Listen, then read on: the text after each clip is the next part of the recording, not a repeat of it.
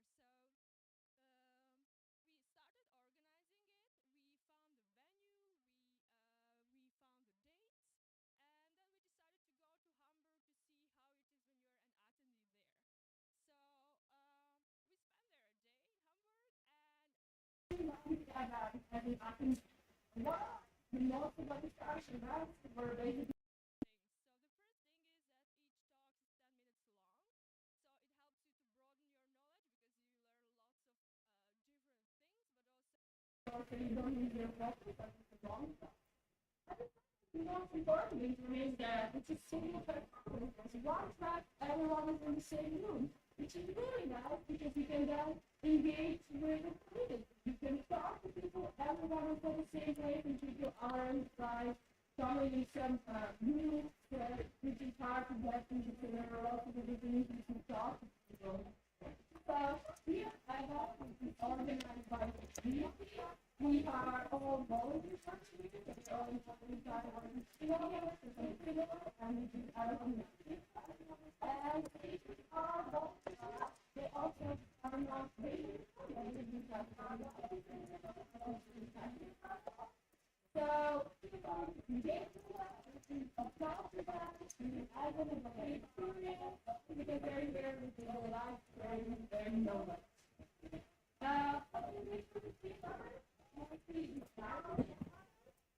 Just know that we have a code for in case you witness and inappropriate behavior, and please write it up. And you can find more information about the code from that on our website. So we use this code for any communication, so please join us in this code. You will receive the email yesterday from us, and you can also find our video, or you can scan this QR code. And also, I want to thank our sponsors for making this possible. Our sponsors are Real Society, Conda, Conda, and Python Foundation. So, speaking of which we can some details about revenue. So, here's page 2 area. There's indication for colors and all upstate and free. There's a very large distribution more fun. We have two bathrooms. There's all from upstairs. One is here if you go left. Again. And also there's one here bathroom which is the medical and I'm not sure what the one is. You can also use outside if you want to go outside. We also have internet and you can use phone and there's also we even have pizza property and all pizza will be labeled.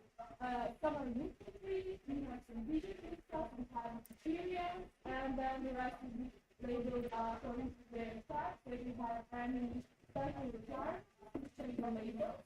We also have candy available in all day, so things like coffee, tea, lemon, and water, and you can hear around the country.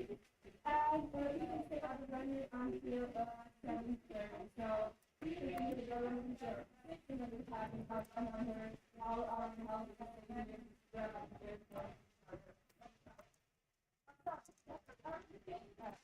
now I would like to invite manager working on that and she can tell you all this information about engineering.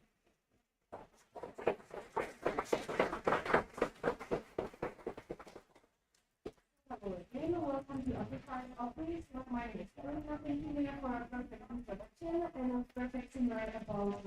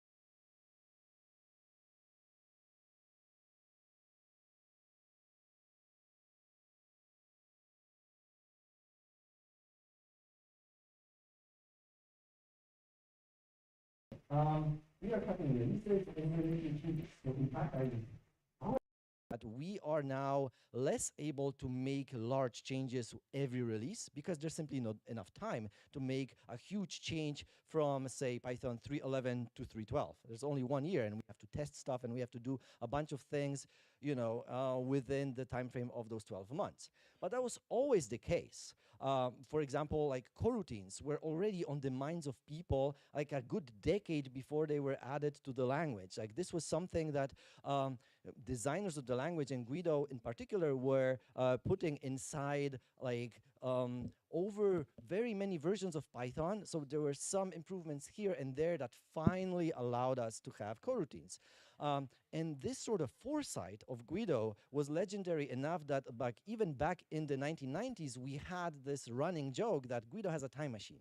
So every now and again, somebody would have a need. They would try to do something in Python and couldn't, and they would come to the mailing list and complain that like, oh, I cannot do this thing. Like, you need to add a feature to Python to allow me to do this. And then somebody would answer, no, actually, you already can do this in Python in this sort of maybe unobvious way. So the joke went that, when Guido read this message, like he hopped onto his time machine, went back 5 years, implemented it so that he could respond to the message that, look, this is already done, right? So like we had this like as like an early internet meme in the 1990s, right? Like one use of it is from 2001 here, where the author of Zen of Python, which he wrote 3 years later, 3 years after this message, already says, I see Guido used his time machine to ensure that his style guide has never recommended mixing tabs and spaces.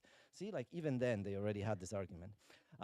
So, time machines. Like Guido had tremendous foresight to put in things that he knew are going to change. For example, function annotations added in Python 3.0, not much happened with them until Python 3.5, right? So a lot of those things actually took a long while. And even though today Python doesn't look like Python 1.0 looked like, there is a ton of things that are still true for the language then and for the language now. So before we get to some of the features of Python 3.13, I want to get a little more practical. I love keynotes. Keynotes are like high level and motivational and whatever, but I'm a practical guy. So let's talk about what it actually means for Python to be an interpreter. People say Python is a virtual machine. What does that mean? So let's interpret this expression together. A times B plus C times D divided by E. If you had one word to describe this expression with, like, what would you say? It might not be obvious because it doesn't really jump at you, but it's a sum. It's a sum of a product and a division. So it's maybe easier to see this if you are converting this to function calls, where the outermost thing that you're going to do last is going to be the sum, because that's the overarching operation that we're doing. So let's try to evaluate this. What are we doing to actually get the result of this? So we need to evaluate the operands for A times B, right? So starting with that, that's easy. We already have the operands ready to roll. But for the division, we have to actually solve this other multiplication first. And only after we have that, we can now solve the division. And having this nice triangle and clover, now we can finally solve the sum. If this looks like a tree to you, yes, good job, because this is how Python actually parses the string text that it gets from you and builds a tree, and now it knows what the order of operation should be and how to generate bytecode that is interpreted later. Wait, what? Bytecode? What is that? Well, it's just a series of codes for operations, opcodes, that it will execute. And we can, in fact, see this in practice. So if you write this function right there, see, like, the expression is the same. I only put it in a function and put like 3 arguments for it just for fun.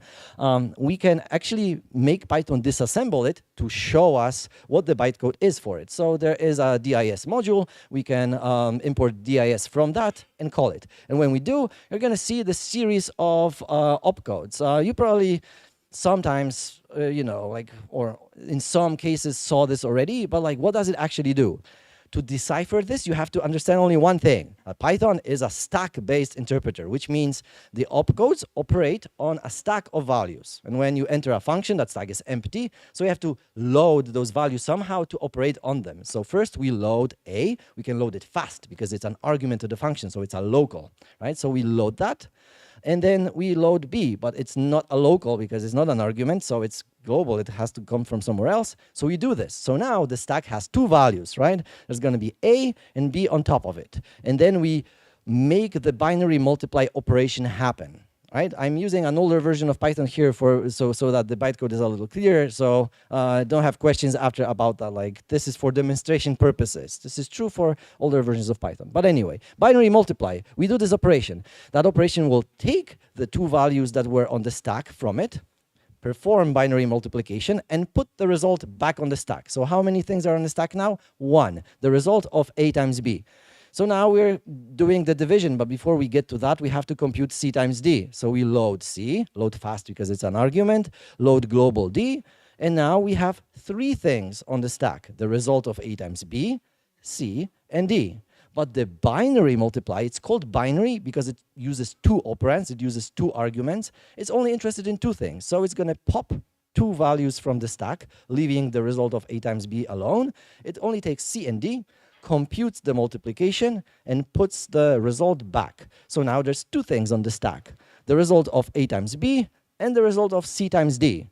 So now we want to actually do the division, so we're going to load fast E, the final argument to our function. So now there's, again, 3 things on the stack, the result of A times B, the result of C times D, and E. And we're going to pop 2 of them because division is a binary operation. It's going to take 2 values. So we're popping those 2. And with the result, putting it back to the stack. So now there's 2 things on the stack, the result of A times B and the result of the entire division. And this is very, very nicely composable, right? Because now with those 2 things ready on the stack, we can perform the binary addition right away. And that will take those 2 values from the stack, so the stack is empty. And when it's now empty, we're going to perform the addition and put the result back on the stack. There's 1 value on the stack that we return from our function. Done. Now we understand how Python works. Obviously, there's more to it, like there's conditionals and loops and so on, but the stack thing is kind of fundamental to this, and it's how Python still works to this day. If you look into source code of some older branches, you can literally see that we used to have like a very easy to read through for loop in ceval-c, so used to evaluate your code, right? And inside that for loop, we used to have a switch that literally listed all the opcodes that Python implemented. So, for example, the load fast right here that we talked about that loads the local, literally loads the local. You can see this in the next line, get local. Oh, this is actually, in fact, what is happening. So this is going to be a little important like later on to understand like some of the changes that we're doing. But for now, let's focus on the fact that as cool as stacks are, like this is probably not why you're using Python, right? Like there has to be some killer app. And these days, machine learning, AI, data science. Back in my day, I just wanted to have a website. Like I just wanted to be visible online and have like at least 3 people come who are not my dad and myself, like to my website. So I couldn't really afford my own web server.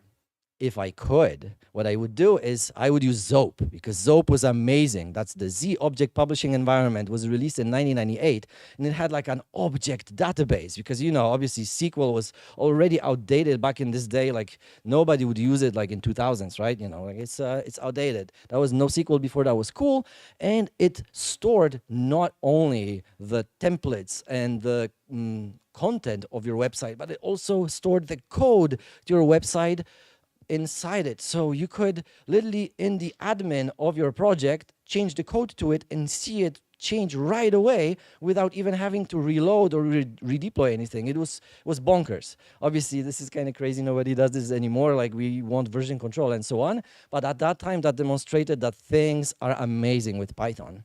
But us little guys, we couldn't do this. Like we found some cheap hosting with an Apache web server, and the best thing that you could have is mod.php there, so a module that could serve PHP files. So you uploaded them via FTP and you use that.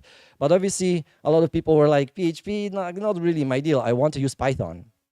So somebody did write mod Python to do the same thing. But it was kind of clunky and slow. And the reason why was that Python has this rule of consenting adults, right? So once you are running a program, you can actually have access to everything. Like there are no truly private things. And this is important, like not just for crazy features that we have, like even if you think decorators are sort of like runtime programming that happens when you import code, like that's not something you put in the code, like it's executing when you import things and so on and so on. But it's very important for debugging. You can literally look inside somebody else's code at runtime and influence what it does. So that is a big feature. But what that means is if you have two users of Python, they cannot really live inside that same process with each other because they would step on each other's toes in terms of module names, in terms of, I don't know, versions of Django that they want to use, and so on and so on, let alone the security implications. So obviously that was a bad idea. So Apache had to start a new process for every request that a Python program did. So obviously that was slow with slow disks. It had to import everything. It was not great. There were some kind of tiny helpers with this, but like you have to understand, if you had 4 consecutive concurrent requests happening, you had 4 processes handling those. So that was heavy on shared web servers at the time. So not great. So somebody said like, hey, what if we could isolate things in such a way where we would have one process, but it would have isolated interpreters so that they would have their own programs and they would not step on each other's toes. And sub-interpreters were added to the language, and the isolation between them was not actually great at first, but it was evolving over time so that mod Python started using them. So for isolation, that was actually pretty cool, but not for performance. And the reason why is that even though they were now running different programs, they still had this issue that they shared some fundamentals of Python. And one fundamental that they all shared was the golden ball and chain of Python, so the global interpreter lock. What is that? Well, that is the thing that protects the internals of Python such that users can rely on things being sane. So user code, when, for example, you say list sort, you see the list not sorted, and then in the next step, you see the list sorted. There is never a step where you see the list in the process of being sorted. So, for example, an element could be already removed from the list from its old position, but not yet added to the new position. Having this would be terrible for us. And the reason why, well, obviously, you cannot write correct programs if you cannot rely on the fact that a list of 10 elements should always have 10 elements in it.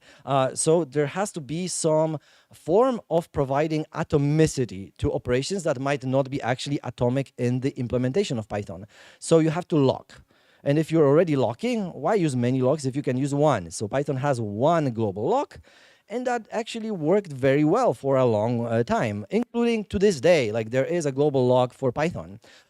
So this was obviously kind of counter what we wanted to have with sub-interpreters, because sub-interpreters wanted to be parallel, wanted to be independent, and they couldn't. So we actually had proposals to change this to make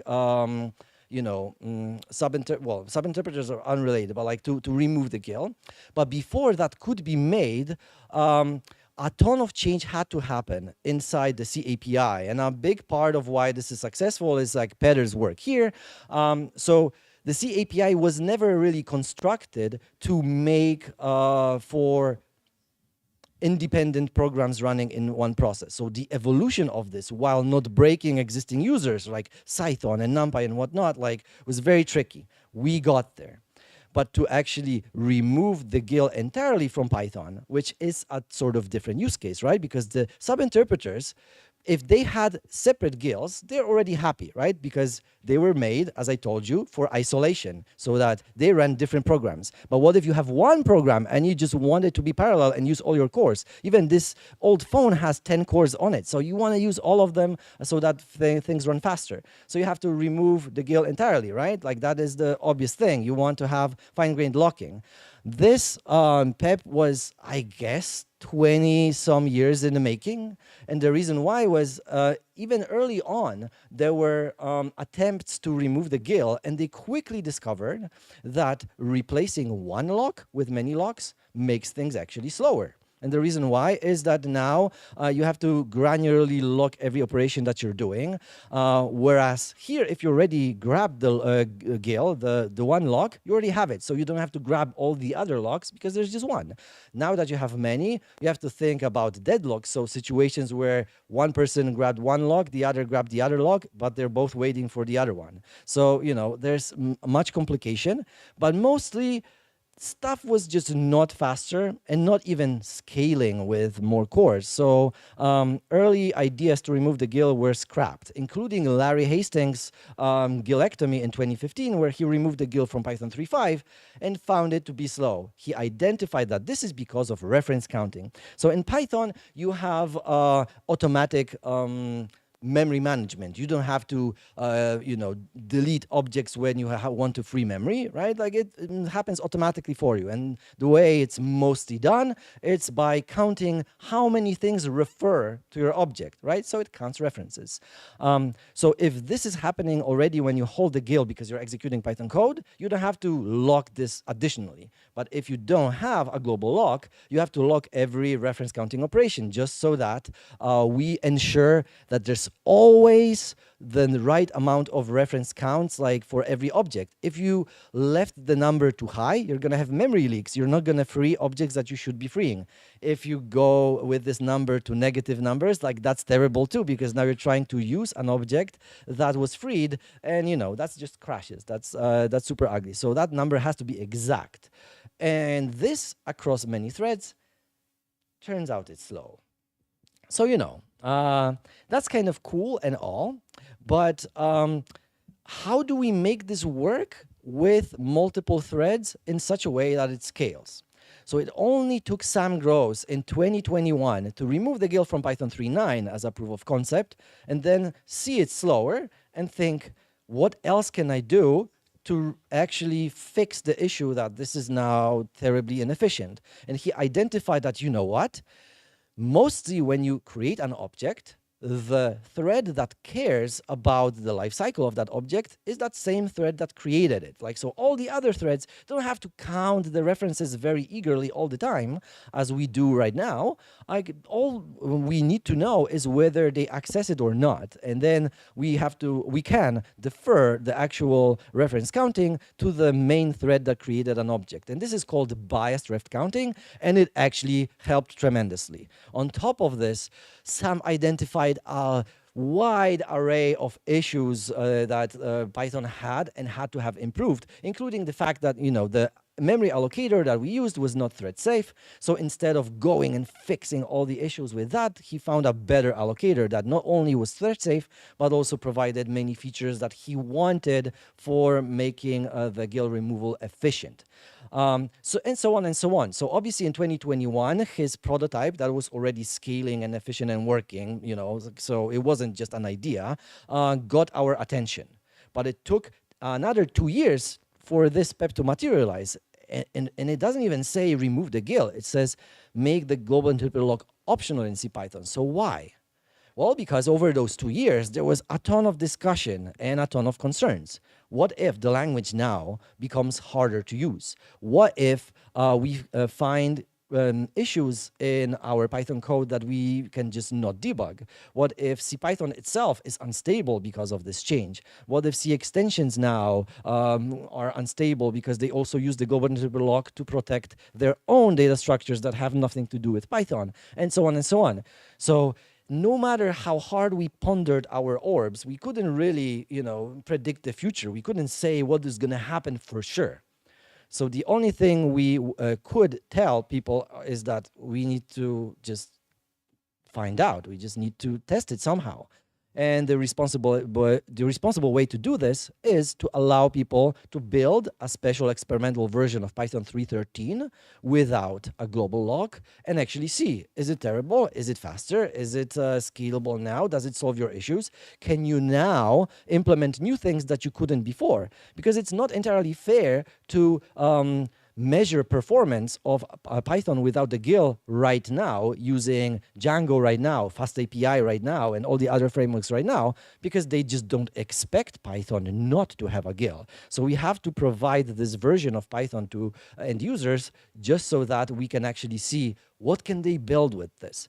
Obviously, this is not the end game. This is about the slices that I told you about. Like, large changes happen over time, and Python 3.13 by default is going to have the GIL. The Python that you're going to be using is in all likelihood going to still have the lock, but other people involved in maintaining packages that you use, including maybe you, if you are a maintainer of some package, might also use this special version of Python without the lock and now see how the future looks like. And if we identify in a few years that there are no insurmountable issues and the stuff doesn't look as scary as we first thought, this is going to become the default. But this is still not entirely given right now. Like, we might actually just, dial back and say, like, okay, we made this experiment, but it didn't work out. So we don't know.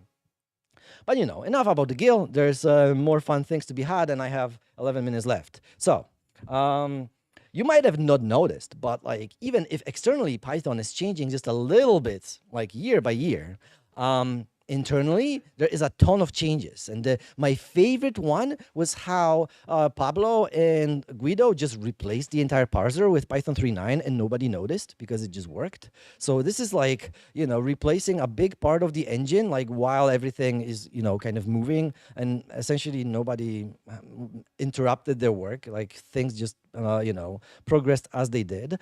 So starting with 3.9, like, we saw more and more of this. And in 3.11 in particular, the adaptive specialized interpreter actually, got finished, right? Well, we still evolve it, but like, that's the first version where you could actually see this in practice, and Python got faster for that. So what is that? Well, we were looking at bytecode before, right? When we were looking at opcodes before, and one of those opcodes was binary add, right? So you might not see this just from the name because it's a very innocent name. It adds two operands, but what are those operands? Well, in Python, they can be anything, right? They can be two numbers, but there can be, a number and a float, or they can be two strings, or they can be two lists. Like, you can have a ton of user classes that operand 1 might not know how to add operand 2, but operand 2 might have write add implemented on it, so you actually can reconcile this. So binary add is a surprisingly advanced opcode, surprisingly complicated in its implementation. So the specialized adaptive interpreter, actually what it's doing is it's profiling your code all the time. It looks at the code that you're executing, and it notices things like, oh, this binary add there, it's only small integers all the time. There's nothing else. So it can replace this generic but slower binary add operation with one that is dedicated just for small integers. So that is making things faster. And that's amazing. So we already have a profiler that is instrumenting your code all the time. And then in Python 3.12, we replace the interpreter entirely. So this thing that I showed you with the switch, that no longer exists. Now we generate the interpreter from a DSL, sort of similarly how we generate the parser from a grammar file. So we can reason in a more high-level way as core developers, but we don't have to care about the nitty-gritty details that are very error-prone. So here with load fast, you see that there's some increase of a reference, there's some push, there are things that are happening. Like, you might make a slight mistake when you're making changes to this, and it's going to blow everything, and it's going to be hard to debug. So generating the interpreter from a DSL, amazing. And if you hear closely, if you are having something that looks at your code being executed all the time to optimize it, and if you're generating the interpreter automatically, that kind of sounds a little bit like, if you squint, like PyPy.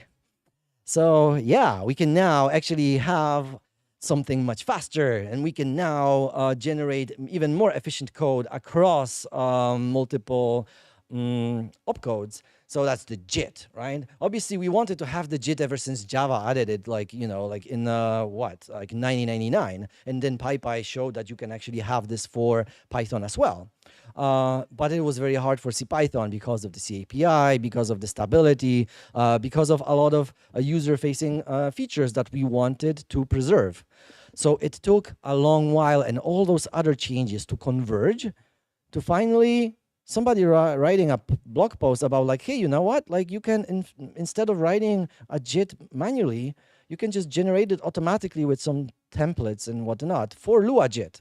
And this blog post was extremely kind of influential. So Brant Booker, one of the core devs of Python, said like, hey, what if we use this for Python? And he presented this idea in Brno, where Peter organized our last core development sprint week.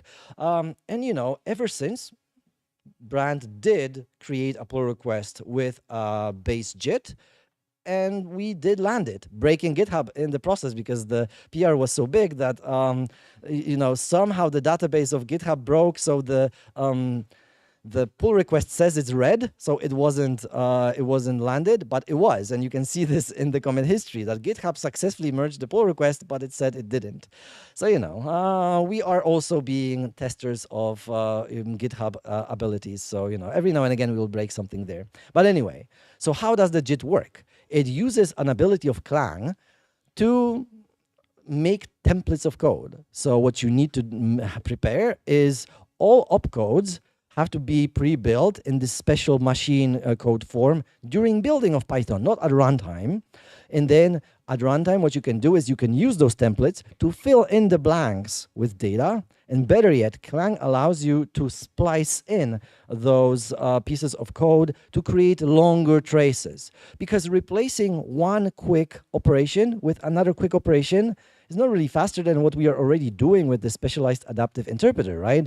Like the speed will come from having a string of those opcodes being optimized in one trace that you can now run like immediately when we identify you go inside some function or some. So the JIT got landed, right? It's in Python 3.13. So is it going to be like much faster? No, the best news is it's not even slower than it was before, but it's not faster yet. Again, with the salami slices, remember pizza day. The thing is, we could make all of those things converge. So there's a basis JIT right now, but we don't really have all those optimizations that I mentioned are necessary for things to actually be 3 times faster and so on and so on. That's for the next decade for us to implement. And if you're laughing, oh, next decade, like, oh, you're going to take your time. Like, you have to look how, you know, full team of people at Google, how long they took with V8 to bring it where it is today. And it is an amazing piece of software, but those things take time. So yes, there's going to be a JIT in Python 3.13. Is it going to change your life? Probably not yet. But none of this would be even possible to do without making all of those operations kind of JIT-able. So another huge change that is going to happen in Python 3.13, but you might not even know it's there, is that Python now doesn't ship with an interpreter. It ships with 2. So the tier 1, so-called, is the thing that I showed you. So the bytecode I showed you, you know, those load fast and whatnot. But we also going to have, that's already there, in fact, like in a basic form, a tier 2 interpreter, hence the picture. This is going to be an interpreter that uses other style of bytecodes, a tiny bytecodes that are atomic and are type safe. So they know the types of the arguments such that you can actually perform optimizations on them. So for example, if you have a longer trace of such opcodes and they do a type check on some argument a few times, you can now see, oh, we make this type check a few times, but this is the same variable. So let's just move it forward and just do it once, and so on and so on. So there's plenty of optimizations that now we will be able to do when the opcodes are tiny and not just implemented in C in some big blob of code. So this is already happening. Guido is spearheading this. This is like amazing to see, and I can understand some of it. So it's great stuff. none of that could be possible without big investment in Python. And fortunately, we see this happen right now. Like the Python Software Foundation pays for our core sprint weeks, pays for the language summit, like sponsors PyCon US and so on and so on.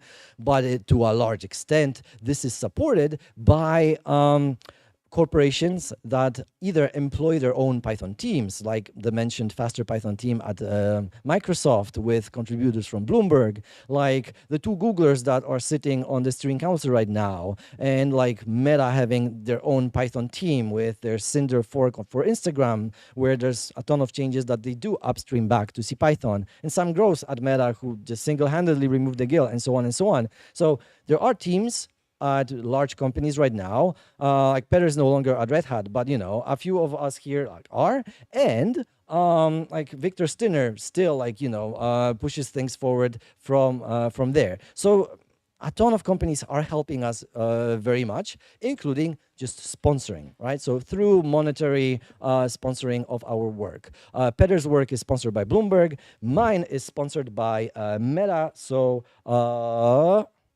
thanks for that. Like, thanks for sponsoring my work and also generating all the images in this keynote. That was very helpful. If you would like to know more about all of those details that I just skimmed through, I am running a podcast now with Pablo Galindo Salgado, where we take twice as long as this slot, and this is the longest slot today, to discuss a single detail of Python at a time. So if you want to go like more into detail, core.py is the podcast. Like, it's easily findable on Apple Podcasts, Spotify, and so on and so on and so on. I'm here all day. I pretty much maxed out my slot because that's how I roll. Thank you very much. My name is Łukasz.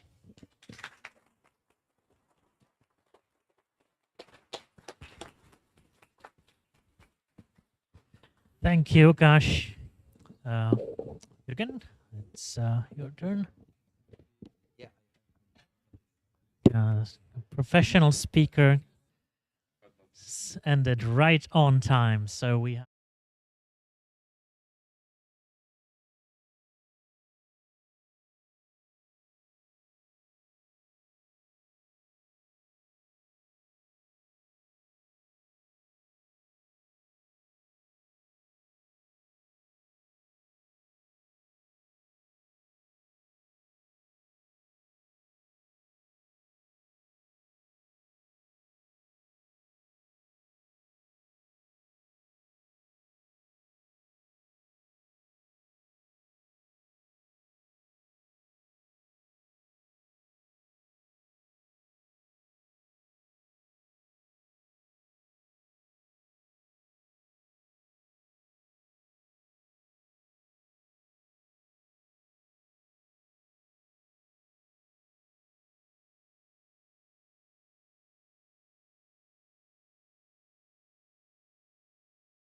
most of you probably know Canonical makes Ubuntu, which is a Linux distribution, which includes Python. And there are some people who take care of Python and make it the best experience it can be.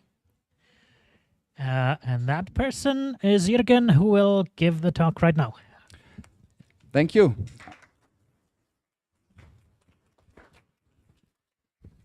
Hello, everybody here in Prague and on stream. I'm not here to share my pizza, but my vision of a perfect Python development experience on Ubuntu.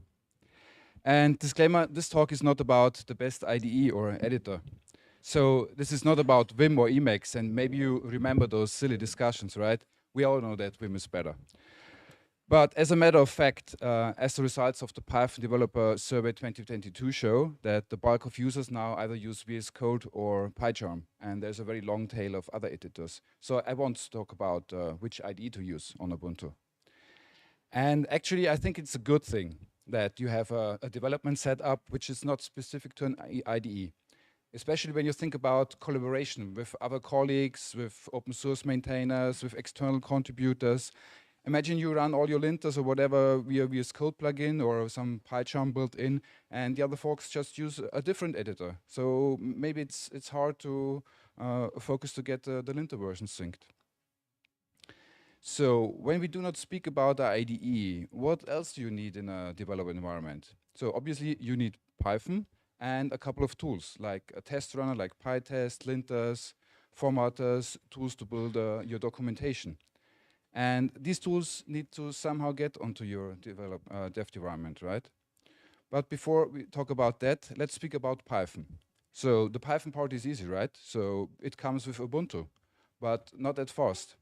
The Python pre-installed on Ubuntu is very special. It is a fixed version. You will get security updates, maybe critical bug fixes, but no version updates.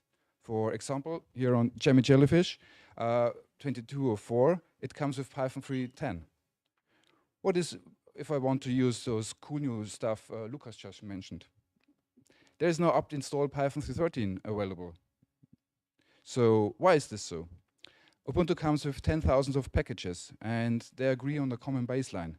And all those 10,000 packages are tested to be interoperable with each other. So we cannot just rep one out and maybe the other one needs a different version of libc or whatever. And you also need to know that this Python installation on Ubuntu is very special in a way, because it is used by important system tools like opt itself and many other tools. So probably it's not a good idea to uninstall Python 3.10 and try Python 3.13 on Jammy. So if you have nerves of steel, I recommend to go and check out the Python tag on Ask Ubuntu on people who tried it. There are many ways to install an additional Python version on Ubuntu, and I mentioned explicitly an additional Python version, never remove the old one. You could use like DeadSnake's PPA, which is maintained by a random person from Nebraska, and I also heard that Lukasz is also helping out. That's great. I rely on that, and this is awesome. You can compile it yourself, and this sounds super scary, but at the end it's just downloading the source, install a couple of dev dependencies, and then enter a few commands. And you need to take care that you do an alt install and not an install, otherwise you would maybe mess up your environment. There is PyEnv. If it offers many different Python versions.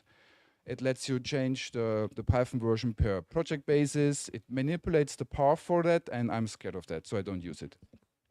There is Hatch, which is a Python project manager, but it also bootstraps Python versions for you. And there's Rye, a rather new tool, which promises a hassle-free Python experiments. We will see whether this works out, or whether this is just the standard number 15 in order with all the other ones.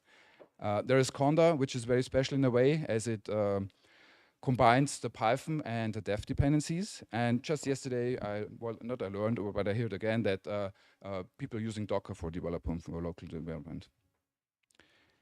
And basically, we have the same issue for tools when we're installing tools. The versions provided by a given Ubuntu versions are fixed. They do not follow upstream development. So, for example, if you want to use Rough, the new kit on the block, blazing fast and with almost daily releases, you don't want to use a 2-year-old version, completely apart from the fact that 2 years ago it didn't even exist. So what you definitely don't want to do is to sudo pip install stuff, which is unfortunately recommended at many places, and even today you can read these in some readmes. This is very bad, as this would install the package in your global side packages, and this might break your PC because opt maybe expects a different version there. But luckily, since Ubuntu 23.04, you cannot use or abuse pip in that way anymore, and thanks to everybody who was involved in that. But we need to think about, do you really need to install all those tools locally? There are a couple of tools out there, like Precommit, Tox, Nox, Hatch, and others, which can install and manage other tools like linters for you. And so you basically only need like 1 or 2 of those tools to manage all the other tools. And the beauty of these tools are that the linter versions and the other versions are managed in a configuration file, which you can check into Git. So it's available to you, to your colleagues, to external contributors, also in CI. But maybe you want to have some linters installed locally for ad hoc development, or at the very least, well, you need to install maybe Tox and Precommit. So how do you do this? And there is an awesome tool out there. It's called pipx. So pipx is another command line tool which manages Python command line tools. It creates an isolated environment for each of those tools. So on a new system, I just do a pipx install docs and pipx install pre-commit, and I'm pretty much set up with my dev environment. So I basically use pipx to install docs, which drives my tests and also pre-commit, which then drives Flake 8 or Black and all the other things. And this sounds pretty complicated, right? But if you think about it, now we have one tool which does one tool very well, and everything is in clean configuration files available in your Git repository. So, but there is now this essential question: how do you install pipx on Ubuntu? So I'm afraid, I think I run out of time, so we will have a chat about that later. But just joking, I think you can use apt for this. Pipx is very stable. There are other ways to do this, but apt is fine. So this sounds all very complicated. There are a lot of tools, a lot of options, but I think we live in exciting times. Just last week, a new tool called UV was announced to rule all of the other tools. And we already had a chat yesterday. It's the hot topic right now in the Python scene. We will need to see whether this is, standard number 15 or maybe a replacement for everything. It's promising because it's blazing fast, written in Rust, and there's also the commercial backing for that. So let's see. And at Canonical, we are also aware that currently it's not super straightforward to install a new Python version. So we are working on that, and we are brainstorming ideas how to make that better. So if you have any ideas about that, how to make things easier or what you miss on your Python experience on Ubuntu, please reach out to me. I do not work on the Python language toolchain at Canonical, but I'm in close contact with them, and basically this is my heart project, like my vision for a long-term vision that make Ubuntu much better and much easier for Python developers. Okay, that's basically it. Thank you very much for attending my talk. Thanks to the organizers, and thanks to Canonical to make it possible that I can be here. Thank you.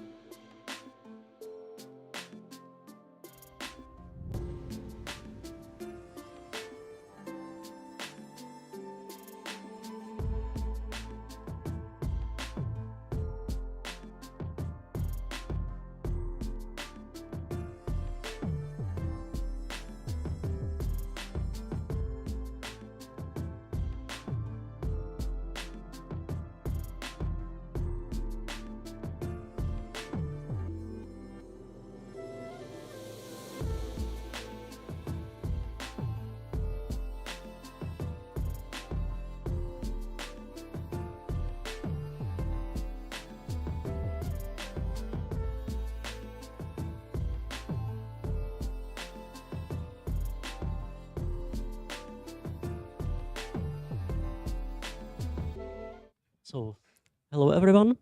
Is it working? Should be. Should we work? Testing, testing.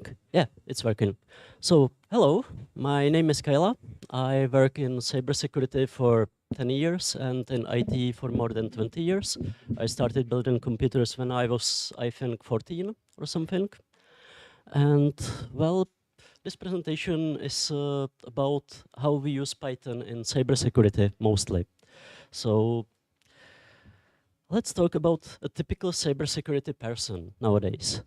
The cybersecurity field is vast nowadays, so not everyone is lucky enough to have an opportunity to be a true specialist in some field in cybersecurity.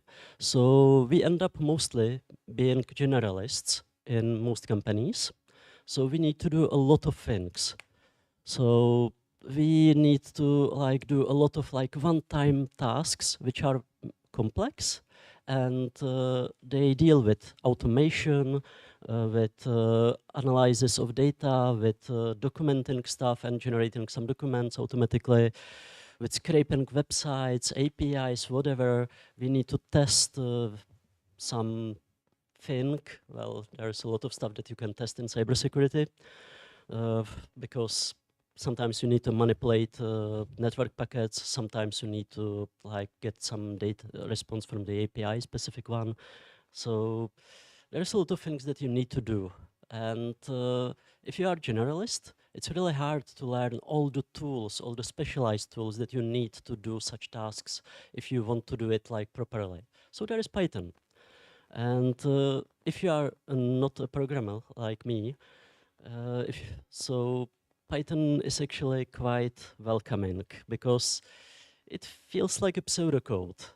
It's like almost a human language. If you are a technical person, you don't have you don't have troubles understanding Python at the first glance. So it's easy to learn Python. It's easy to use it. It's easy to use it in multiple ways. So you can use it just better bash. You can use it as a better parallel. You can use it in a scripts. You can use it in as a true programming language with every quirks. So it's really good language to start with in cybersecurity because it can enable you to do everything you need to do as a generalist. So some examples what I used Python for during the years. At first, I just needed to get some data from weird systems, legacy systems. So I needed a way how to get the data. So I learned how to get it through requests library, stuff like this. And then I had to convert it to something because most of the legacy tools, they have a really weird way how to present data. So I had to parse it. I had to cut things on top, in the back, in between, and reroute it. And well, there are tools for that, but in Python it's easier because it's still one language. You get the data, you transform it, and you then can do much more with it. So instead of R or Octave or MATLAB or something, I just used Python. So just load up Pandas and do everything you need. And so that's the first stuff I was doing. Then I needed to visualize things, like really specific ones. So I learned Flask, Jinja, and built some websites with dashboards and simple visualizations of the data. And then I started to working on cybersecurity incidents, which means you get a lot of different types of data from a lot of different places, like from your laptops, from some servers, from some systems, from even some data from people, and you have to write it up and convert it to some readable form. And I started using Jupyter notebooks for that because you can write texts in there, you can describe stuff, and then you can just write the code and you see the data immediately. And when something feels wrong, you get a few steps back and suddenly it makes sense. And you can then export it to PDF and, hey, this is the cybersecurity incident report. Here you are. This is everything you need. And here is the data, here are the transformation, you can check it. So again, Python rules. And well, many people in cybersecurity, which were not originally programmers, started with Python, and they started to write cybersecurity tools. So nowadays, every major cybersecurity tool, even if it's not written in Python, it supports Python. For example, to integrate different log sources, different data, to transform things. You can just, you can, for example, write a script which deletes data, some infected data from laptops, and you can distribute it through specialized tools because they all support Python and they have it. They have their own installation of Python, so it's not corrupted. So you can. So basically, in most companies, if you work in a company that have some EDR tool, like endpoint detect and response tool on the laptop, we can basically distribute scripts through it and make sure that everything is secure. And yeah, there's a lot of other things. There are many libraries, many competing libraries even, just with different point of view how to work with really specific cybersecurity issues written by cybersecurity folks. So that's basically all you need. And now you have it even in Excel. So you can present nice presentations for management, and you use Excel for visualization, and you have Python scripts in Python to get the data for the visualizations. So yeah, there's a lot of things that can be done. Some practical tips how to work with Python in cybersecurity. Learn the stuff around, like Git, Markdown. Jinja templates are very, very good friends for you because you can automate some things like converting some potentially infected streams of data to not infected streams of data. So you can put there some brackets or something to not be accidentally executed. It's really, really good idea to use virtual environments because most of the stuff from other colleagues from cybersecurity were written like really, really way back behind. So you don't want competing libraries in your system. Also, if you are working in infected files, use sandboxing. Use some sandboxes, virtual machines, something. Don't dissect stuff on your own laptop, preferably. And also to help other people in cybersecurity who are also non-programmers, it's good to write like platform-independent scripts. So you can just, the same script you are using on Linux, you can just push it through to your colleagues who are using Windows. Hey, just install Python and run this, it works. And they can even understand the code and change little things, even though they have no experience with it. So it's really great, better than Bash or Perl or something. And yeah, so that's why I personally and most of the people I know in cybersecurity love Python for work. And this is conclusion of my presentation. If you want to talk about specific examples, about some issues you have or other things, just get some pizza and we can discuss. I will be here all day. Or you can find me at Fediverse. I have my own go-to social instance. Or you can even look out our Cyber Ladies community at cyberladies.cz. It's aimed primarily at Czech women in cybersecurity. We hope we will build a community of like-minded people who are interested in open source and in how things work. Or you can just write me anywhere and nerd snipe me with some issue, and I will probably spend the whole evening solving it. So thank you for your attention, and let's go to another talk.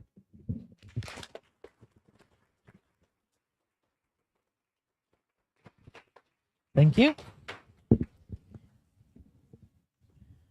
Oh, hello, Honza.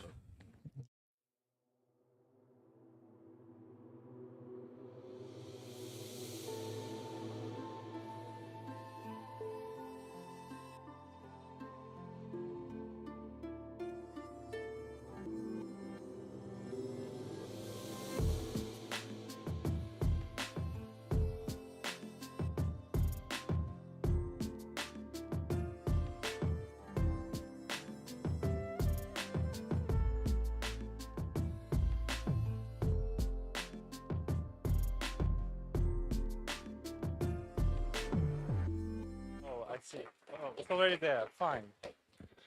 All right. I have a question in the top of my slide. Is Margarita better than Quattro Stagioni? I actually don't know, and you'll probably find out during lunch. But in the meantime, let's talk about something somewhat related, and that's the choice of data frame libraries in Python. And I will be speaking about pandas and polars in to be concrete. My name is Jan Pipek, and I am working as a data scientist at Flyer. And thanks, Peter, that he already said I'm organizing PyData meetups because I don't have to venture into details. Because the short is talk, so there is much more things that will not be covered than the things that actually will be covered. So I will not focus on the big question of performance when people are comparing pandas and polars and choosing because of that. I will also not go into any details about what languages the libraries are implemented in or what data format they use internally. I will not speak about the nice features of lazy or eager evaluation near differences. And I will not also speak about which of the libraries I like more because I like them both and I have huge admiration for all the people that stand behind them. Just to set the playground, Pandas is a library that was started by Wes McKinney in 2008. And at the time, there were not many libraries like that. So he had to come up with the thing that worked for him the best.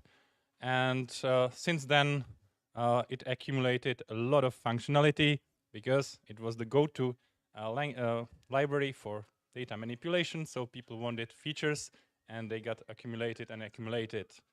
Now, in the last couple of years, the direction changed a bit because now they're trying to consolidate the thing a bit, but there is still a lot of features in there. On the other hand, Polars is a relatively new library, which was started by Richie Vink in 2020. And Richie had the advantage of the hindsight, and also he was not too stressed about people asking him for more and more features because already they'll go to library. So he could focus on creating a new one according to his needs and to all the experience. So that's like nice, but where my personal story comes is that I've been using pandas for quite a long time, and when polars came about, I said, okay, wow, nice. I really like this idea, and I like the features, I like the syntax, whatever. But what can I actually use it for? So I had to wait about one more extra year until we really were in a place where we were thinking about, can we use it actually in our production code? Because we had to implement something quickly, manipulating data, not any fancy statistical stuff, but like really simple aggregations and manipulations of columns. And so I tried, and actually I was quite surprised how easy it was to write polars code, even though I was not an expert in that library. And it was partly because it seems to me that Richie, when he was creating the library, was adhering to the Zen of Python, and apart from the other things that are in Zen of Python, these two especially, that there should be one, and preferably only one, obvious way to do it. And the second one, although that way may not be obvious at first unless you're Dutch. And you probably know already where Richie is coming from, so that sentence also makes sense. So the idea of this simple design is based on a couple of things, but I think that there are three important points here, and that's you deliberately decide not to include things, you decide not to allow things, and you decide not to guess things. So I'll give a few concrete examples for that. So one of the biggest thing, I guess, that is not included in polars is the indices. You might know that in pandas, you actually have like tables that have columns that are labeled somehow, but it's not all, because you can have labels also on your rows, which can be of any type, And even if you don't actually have those labels, they are automatically created for you by Pandas, although like numerical. And the story goes long because it's not just that you can have one prominent column serving as a label for your rows, but you can have multiple ones and you can have them nested. And then, of course, maybe if you can have nested row labels, maybe you can have also nested column labels. And then you start actually trying to do something about it, and you want to find rows that have a certain value. And then how you do it depends on what type of column that is, if it is in an index, if that index has one level or not. And suddenly you find that there are like at least 8 ways how to obtain your rows from the table, and it is not obvious which one is the best one. And then that's just the labels. You can, of course, also access them by row numbers, column numbers, etc., pretending that the labels actually don't exist. On the opposite, pun intended, Polars, thanks ChatGPT for, Polars took another approach, and in there you have only flat hierarchy of columns. So every column is labeled by a string. It must be a string. It cannot be a number. It cannot be any fancy object. And the rows don't have labels. They're just like, okay, you have a collection like any array is just numbered. So and then if you want to do the one and only one how to do things, it gets a bit lengthier, but I mean everyone can read it and it's simple. Although there is a shortcut, so there are 2 ways how to do it. About the things that Polars does not allow is that by what is a big problem in programming, and especially if you pass things along across different function calls, etc., is that you probably don't want the objects to be mutable. Although if they are mutable, it's of course very practical because you can on the spot decide that you want to change some value, etc., etc. So in Pandas, from the start, it was possible to overwrite any value in your tables. And of course, it is now discouraged, especially for more complicated functions, etc. To do it, it's still possible and quite used quite often. In Polars, it is almost impossible. You cannot change anything in a series.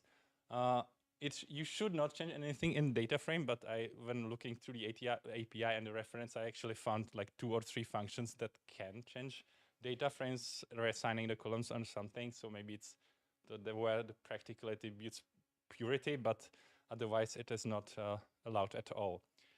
About the things that you should not guess, Pandas is very good at predicting what you actually want, and it sometimes looks that okay, maybe you have just one value in a series, so maybe you can treat it as a scalar. Maybe you can also treat it as a data frame of 1 times 1, etc. So it does that guess. Sometimes it does a lot of data coercion on behind.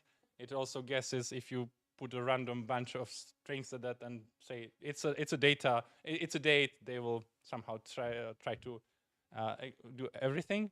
So Polars doesn't do that so often, although it does also some part of guessing.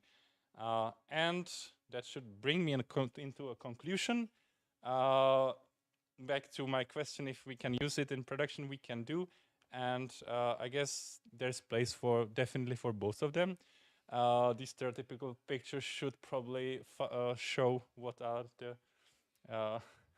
clients, or the best clients of the both libraries. It's like the plus points for Pandas is definitely that there is less typing. If you want to write something in a Jupyter notebook, your intuition usually works. If you write something, it probably works. It's very perfect for interactive use. While Polars, everything is more explicit, but on the other hand, you get less surprises, and as such, it is better used for data pipelines and library code that actually does that data manipulation. And with that, I still have 20 seconds left. What should I do with them? Maybe show you this QR code that links to the PDF of the presentation Thank you.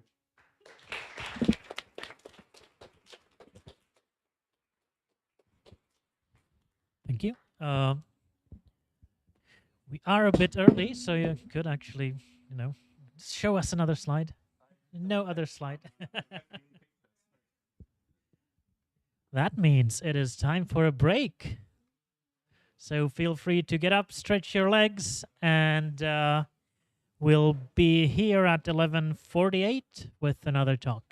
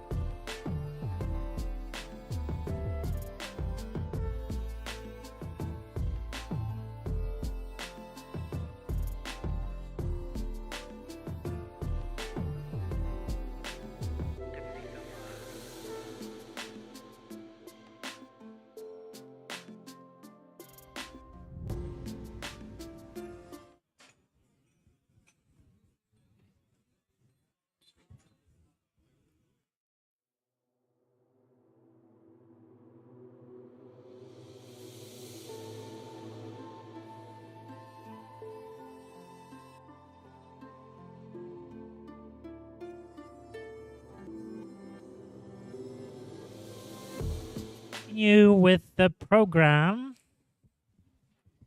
allow me to welcome Karolina Surma, my former colleague. It's a thing I missed most as the team. So Karolina Surma will be talking about how to license your Python project. Thank you. So let's go together on a journey, the journey that software developers are quite unwilling to make. Let's talk about licensing today. First, every time a licensing topic appears in the internet discussions, someone starts to prepend their claims with this nice abbreviation, 5-letter shortcut, meaning I am not a lawyer. And for all I know, it means that you should be quite careful when it comes to how much you would like to trust that person's advice. And by accident, this also means, it also quite accurately describes my own position in the whole licensing topic. I am not a lawyer. I am here today as a software engineer. Part of my daily job is package maintenance. And that means that I'm taking a lot of source code from different sources in the internet, GitHub, GitLab, PyPI, and repackage them to a Linux distribution called Fedora. And this is going to be the point of view I'm going to present things from. So bear with me, it's only 10 minutes. If there was one thing I want you to remember after today, is that if you ever publish a code, please do license it. It means take a license file and put it into root repository into the root directory of your repository. What happens if you don't? Most of you know it, but for those who don't, no one can use or modify your code otherwise. So if you want to, broadcast and have some users to use it, it will not happen. It is probably not what you want, unless it is what you want, but probably not. And technically, nothing prevents you from inventing your own license, your own terms of use and modification. But remember, I told you I'm a package maintainer. Please don't do that. If you don't know nothing about licenses, there is a great web resource called choosealicense.com. And you can learn about different licenses, pick one, just use it, go on with it. Preferably, that license could be obviously open source, one of the well-knowns, maybe even one of the most popular ones. You can't really do anything wrong with those. I will not make any recommendations as which one to choose. And if you want to share your code further, not only as a form of a GitHub repository, but maybe create a package, a Python distribution, put it on PyPI, make it available to install via pip install, then you need to describe your package somehow. You need to use a bunch of metadata, and you need to set a name of your license. The name of your license is also something that should not be really invented. Or you can, technically, of course. But there is another thing I'd like you to remember from this talk, and this is SPDX. SPDX is an organization that standardizes different parts of topics, subjects regarding development, and one of those are licensing, and they have become so good at standardizing licenses that they are now de facto a standard. Many Linux distributions, many languages, many other ecosystems use them. So this is the way to go. How does Python look like? Did I just say standard? Okay. Python is nowhere near there. This is not a standard in current Python packaging. For Python packages, right now, pyproject.toml is the way to specify your package metadata. We are 2024. There have been PEPs for that. Miro is going to talk about that a little bit more. And in pyproject.toml, you should put everything that your package is about. And how would you like to describe your license? Well, the current official specification says that you should do it in the project table under the license key. And that key can have one of the two values, not both. One of them is text. Text means the name, the abbreviation, short name of the license. And as you can see, those who know the SPDX standard, this is not a valid SPDX identifier. This is just a word. So I would encourage you, recommend, just go with this SPDX just straight from start, even though the specification doesn't say anything about it yet. The other thing you can specify is a path to a license file.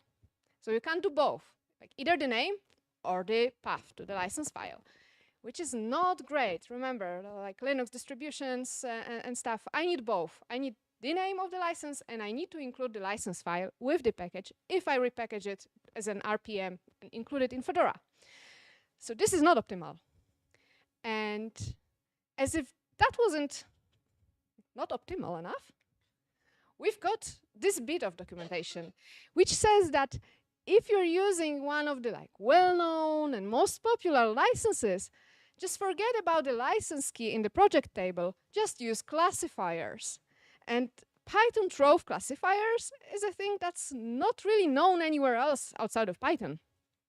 There are multiple problems with that, one I just mentioned.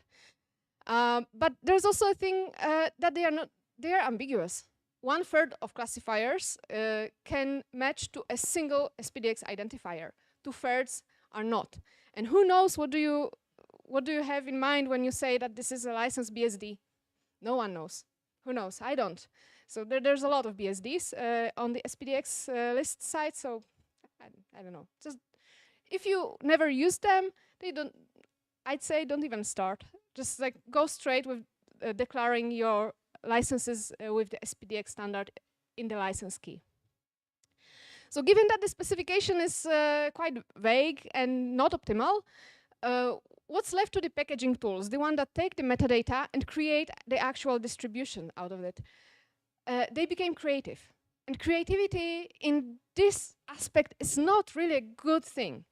So let's take a look at the current packaging spectrum. I chose arbitrary 4 packages that create your Python distributions. Flit just follows straightforward the specification as it is. Poetry, arguably a more popular tool than Flit, created a license as a top-level string value in their custom tool.poetry table.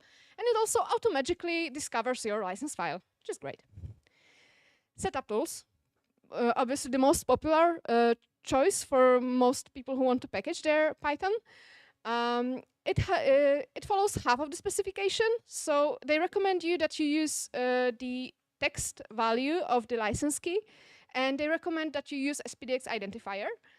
And for the license files, they are discovered in the custom table in the list of globs. So any file that matches the list of globs will be included. And last but not least, Hedge, one of the newest projects when it comes to packaging tools. It has got all of it in the project table. So the license can be declared as a top-level string value. SPDX expression is there. There is a valid SPDX expression. They also recommend just go with that one. And the license files can be described as one of the two, either paths to the license files or the globs, the list of globs. And if, by looking at those 4 examples, you think that this is most consistent, most coherent, this is not by accident. Because what Hedge is doing, it's that it basically implements draft that was proposed as PEP 639. This is a draft of licensing PEP, which basically wants to implement this from the user point of view. It also wants to implement much more. And it's been in a draft state for quite a few years now. Apparently, it's quite complicated to get consensus on the licensing topic. It's been a lot of work put into the draft for this time. So hopefully, one day it will become the standard. It will get approval. But if I was to recommend something to you, whenever you package your projects, use whichever packaging tool you'd like. Like it can be any of those. Just go straight forward for SPDX licenses. Always include the license in your project. Always describe the metadata. All the anonymous packagers of those Linux distributions will be grateful to you. Thank you very much for your attention, and have a nice pizza. Thank you, Carolina. And next up is Miro, who's also my former colleague. I wonder if that's an accident, you two being next to each other. So please take the mic, and we'll see how fast we can get the slides up.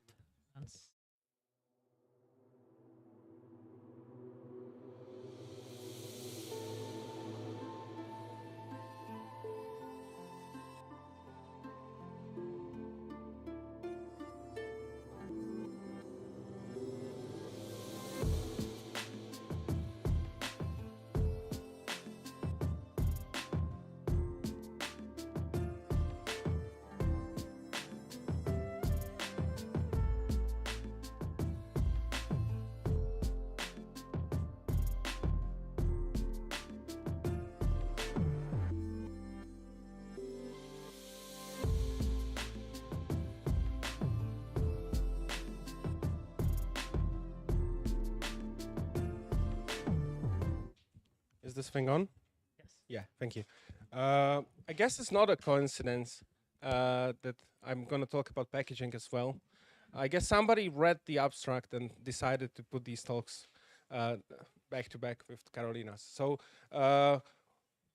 when we talk about pizza, we don't usually talk about packaging, and that's why when I come in and yeah, I'm going to talk about packaging. I do Python packaging for a living, and I've been doing it for more than 10 years now. And 10 years ago, Python packaging was really, really weird and horrible. And now it's just getting more weird and less horrible. That's the good thing. Back then, when you wanted to package something, when you want to distribute your Python package, you would use distutils or setup tools. There would be this weird setup py script that could run any code you want. It was a Python script, but usually it was just a call to one setup function, metadata in it, and that was the de facto standard. But there was no standard. Like it was like, just do something. And this is getting better. I'm going to show you how it actually works now. This is just so that if you want to follow along, I don't see a lot of computers here, so just pull out your cell phones with Fedora, install Python on it, and you can follow up. Let's say we have a module. It's a pizza module, obviously. Disclaimer, there is a pizza module on the Python package index. This is not it. But anyway. So you have this file and you want to make it pip installable. You want people to like pip install pizza and get your package so they could import it and get this fancy doc string. And normally you would create a setup py file and stuff like that, but that's blast from the past. Today, you just create a pyproject.toml. This is the new cool thing. And when I say new, it's just like 5 years or something, whatever. Python is really, really slow when it comes not to like execution speed, but like changes. Anyway, this is new. You can choose your build backend, which here is the first part. And then you can do some other stuff in that file, but this talk is not about that much. I've heard Carolina mentioning Flit, Poetry, Hatch, setup tools. Those are all projects that allow you to package, distribute, and like create stuff that you can then put on the Python package index. And what's cool about it is not that we have 15 competing projects. That's like, well, okay, yeah, whatever. The cool part is that it's standardized. So you can write your 16th project as well, and it's just going to work because you just follow along, and then people don't have to design stuff from scratch. Like, oh, here's this Python pizza.py file, and I want to put it somewhere somehow, and then everybody needs to know my tool in order to create a package. No. If the build backend follows the standard, you don't really have to care what it is. But since you are here, you should care because like you are interested in how things work. But as a user, you don't have to care. Here, I chose HedgeLink, which is the first thing that if you go to Python packaging tutorial on the Python website, it gives you multiple options, but this is the first it gives you. For the purposes of this talk, it doesn't really matter what is your favorite build backend. Why, like, does it even matter? We'll see. And then, of course, since we are touching this topic, you can put a lot of other stuff to pyproject.toml, and in order to instruct the build backend to know stuff about your package, you can put the metadata directly here, but it depends on the exact build backend whether it will read it from this file or not. If we want to implement our front end, something that like uses this, you read the pyproject.toml file, you parse it as toml, which is available in standard library for, I don't know, a year, and then you can read it. You can read the requirement, which is basically a list of packages from the package index, and then you install it because you have to. And if pip builds your package, for example, it creates a temporary environment and installs this to the temporary environment. So it doesn't matter what you have available in your system or in your virtual environment, it creates its own. And then there is this string HedgeLink.build. This is actually, yeah, there are some defaults. If this is not specified, you can use setup tools as a requirement, and setup tools build meta legacy as the string, and it will work even for packages that don't have pyproject.toml in it, which is cool because it's backwards compatible with all the stuff from last century, and it still works somehow.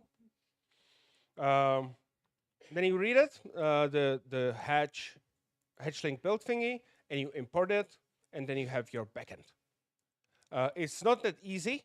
Actually, you have to do a lot of other stuff. There is a backend path. If you have your build backend in your source tree, because it's custom, you have to be able to import it. So you add it to syspath. Also, it can have a column in it, and then you have to import the stuff that's in front of the column and access the stuff that's after it. But it's not important. Important is that once you have your backend, you can call hooks, which is basically functions on it. You can ask it, do you need anything else to build the wheel? And it can tell you, yeah, I know what I know. I know what I want, and it's nothing, for example, here. But other backends can tell you. And then you can call build wheel in a directory. In this case, it's the current directory, and it builds a wheel somehow. You don't have to know how or what's happening. But if you have a build front end, this is how you use it. There are other hooks. You can build sdist, this is like source distribution. You can build editable stuff if you like to hack on your code and have it installed at the same time. But that's not really that interesting. If you want to know more about this, I suggest you go read PEP 5.17.18 and also 6.60 if you are into editable stuff.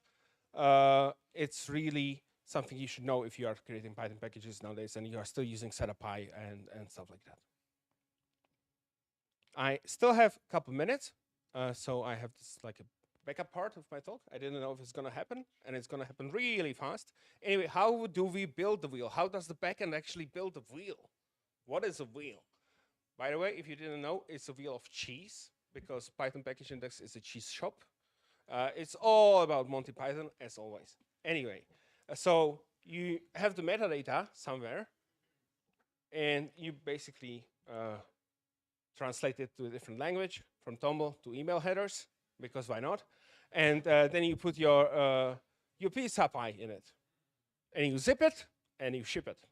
It's very, very easy, unless you have extension modules in it, and it's written in Rust, C, and Fortran. In that case, you can't ship the sources. You need to do something about it. And unfortunately, there's only one thing that can build extension modules nowadays, and it's distutils, which is deprecated and removed from the standard library. But if your build backend can build extension modules, there is a really big chance it's actually shelling out to distutils somewhere and trying to hide it from you. So this is changing. There is a library, extension lib, which is being developed, and it should allow different build backends to share code that will realize how to build extension modules. And building extension modules is really, really hard, because distutils is a pile of heuristics and guesses and like, oh, you are on Unix and you have GCC, maybe we should do this or not. And like, and if any other tool that wants to do it just needs to reverse engineer distutils, and that's hard, but we are getting somewhere. If you want to know, there's PEP 566 and other standards. It defines the metadata, which is written here. That's interesting, because if you build a wheel, it's up to the build backend where does it read all the metadata from. And they had like set up CFG files or looking at the moon or whatever, and now it's standardized as well, so everybody puts it in this file. Back to the links. Extension lib is the stuff that might be able to build extension modules other than distutils. I am afraid I only have 3 seconds. So follow me on Mastodon. And that's it. Thank you. Thank you, Miro.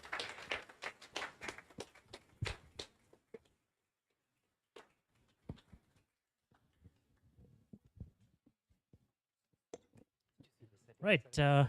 Next up, we will have Christian from the Qt company.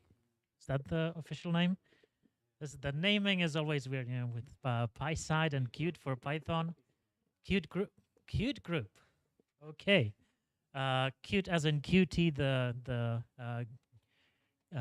GUI framework. And Christian will be talking about Python's secret friends. I don't know if we had I know one friend that goes, hello, I'm a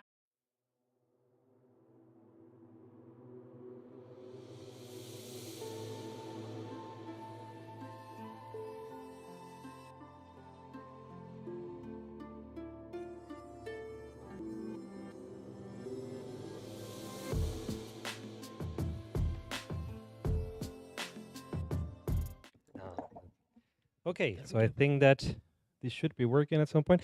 Hello, yeah, thanks for the introduction. My name is Christian, you can find me there. I only have 10 minutes, so you can find me in social. If you are interested, I will be the whole day. Please reach out if you are interested in anything in this talk. This used to be a 50 minutes talk, and I hope that I can manage to give it to you in 10 minutes. So I will rush. But for that, bear with me, the slides are already available there. So if you go to my site, Prague Pizza, everything will be there. There are some links during the presentation, so please check them out in case you want. Okay, cool. How many languages do you know? So how many people here can write code in another language besides Python? Because I assume that Python. In 3 more that besides Python. 5 more. 10 more. Okay. I will not test you, don't worry. I will not put you in the spot. So many people argue, yeah, well, you can know many languages, but one of the things that we can agree on is Python is a simple language, right? So if you want to create a list, you know, if you're a simple person like me, you do like this. If you're a little bit more fancy, you do like this. But if you're really into code golfing, you do like this, right? Valid Python code. I hope that is not new for you. The same thing if you want to check, for example, if a number is a power of 2, you can go into math mode and have something like that. You can go a little more tricky, or if you cannot type more characters, you can reduce it by 1 by using these operations. And even further, if you are doing some more crazy things, this is valid Python code. And last but not least, if you have a lookup table, really simple one, you can have a dictionary or you can have a tuple, and then you can be smart. But again, you know that this is binary, that you can transform into a number, and then you can use bit shift in order to check these things. again, Python code that you should understand because everyone writes Python here. So languages can be difficult and easy, right? This is a fact. And I know many people is afraid of other languages that they believe, oh no, that's too difficult for me. But those languages sometimes can be a little bit easy as well. So are we using others? We saw many talks already. And as most of you might know, NumPy, of course, uses some C and C++ code. Before in the earlier days, also there was a lot of Fortran there. Pandas, of course, even though it uses some NumPy, still has some C code there, scikit-learn. Then you see a big difference in all these machine learning libraries like TensorFlow with a lot of C++ and PyTorch, because of course they have underneath libraries that are using some API. And lately, you have maybe are familiar with Rust that is using a lot of Rust code. So why using other language? Of course, getting in touch with new technologies is really cool. Maybe there is something new that you want to try, and another language provides you. Maybe you want to be able to use old and new software, right? I mean, maybe the new person that your company just hired is writing Rust code. I have no idea, so maybe you can learn that. Or you have some people in your company writing COBOL still. It may be cool to learn modern languages in order to understand and speak what they are saying. Reaching a new stack or a platform. I mean, this was, of course, out of the box with a box with Rust, with the whole WebAssembly story. Luckily, CPython is playing really well there. So hopefully, we will have lots of applications running in WebAssembly with Python. And one of the reasons that maybe some of the friends or people that you know is that using other languages because Python is too slow, right? So how many languages are there? Of course, we will not go to the list because, I mean, if you go to Wikipedia, this is the whole stuff that you can find there, but you don't need to learn them all. But I just want to focus this for you to understand a little bit more of Python. But when we say Python, I usually like to put these slides like which implementation of Python, right? I hope that you are familiar with many of those logos there. But yeah, there are many implementations of Python. So the standard one, of course, that everyone is focusing on is CPython lately. And this is a huge topic as well that you can have many conferences around. So if you're interested, that's the repo, and I have given all the talks with that content as well. So a little bit of extending Python. You heard already extensions or CPython API or whatever. So the documentation is quite nice, in my opinion, and you can follow it to create some little simple code. And if you are keen to know the building blocks of it, you have like a few simplistic bits. So you declare some functions using the C API, you define the methods of your modules, then the module, then you initialize it. Might sound a little bit weird. I will show you code. Don't be scared. It's C code, but it's not so complicated.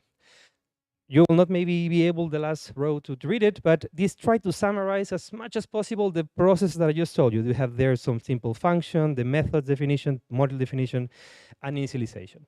Then you add a setup PY. I'm really sorry, Miro. And then you can create this thing. You can, of course, use pyproject.toml as well, but as Miro said, it's complicated. So that's why I put this one thing. You grab this thing, put it in your machine, you create your first C-based Python module. And then you can use it, of course. So as I said, don't be scared of the syntax. I know that many of you are already using a lot of type hintings, and this is something that is kind of like, in my opinion, lowering the barrier for you as a Python programmer to jump into other languages that explicitly have the type there. So I want to talk about two other languages. Hopefully I will have some time. Yeah, I think that I will have. Who is using C++ now currently? Okay, a few folks. Sorry, maybe it will be a really boring thing for you. If not, super short summary. Oh, sorry, I went back. Can I go back? Yes. You can consider it as an extension of C, low level memory handling, a lot of efficiency out there. It's quite popular as well. This is a hello world that you see there. Sounds really weird. I mean, when you see this, the weird characters and stuff, too complicated. But if you're following the evolution of the language, this might sound more familiar to you, right? I mean, like a simple, it's a print statement. So this might come in the future version of C++23. So what I wanted to give you with this is a little short summary. So as a Python programmer, you can understand more or less what will be the equivalent of this simple Python class and program into C++. Lots of curly brackets, but you will get used to it. So it's not too complicated. You still can set values here and there, something change, but at least you can get a glimpse of what is it. Quick summary. You can have, there's not like a pip in C++ where there are many pips, and it's a little bit messy there. Some features can be really, really complex, but you don't need to go there. And this is a really cool keynote from last year. The other language that everyone is talking about, Rust. Will not go into much detail set. performance, reliability, and productivity. Well, that's what they put in the website. Simple example there. You have a exclamation mark because maybe it's a print ln or something, I don't know. You compile it. Again, comparison. If you type annotations, you can see like some similarities, not so weird. For a class, oh, surprise, there's no classes in Rust, so you have structs that you can extend and implement. Again, I don't need you to understand and digest all this code. I just wanted to put it here so you can later call me maybe with a cup of coffee. You can just read it and say, oh, it's not so different than Python, so maybe I can approach it.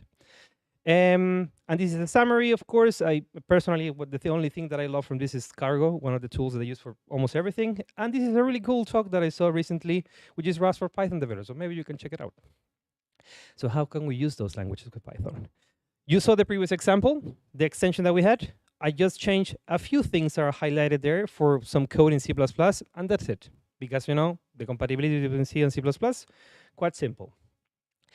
So maybe you are thinking, do we need to write everything by hand? Well, the answer, good news for you, no, because there are binding generators. Just for highlighting two, there's this thing that you have your code on the top, and then you have some definition of the module, then you compile with this complicated line. You can get a module based on that code, or you can use another one that I work with, which I believe is simpler because you don't need to touch your source code. You need to specify external things in order to get it. And in the case of Rust, you have this thing which is super simple. And I believe that this is one of the reasons that why it's so popular nowadays. Still have 2 minutes, so I think that will have enough time. So what's the catch, of course? Is it so simple? Well, there are many details that you will face while you are writing an extension in Python. The different concepts and idea, equivalence between the different, for example, the one that I struggle a lot to understand is that in C and in C++ we have the void concept. What is a void in Python? You don't have one. So you need to deal with these kind of abstraction layers. Pointer, different data types, memory management, threads, the guild, and many other topics. But I thought maybe I will create a real application, and I also will become famous. I decided to write an application in Rust called Rust Glove. You will see what this means. This is the code that I needed to write. I just modified it, the previous example. Maybe this is really terrible Rust. Do we have Rust developers in the room? Okay. Maybe, I'm really sorry, this is really bad, but this is the simplest as I could get it. We have a list, we can mimic the glob thing, and you end up with amazing performance because, you know, this is sometimes really a surprise for some people. So why this is relevant, at least for me?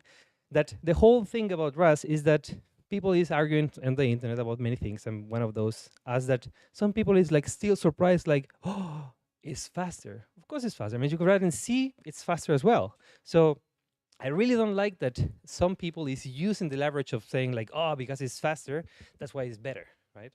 It's not. It's just a different thing to do, and you expect this to have. So in the last 20 seconds that I have, so should we rewrite everything in Rust? I don't believe you. And if you want to give it a try, just do it.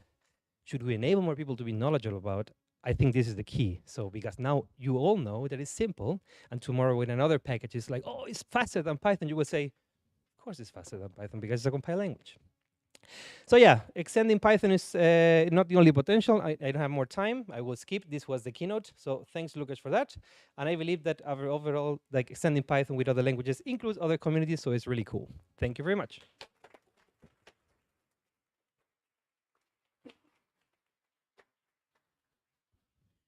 Thank you, Christian.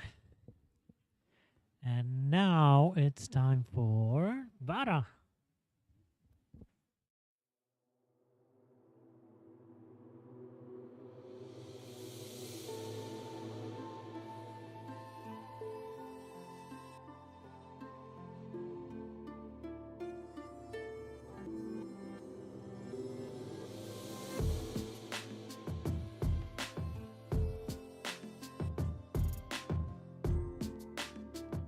Hello. Yeah, thank you for inviting me, organizers, to the first Python Pizza Prague, and I hope that it's not the last. So I will not talk about Python at all. So you take a break before lunch, you know, thinking about Python. So as you can see, I like to use emojis. That's one bit about me. I don't want to show off, but obviously I want to. So these are the events and conferences that I've participated in, either as the main organizer or producer or just a humble member of the team. And the photo is me in a sloth costume because I really like sloths. They're cool. So let's dive into that. How many of you have ever organized a conference, a meetup, an after party, any kind of gathering of people? Okay, so that would be about half of you. That's great. So to you, I will try to give you some tips that maybe you haven't encountered in your experience, and for the others, maybe this will be new to you, but also I hope that I kind of motivate you to go and organize something for others. It's really rewarding sometimes.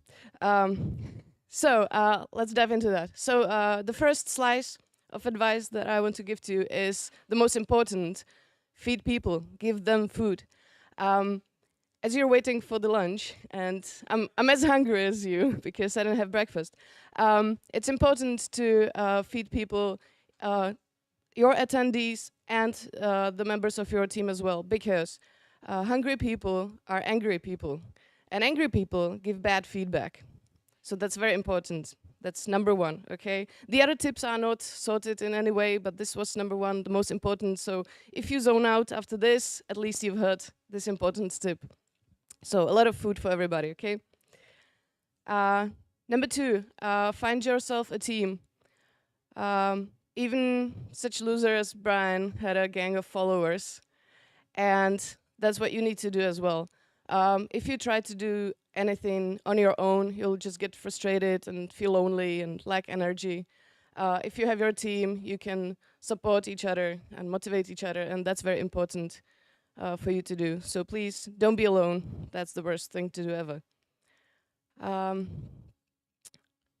Once you have your team, make sure that there are really different people in it. If you are a fire starter, you need to find yourself a firefighter.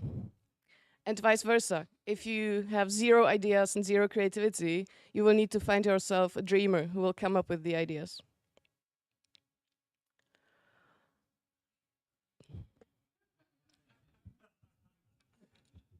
Just for record, this is a joke, obviously.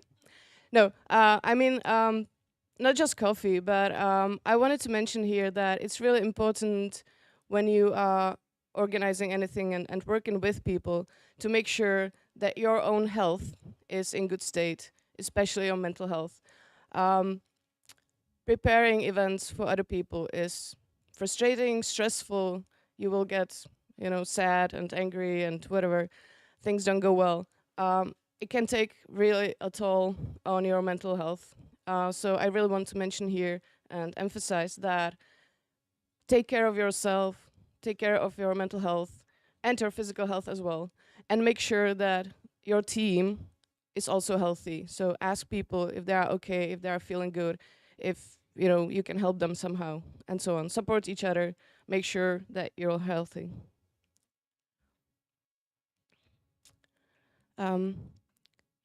Money isn't everything, but fame is. And you can only ruin your reputation once, and when that happens, it takes you a long time to rebuild it. So make sure that you are doing this for a reason. If you want to organize an event for people, you probably have some kind of motivation, some reason. Make sure that you still have the same kind of reason or motivation during the time that you are preparing the event. Don't forget why you are doing it, and remind your team about it, talk about it.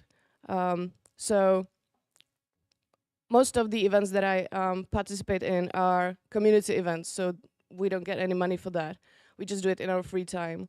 But you need to remind yourself why you are doing it. You are doing it because then people come to you and they say, it's been a great event. I've enjoyed myself a lot. That's the reward, why we are doing it. You might have other reasons, that's also fine. You might do it for money if you want to.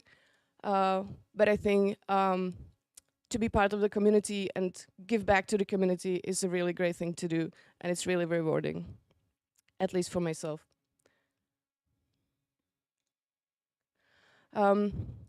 During the work that you do when you're preparing the event, things will go bad. You know, you will get frustrated. The suppliers don't, you know, supply whatever they've promised to give to you. You know, shit hits the fan. Just remind yourself that it's not the end of the world if things don't go well. In tough times, I ask myself, is anybody going to die if I fuck this up? Am I going to prison? And if the answer is no, then it's all right.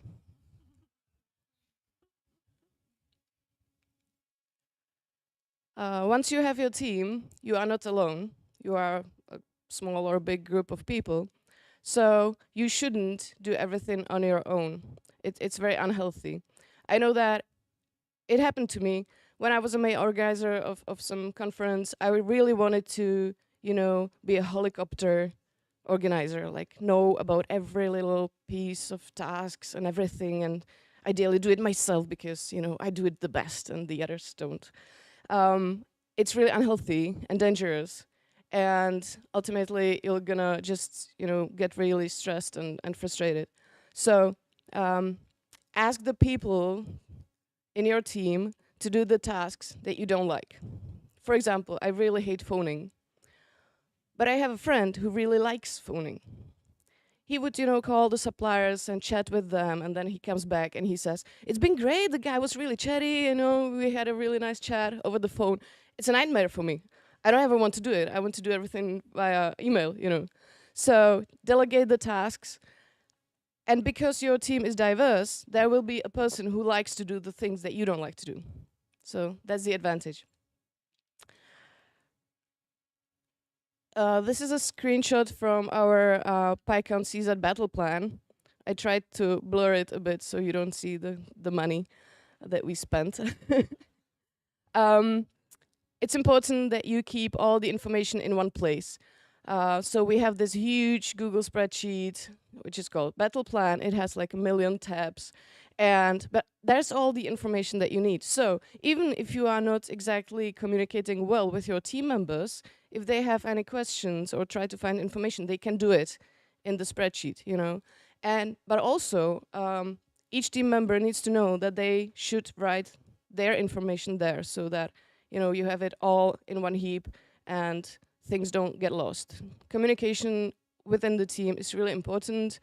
If it happens that you realize that you don't know what somebody else is doing or they don't know what you are doing, then you are doing something wrong and you need to have a call, you know, have a meeting and discuss things in more detail.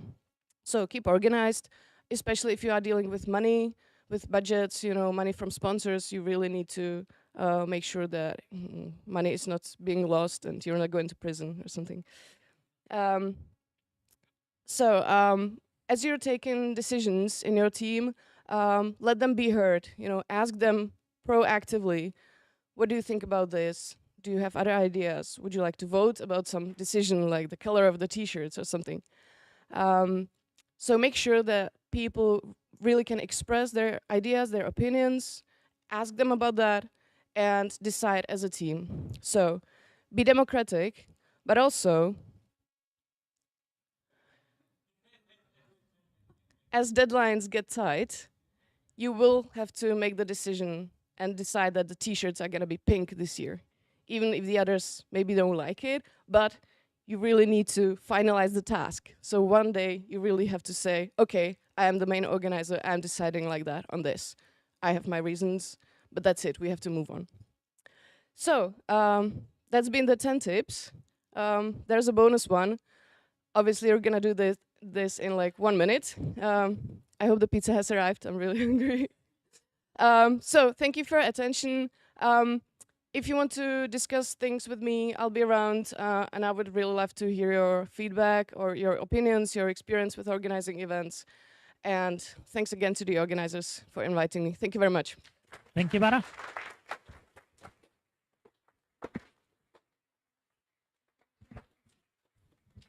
Just a super fast information about the pizza. It's already there, but we have separated like a gluten-free, vegan, vegetarian, and meat. So please be responsible. And I ask the people that can eat gluten not to eat the gluten-free and stuff. Thank you. Thank you.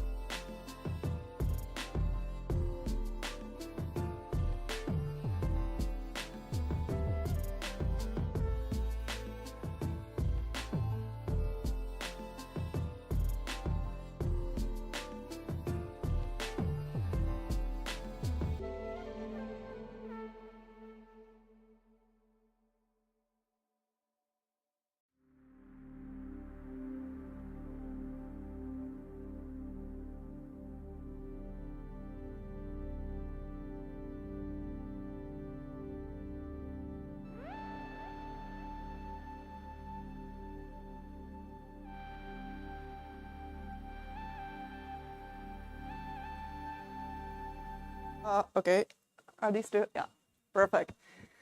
Thanks for having me. I'm Katerina, and actually, I'm just a linguist.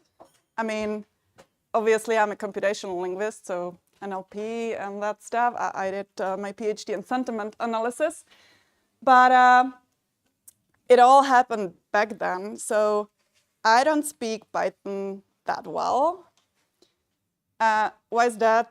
It's because I'm old. Yeah. I mean, not old that I would not remember all the functions and stuff.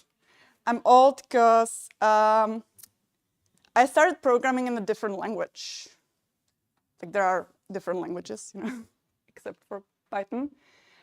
It was parallel for me back then. And Python, at least at our department, became popular right after I've delivered my PhD thesis.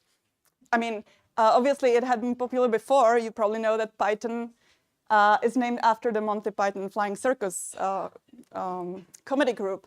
But my students, by the way, they have no idea. Like I'm that old that I remember Monty Pythons, right? And then, so that means that I've seen languages dying. Even worse, NLP is, of course, connected to the unstructured data. Unstructured data is connected to the rise of the Web of 2.0, and that means the big data. So when I started working for the industry too, I started working within the big data domain, and that's how I've seen frameworks dying, because back then, Hadoop was kind of popular.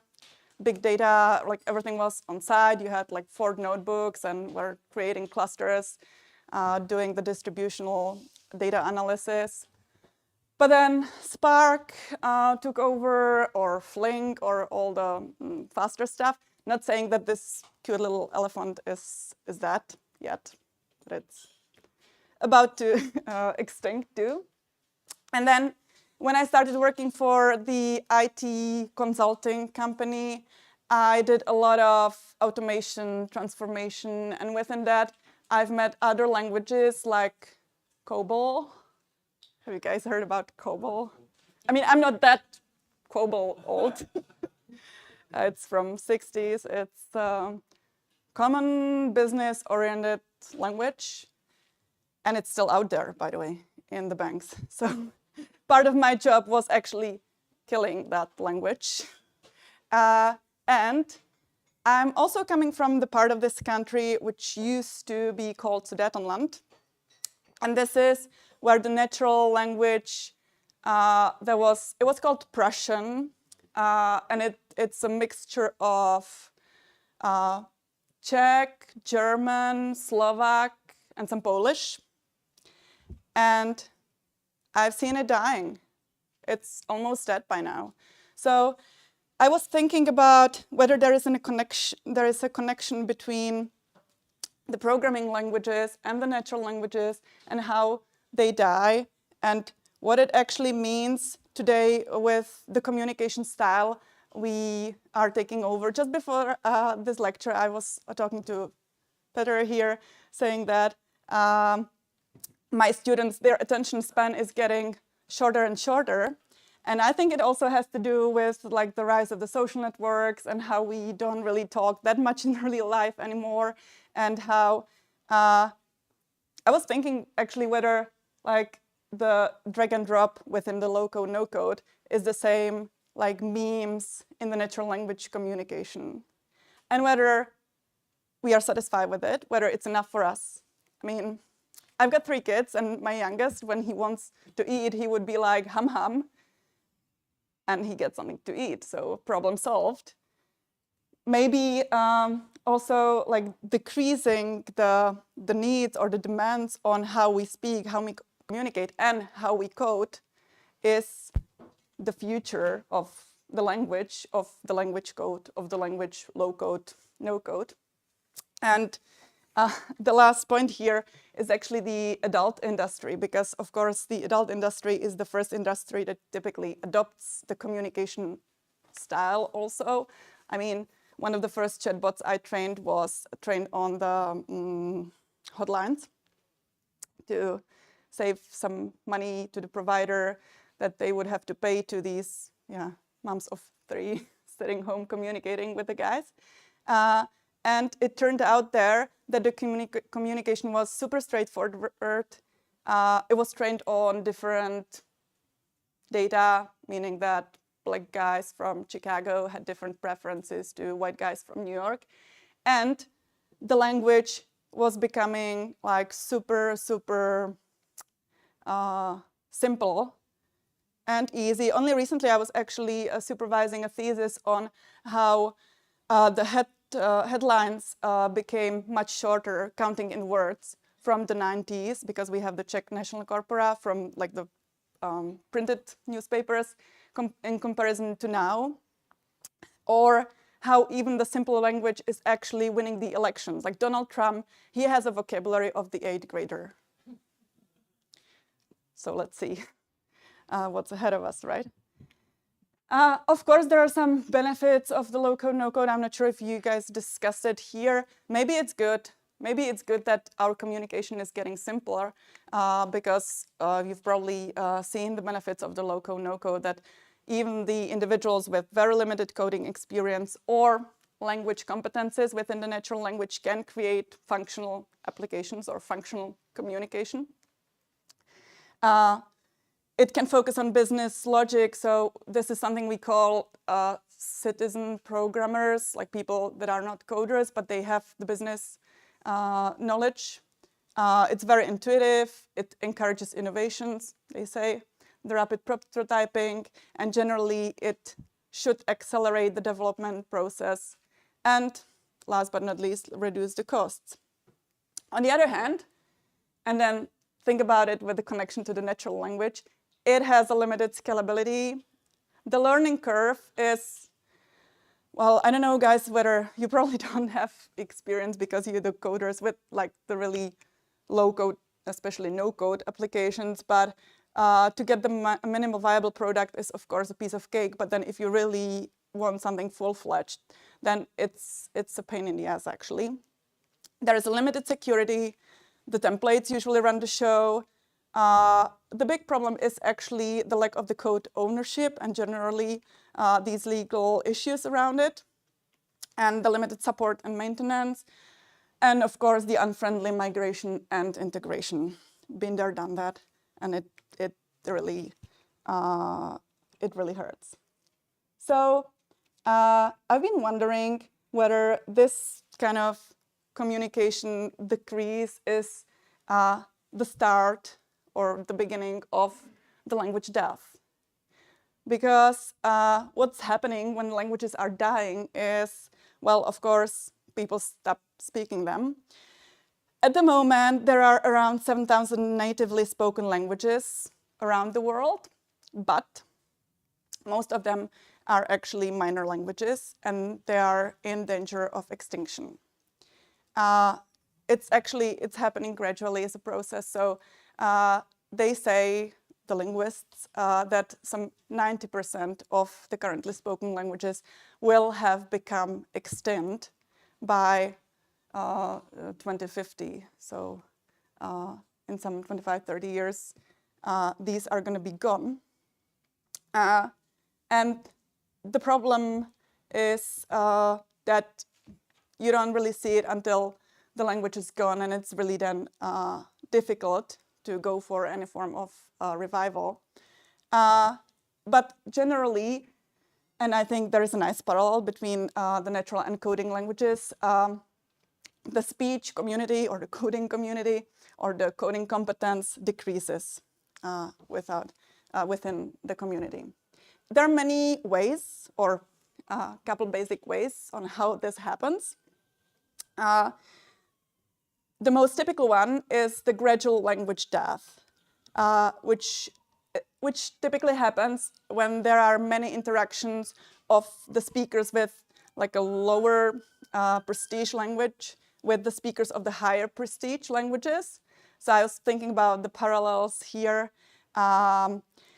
That was a thing that happened in the US when the original inhabitants started speaking English. Like these were the Yuchi Indians, the tribe that started speaking English, and then the original Yuchi actually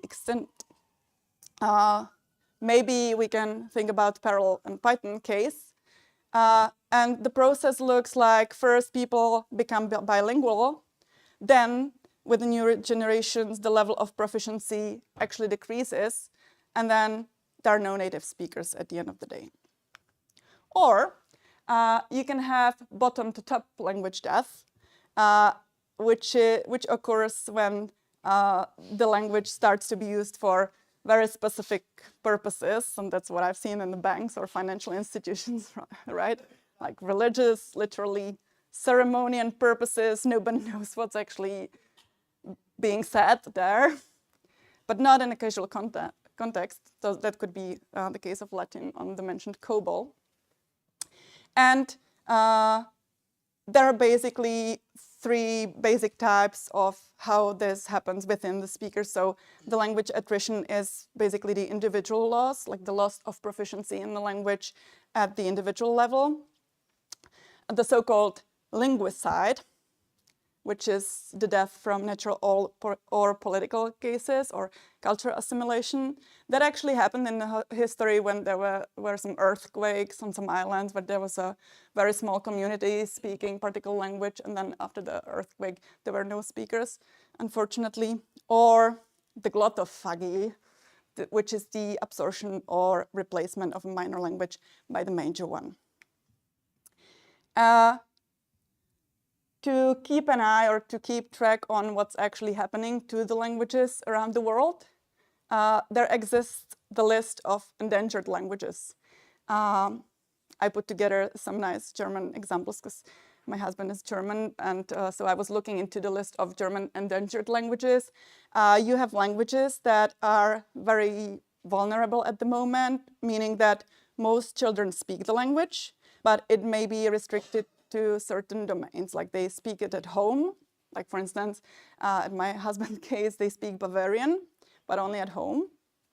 For coding, it could be the small talk language that has been used for building up the games.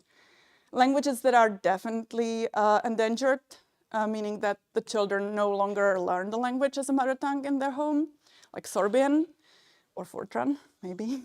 I don't know, I'll happy to take the comments. Severely endangered languages that are spoken by grandparents or older generations, while the parent generation may understand if they do not speak to children or among themselves. And that would be probably the mentioned parallel. Or North Frisian, although there are some initiatives for bringing North Frisian back to life, kind of. Languages that are critically endangered, meaning that the youngest speakers are the grandparents and they already are losing the capabilities. Like Yiddish could probably be the example, or Haskell maybe replaced by R. We will see. R itself is a very specific case, at least in my point of view. And then there are languages that are actually extinct, meaning that they are included in the Atlas of the Deaf Languages. I did some research, was looking for the top dying programming languages. There are different opinions and people have different preferences. Currently, we have roughly 700 programming languages spoken worldwide, but some of them are in the danger of extinction. So these are the ones. And why is that happening is actually that the programming languages, they can lose favor over time due to the emergence of the new technologies. There can be competing languages and evolving development needs. But, and I think this is actually crucial, always the fate of a programming language is really connected to its community, and that's why I'm happy we're here today.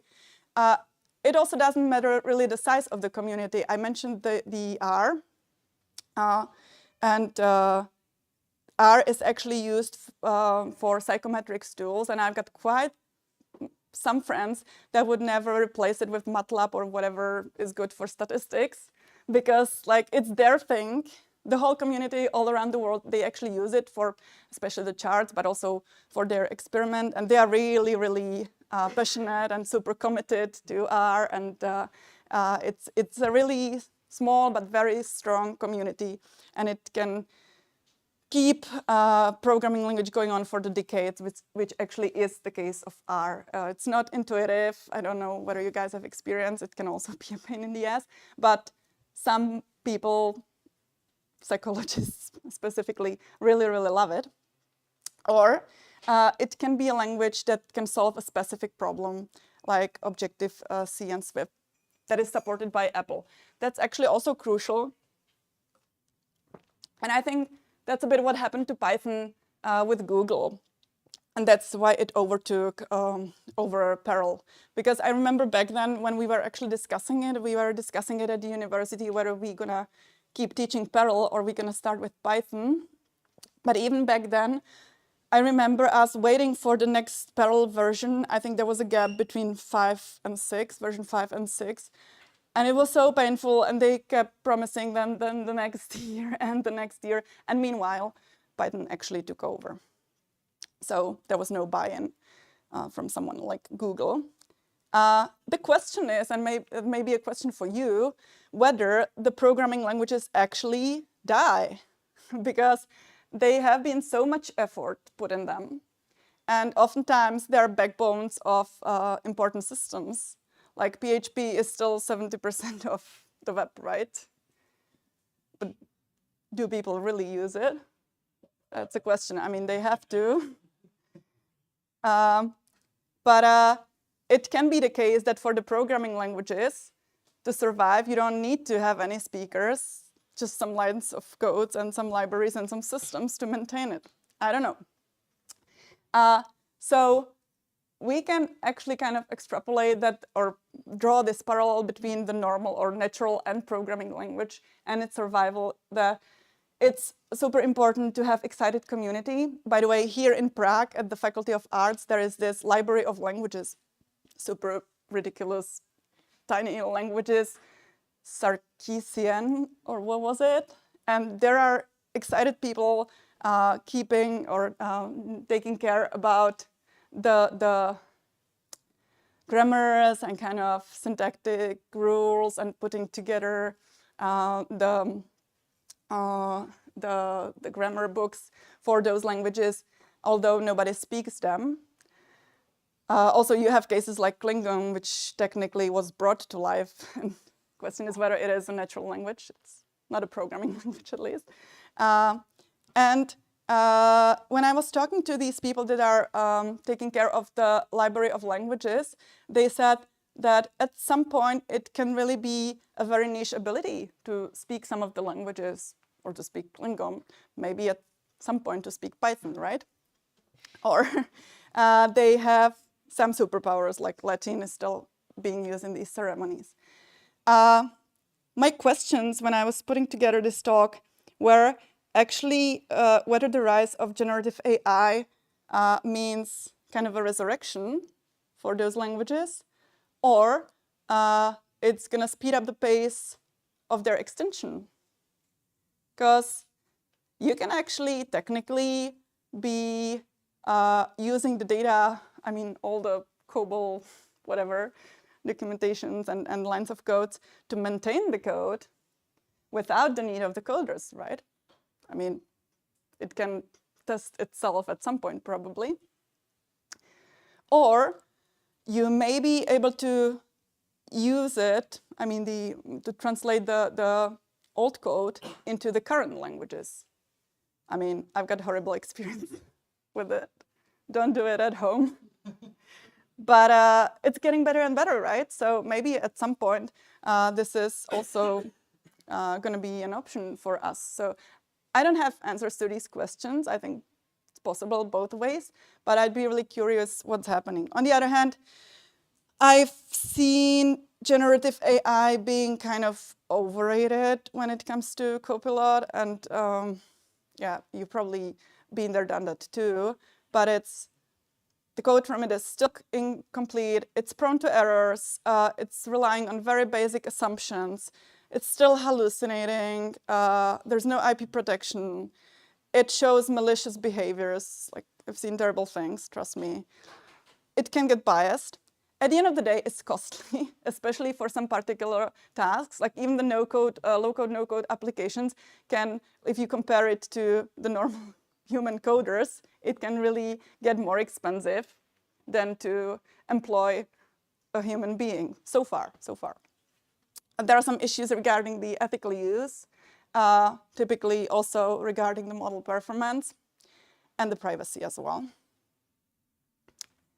And also, the question is whether it makes us any dumber, because as I said, I'd be wondering how simple is too simple. I mean, I had that feeling when we had the Spiral Python discussion at Matfis back then already, like, why are we not making it too simple for them?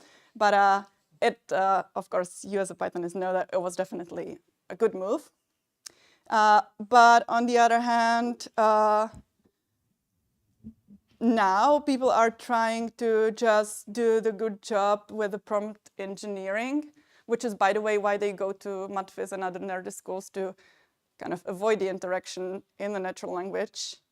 And now they program kind of in the natural language, because with prompting, they perceive it as, you know, the better the natural language part is, then the better the code or the answer typically. So we will still need a human in the loop to kind of not make it too simple or not to trust the results. I'll get to it later. But my question was actually, when I was thinking about this topic, what makes a good programmer at the end of the day? And I think us, or you, as a good programmers, have to be a problem solvers, because it's not just a language, it's the means or the aim of the communication. It's the same with the prompt engineering, or with the lines of code, or with marriage. You have to be a problem solver, and then you have to come up with the problem. And I still feel like the machines are a bit behind. I also believe Python sticks around because it's one of the success stories when it comes to programming languages like C, Java, C++, or JavaScript are still around. They all withstood the test of time. They have a foundation or company backing them with funds. That's, I think, important one. That was the bad luck of Peril, probably. And the strong and growing community creating courses, libraries, content for the language. And last but not least, they work, right? That's why we're here. My question would also be whether Python could be the new Esperanto. And I was trying to find some Esperanto memes, but there are not even good memes about Esperanto, and nobody actually speaks Esperanto. So it's not a good example. And I hope you guys are not going to speak the new programming language Esperanto. But it's definitely universal. And I think the great advantage of Python is also that it's really known for generative AI. Like now even more people started coding in Python because it is the go-to programming language when it comes to generative AI. So it really, I've seen definitely some hyper-focus lately, or since the ChatGPT or generative AI. And you will still need the human experts in the loop that will need to review the generated code. As I said, it could be a mess, and do the troubleshooting, right? So in my view, the future of languages, or these are just the questions I was asking myself, is whether there will be still a variety. And there is this Sapir-Whorf hypothesis that says our language actually shapes the way we think. And our mother tongue shapes the way we think, and the semantics is like super important. I think that holds for the programming languages too. Like we definitely, or it is, at least it holds for me, like I really think differently when programming in different languages. Although the syntax may be similar, but still, it's kind of a different world for me. There's a nice TED talk by Lea Boroditsky on this topic, saying that for instance, and I see it at home with my German husband, because for him, the moon is more female, and he would probably be using more female attributes because it's female in German, or just the way we use syntax. Like even in English, he would put the verb at the end of the sentence because that's how he thinks in German originally. So it's still, there are still some differences, and these are important. I also wonder what's going to happen to language in terms of recursion. That's the term you probably know from Chomsky, but in this case, I wonder whether we can get into this kind of infinite loop when the generative AI will be generating prompts for generative AI. And even nowadays, I've been doing a lot lately, since I'm also involved in some forensic stuff, and we are trying to recognize whether a piece of text was generated by a machine or a human.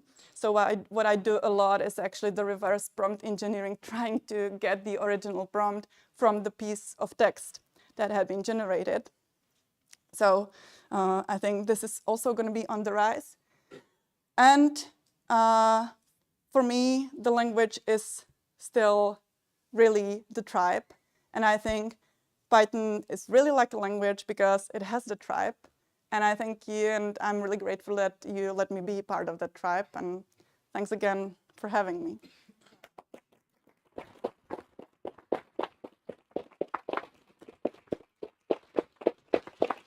Thank you very much. We are a bit early, so maybe we could have some questions, if that's okay with you. Yeah, totally. So, you mentioned some malicious behavior from generative AI. Can you describe some examples or? Maybe repeat the question. Oh yeah, malicious behavior of generative AI.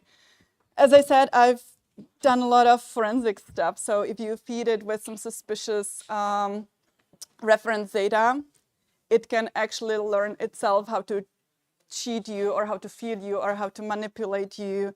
I'm not saying it's showing its own will, but kind of, that would be. Example, some specifics. I'm not sure whether I can be really open about that, but. Maybe, for example, Replica is quite well known, like AI girlfriend app, and it's like being really toxic towards its users. Yeah.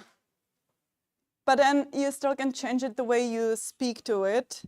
There was actually, even back then when there was basically a decision tree in that adult chatbot I was talking about, but even these kind of learn how to be rough to their users. Some of them liked it, so.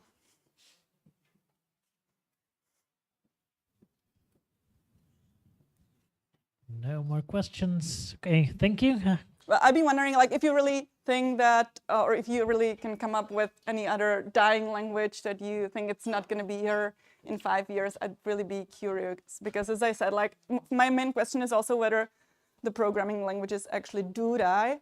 On the other hand, especially lately with that COBOL thing, it's slowly being replaced, which came to my surprise, but it's happening. So no new COBOLists. Anybody here created their own programming language? It's probably dead Don't by be now, ashamed right? of. Yeah, that's actually a good one for the resurrection. Right, thank you, Katka. Thank you again.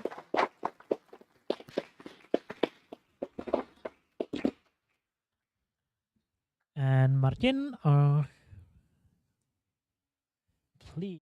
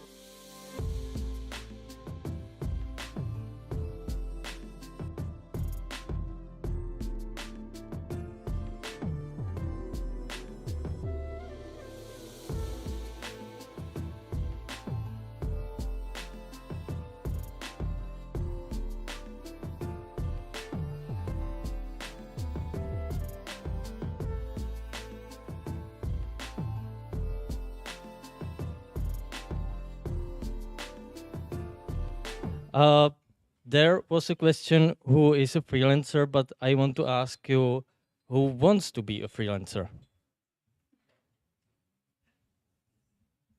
Okay, 2 people, only 2 people. Okay, never mind. So I'm here to say you something about how to start work as a freelancer, but we have only 10 minutes, and you know the sorry about it. This is it. Okay. We have to say something about what is freelancing, who is a freelancer, about the book, about your name, and finally we can answer the question how to start. About me, as I'm working as a front-end coder. Sorry. This is not important. More important is that I'm a freelancer for over 6 years now. And we can start with the question, what is freelancing? Freelancing is basically that you're working for multiple clients. You work for the company directly. There is no middleman. This is the goal, what you want to reach. Yes, at the beginning, you can work for agencies, for example, but in the end, you want to work directly for your clients. And who is freelancer?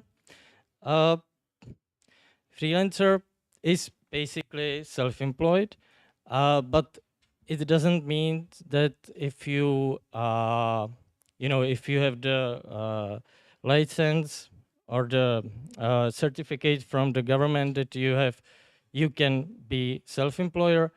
It doesn't mean that you are automatically the freelancer. And in the book, which I will talk about later, there is a definition that a freelancer is independent professional. Independent mean what I said, that you're working for multiple clients without being in some company. And the professional, a lot of people who starts in IT, especially in a junior group, ask me, hey, I want to be a freelancer. What can I do for it? And I just told them, wait, because you have to reach your skill to some level to be a freelancer, because your clients want that you know your work. You can deal with all the requests from your clients. You can say this way is good for you, this way is bad. There is these problems could be, and these all things the clients want from you. So you have to be a professional if you want to be a freelancer. And the book. There is 2 books, one in Czech. It's originally in Czech from Robert Vlach, which is, let's say, guru of freelancers in Czech Republic. And the book was translated into English and also 8 different languages. And I don't want to say it's some documentation for to be a freelancer, but there are a lot of things that you have to know about being a freelancer. And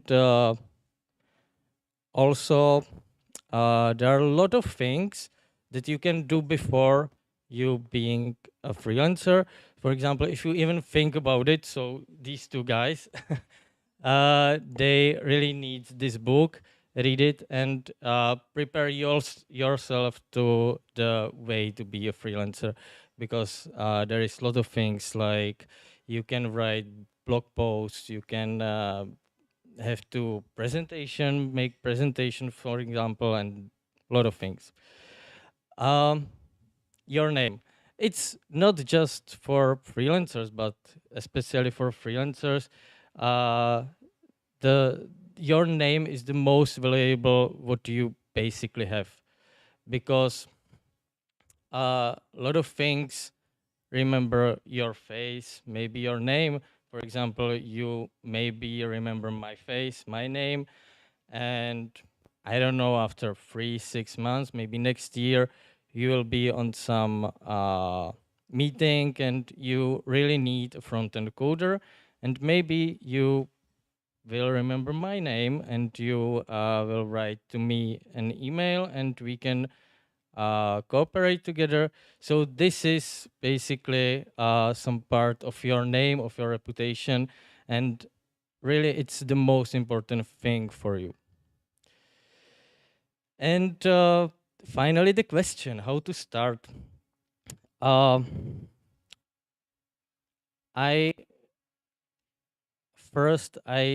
will say the worst way, and the worst way is that you quit your current job, you register to some online catalogs like freelancing.eu, maybe you can make your own website and wait what happened. And seriously, it's the worst way how to be a freelancer. The best way is to decrease the amount of your work for your employer and focus on your own clients, and gradually shifting your time more towards to your work, to your clients, and in the end you will be completely independent. So just ask to your current employer if you switch from half-time to part-time, like 70%, and you will have some time for your clients, for making blog posts and the freelancer way, and you maybe will find some clients you can work for them, and then you decided to decrease again the amount for your current employer, and then you can switch only to be a freelancer. So it's a long way. It's not just from one day to another day to be a freelancer. And this is the best way how to deal with it. It's all about this question. I can talk about it a long time, like for an hours. So if you have a question about the freelancing, feel free to find me and we can chat about it, maybe with some pizza. So thank you for your time.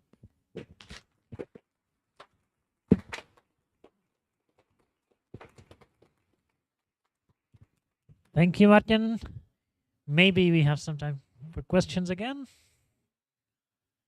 Or maybe it's better to ask Martin on your own. How about the LinkedIn and social networks? Does it actually work for you, or is it better to The question was if it's LinkedIn building, social networking, social network. Yes. For me, it's like the networking here, because I can chat with you and with all the people. But few people starts with sending LinkedIn posts, and I don't know, they send it some posts from the work, and then some people can find them and say, hey, you know your work because you send there a lot of posts. So this is also the way there are a lot of ways how to be visible on social media or in the communities and these things.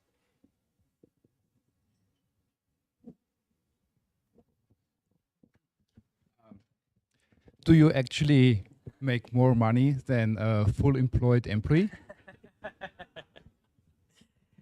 I'm waiting for this question. Like, it's not about the money. Oh. No, seriously, it's not about the money. Yes, my hour rate is really high. I know it, but I'm not working for 1 hour for the full time. I'm not able to invoice the full month. Maybe I will invoice like 100 hours, So yeah, you maybe see the high hours rate, but it's not like take your hour rate and multiply with the 160 hours and wow, you have a lot of money, right? So it's more about the free time and about to be yourself, or you are the boss for you, and it's the most thing, and it's not for the money for me.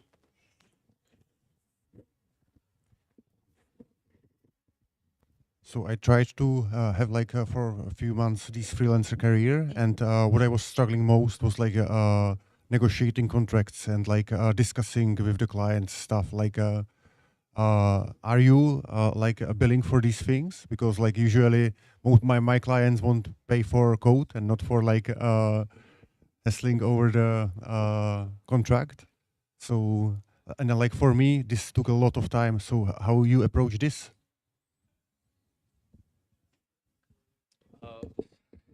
So in my experience, negotiating the contract took a lot of time. So how do you approach this? Like you like bill it, or how do you approach this issue? I think we can talk it. We can talk it later, maybe. Is it okay for you? Okay. Yeah, you can definitely talk later. Yeah. Thank you, Martin. I'm a bit worried about turning this into another kind of conference than it's supposed to be. Tatiana? Hello.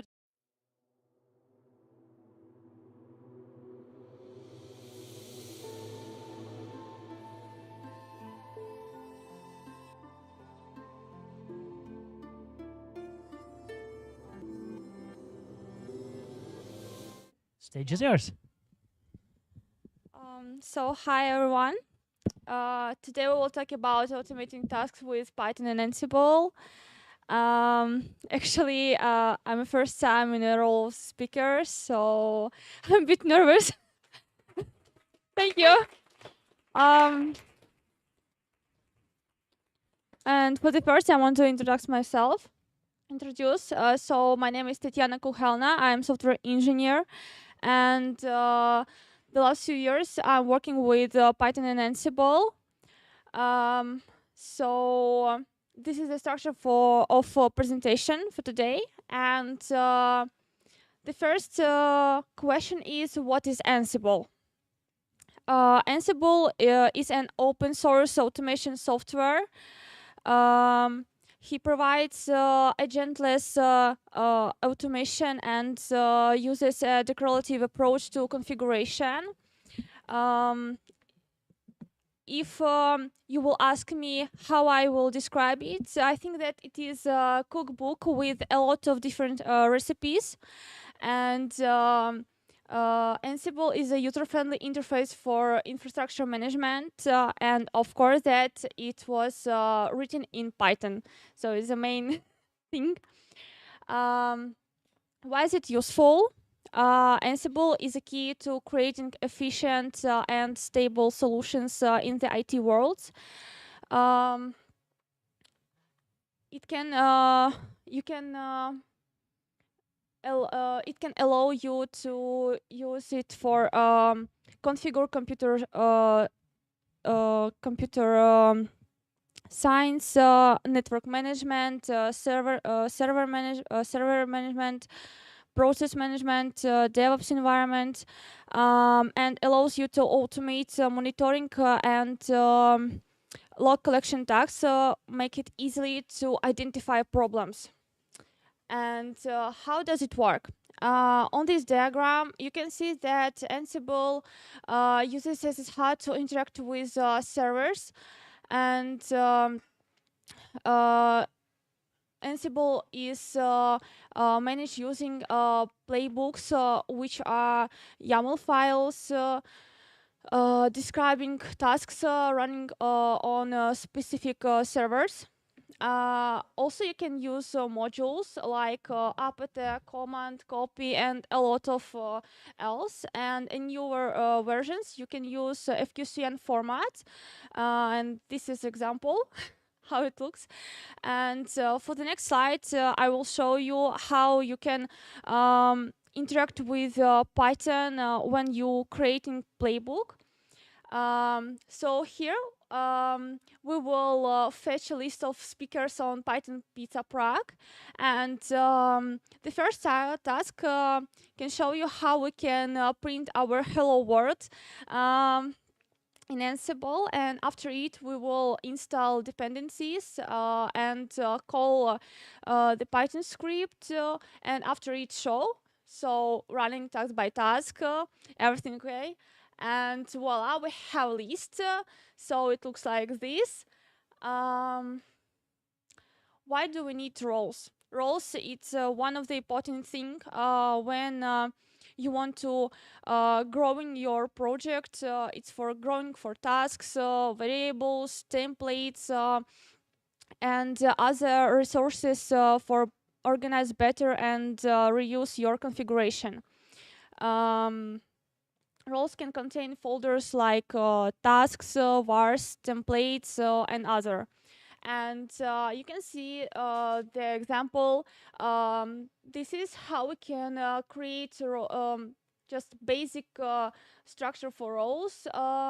And here we have our task where we have only pass, so it means that in default when you want to run it, you always will run for the first main YAML, and after it, if you have another script, it will be running. Yeah, and it's our hello world everyone the second time. How can we run it? After the whole these things, is a main question, and for the first, of course, that we need to install Ansible, and after it we can use Ansible playbook and playbook name when you will use some tasks where you will need to enter your sudo password. You can use options. For example, in this case, it will be ask become pass. For another, it can be -i for your inventory. For another example, you can multiply options like -i, -u, -e, the whole of it. And if you can notice, in the end of this command, I used -v. It is verbose. I know the one, but do you know about it? But it is the great thing because it affects for detailing your logs. So if you don't know what happened, you can edit and it will show you what's wrong or which steps we went. And the slides, it was how the combination of Python and Ansible expands automation capabilities. They can interact with the various APIs, better automation by developing Python scripts, and the Ansible side, it is to manage web services.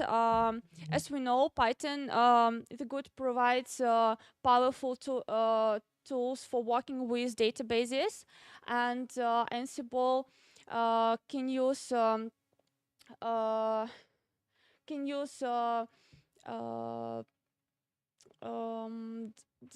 describing tasks that required manipulating data in databases, and the one of the important feature which we have, that they allow you to integrate easily your infrastructure with the other services and systems.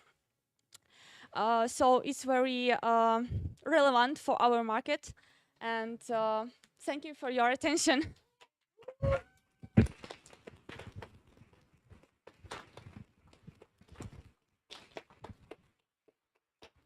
Thank you, Tatiana. Do you want any questions? Do you have any questions? I don't know.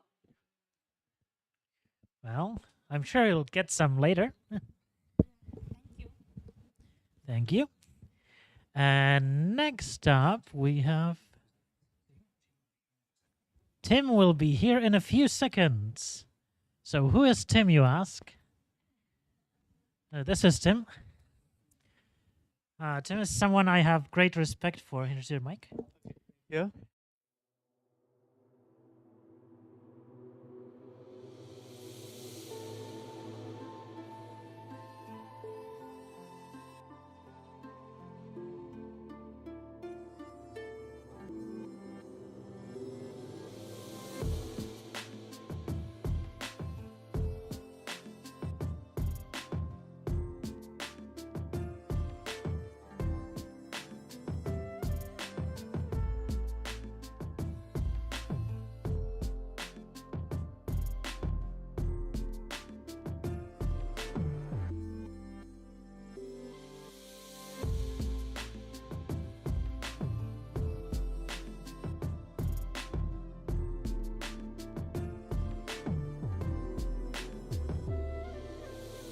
Yes. Stage is yours. Let's start by saying that I work for Liberty Aces, and we're building an open source project called Bitswan for Jupyter. It's not quite ready yet. I've been trying to prepare a demo, and I don't think I'll be doing the demo now because I see that the slide setup is not really ready for it. So we use Bitswan already at companies like O2 SK, where we use it to gather huge amounts of data from cell phone towers and analyze that data. And they use it for customer experience and quality like control in their networks. So Bitswan is a pipeline and event-driven architecture system or framework. What are pipelines and event-driven architecture? Well, in traditional web development, we have this kind of a request-response architecture where we make a request and we get a response. And typically, it's pretty much instantaneous that you get the response. Though lately, we've been talking a lot about async to worry about not waiting around for the response. Well, as we get more into computers that are smart and customers that want to work with multimedia data, we oftentimes have situations where we can't use the request response system because the computer needs too much time to think. And pipelines are one of the ways that we allow computers to do processes that are too long for the typical request response architecture.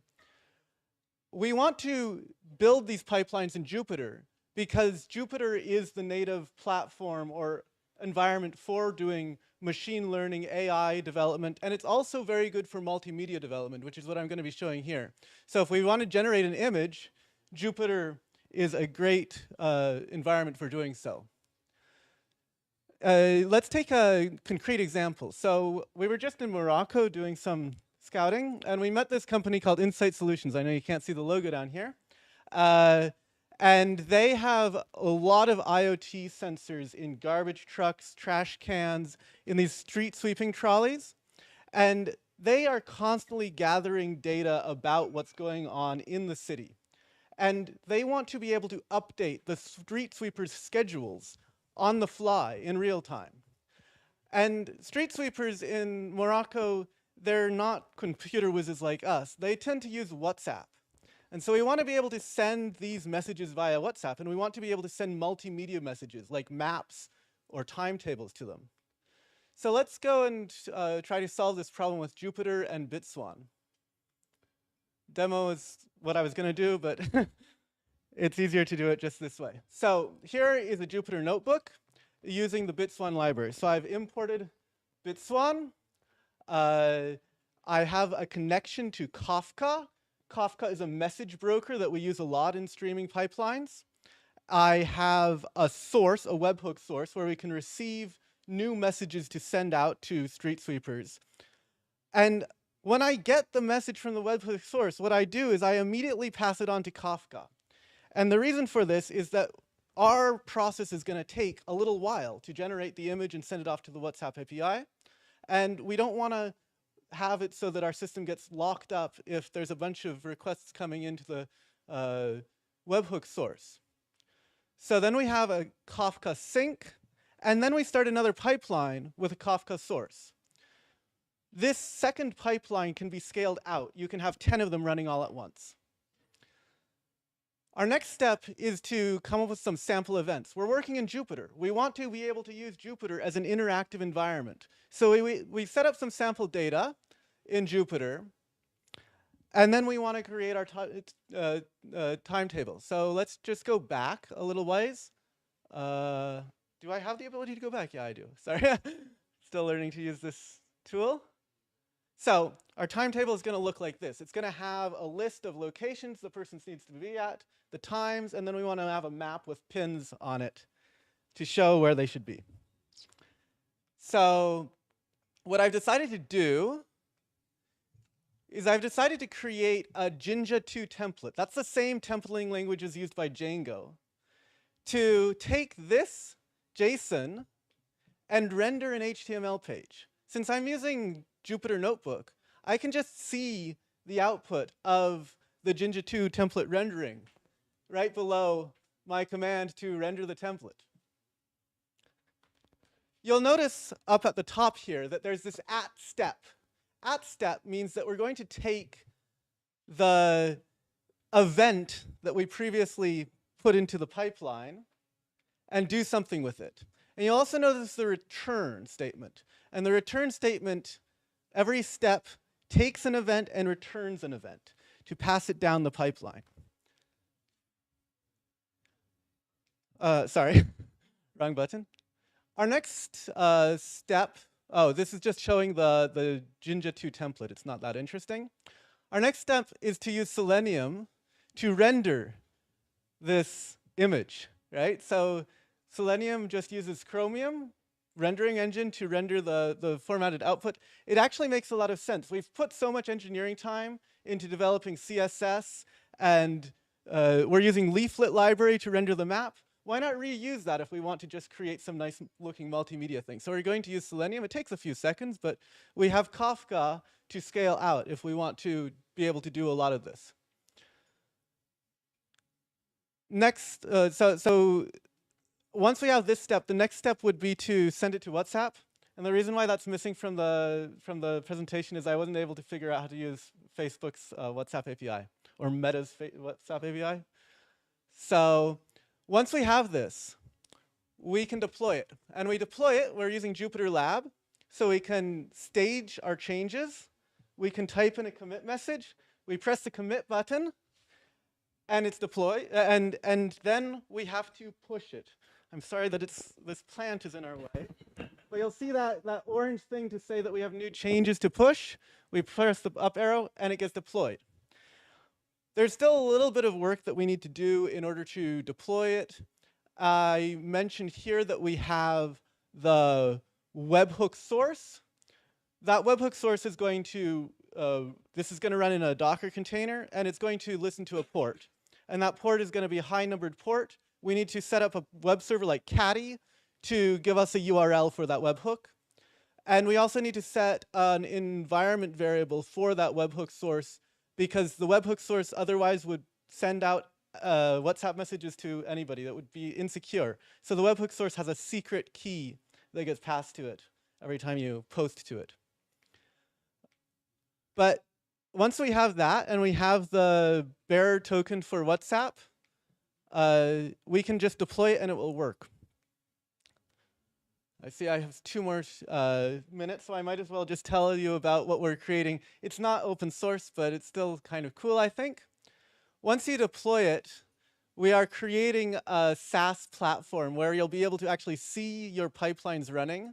You'll be able to see how many events per second are being processed by them. This is using the MQTT protocol, so you can actually, not using our library, if you have some existing pipelines, you can also publish them to this SaaS platform just by sending JSON to MQTT. You can see the breakdown of the processors in the pipeline. And you can even see live data that's flowing through the pipeline in the platform that we're creating. And this is just like a dashboard that we were analyzing some data from Zabbix. if you want to try out our project, it's not 100% well documented, but I'm working on it as quickly as possible. You can check it out at github.com/bitswan /bitswan.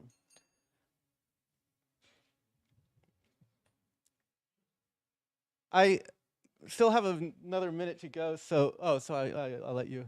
Sorry. There. Oh, so I guess I want to just continue with that. The Git pushing thing is using a GitOps methodology. I don't know if you've heard of the GitOps methodology, but it's incredibly powerful because when you store everything in Git, even if they're Jupyter notebooks, which are a little bit awkward in GitHub, but there's actually some nice plugins for GitHub that'll allow you to manage merge requests in GitHub with Jupyter notebooks. You can roll back your changes very easily. You can deploy very easily. As I said, you just push to Git, and it gets deployed. And if you decide that you don't like that, you can roll back the changes, and they get rolled back. So it's a lot easier to work with than SSH into the server and copy over some tarballs type of deployment mechanism. You don't have to waste your time with that. Oh, so it looks like I've presented everything that I wanted to tell you, and I'm out of time. So thank you for your attention. Thank you, Tim. We are a bit ahead of schedule, so if you have some more words to say. Does anybody have a question? Oh, I see a question out here.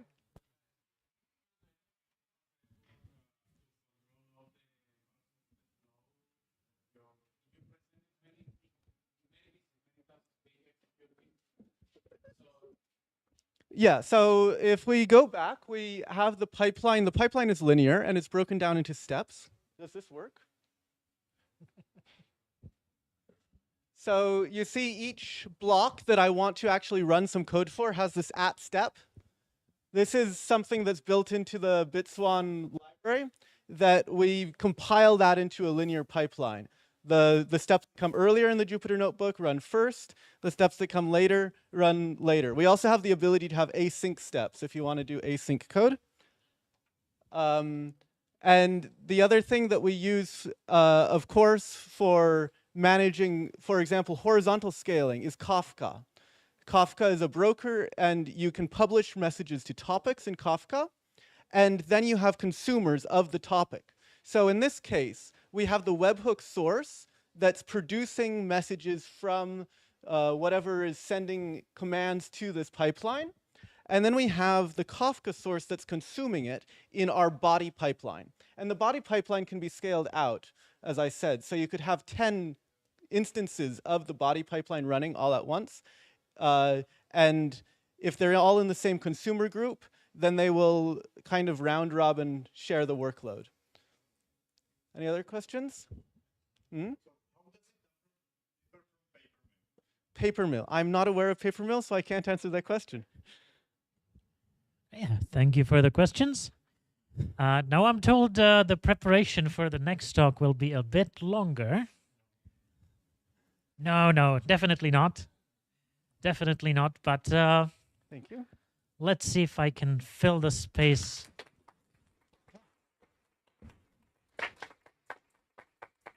With one more question for Tim. So Tim, do you still have your data hand keyboard? I do, and I still use it.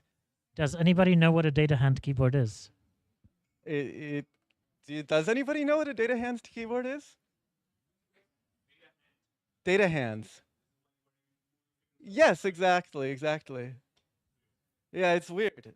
It works with optical sensors, so it's truly for hardcore hackers. It can only work if there's no direct sunlight.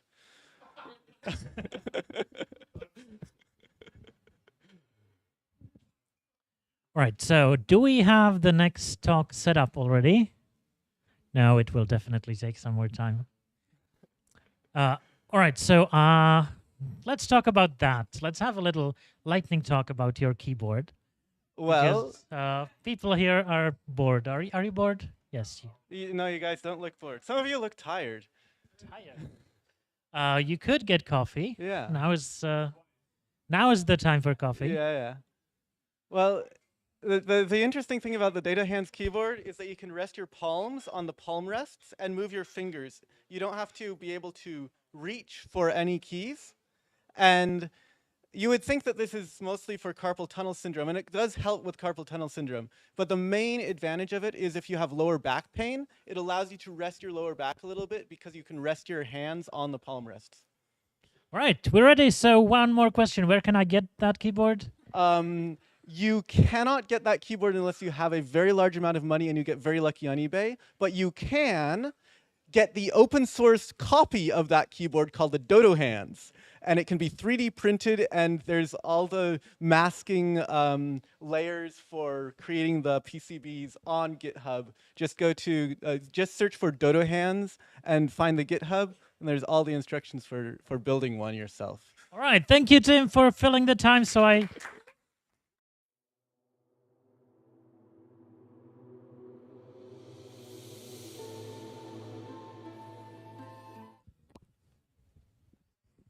should I wait for the time? Hold the button. No. Okay. Cool. So thank you. I will present you my presentation about how language models work with different languages. There will be some strawberries, some kimchi, and some Apollo space program. Hopefully you will like it. Everything I say here is on my GitHub. If you don't trust me, if you think I'm doing something wrong, go to my GitHub and complain over there.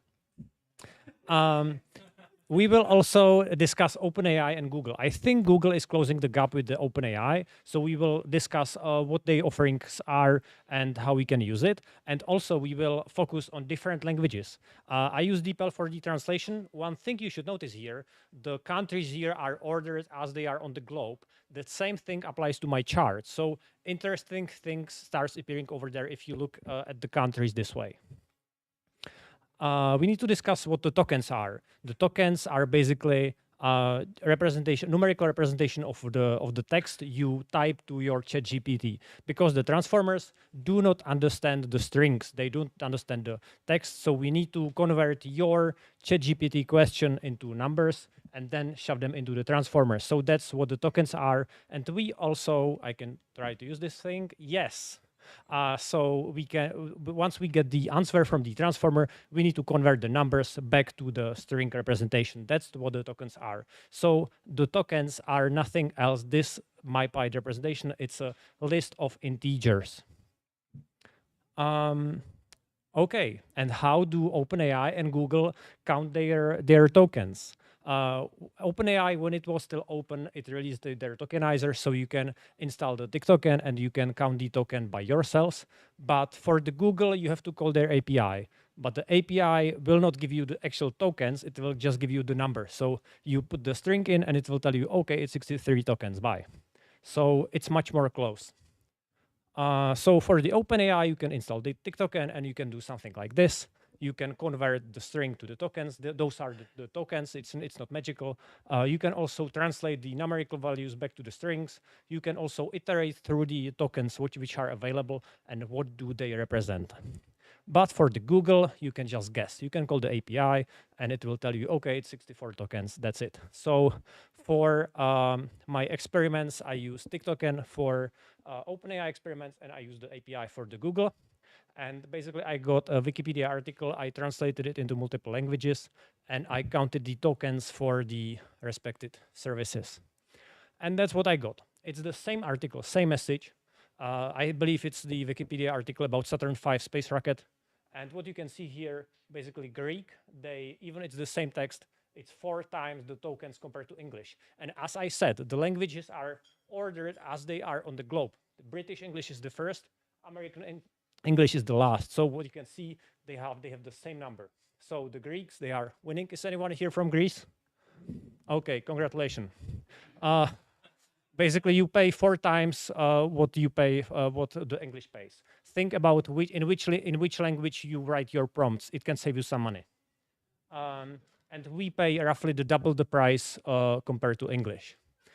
That's Google. You can also notice the Greeks, they are still first. Congratulations again. English, and you can also notice Finnish and Estonia, they are somehow peaking at the top.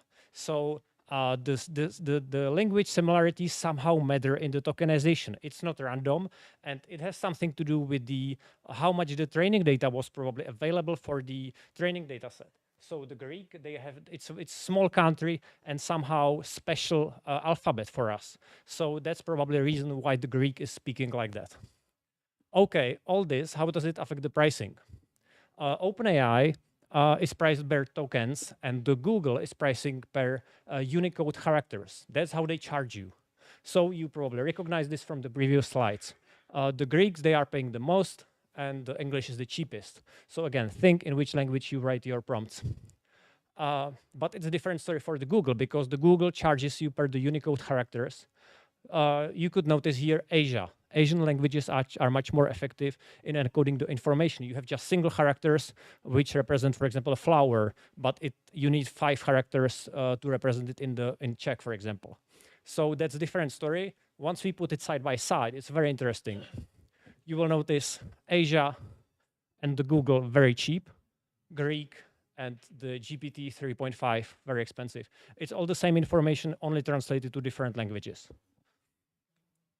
Okay, embeddings. Embeddings are just fancy word for representation of strings as a list of floats. This is embedding. It's basically some string represented as a list of floats. Usually it's like 1,000 something long float. So it's fixed for a given representation. So even long text will be represented as, for example, 1,000 floats. We also need to know what cosine similarity is. Cosine similarity is a way how to compare embeddings. Basically, you put 2 embeddings into cosine similarity, which is some math magic, which spits out your number between 0 and 1. 1 is the embeddings are identical, 0, they are not. Okay, and what we can do with the embeddings is you can compare the embeddings. So you can see here the Prague with the capital and without the capital is 0.9, so it's almost same. Once we compare, for example, the Prague is beautiful, Praha je krásná, you get not almost 1, but you get the point. Okay, now we know what the embeddings are. We can look what the companies offers the embedding models. We will look for the OpenAI, the ADA2, and we will also look to the what the Google offers. There are some 2 new models with the OpenAI. We are not looking into that. We are looking at the classical one, the ADA2. Google offers you 2 embedding models. There is one interesting thing, the multimodal, which I noticed. Multilingual, which I noticed, and it's not much documented in my sense. So I started looking into that. That's interesting. How does it work with different languages? So I started experimenting. So I did take the kimchi, Czech kimchi Wikipedia article. Kimchi is Korean dish. That's why is it interesting. So, and I did compare embeddings of this Czech Wikipedia article with a Czech Wikipedia article about apples, Turkish strawberry, and Korean kimchi. And I started comparing the embeddings. This is the classical Gecko embedding model for the Google. That's what did I get. So I'm comparing this text with Czech apples and so on. You can see, because it's probably the Czech language, it's the closest, the Czech apple. I don't think it makes sense in my eyes. I would love to have the kimchi in Korean language to have the closest to my Czech text. That happens if I start using the multilingual embedding. I don't think it's fully documented, but you should know. If you are working with multiple languages, think about that. There is something like that, and it can help you. Okay, that's the Wikipedia article about Saturn V moon rocket, translated into all languages by DeepL and compared to with each other. One thing you should notice, again, it's ordered as the globe. Britain English at the top, American English. That's Asia, for example.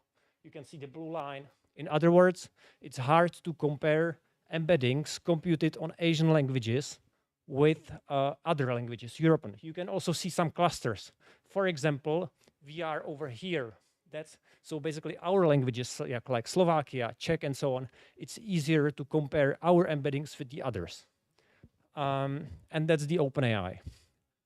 And this is the different visualization, what you just see before.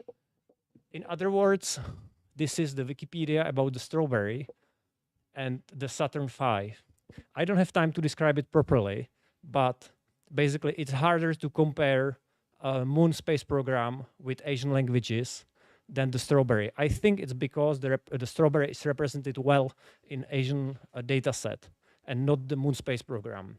In other words, you should think in your data set, what is your Apollo space program and what is your Asia. If you are working, for example, with the European languages, there is maybe some topic which will be harder to compare with embeddings than others. Okay, this is the presentation, which I had to delete half of it. For example, I wanted to speak about how the models think in different languages, how diacritics affect that. I will probably post it somewhere over here because I'm running out of time. Thank you.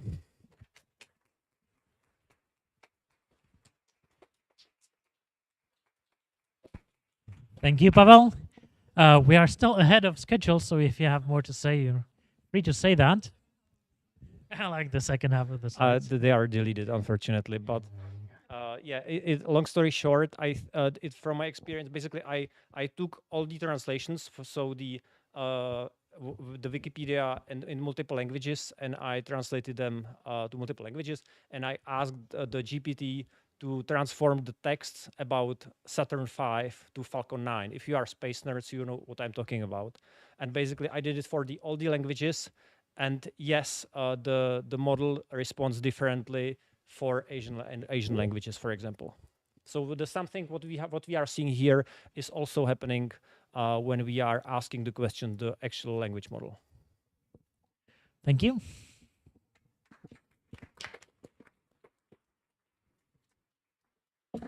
And now, this was Pavel Král. This is Honza Král. Don't mistake them for one another.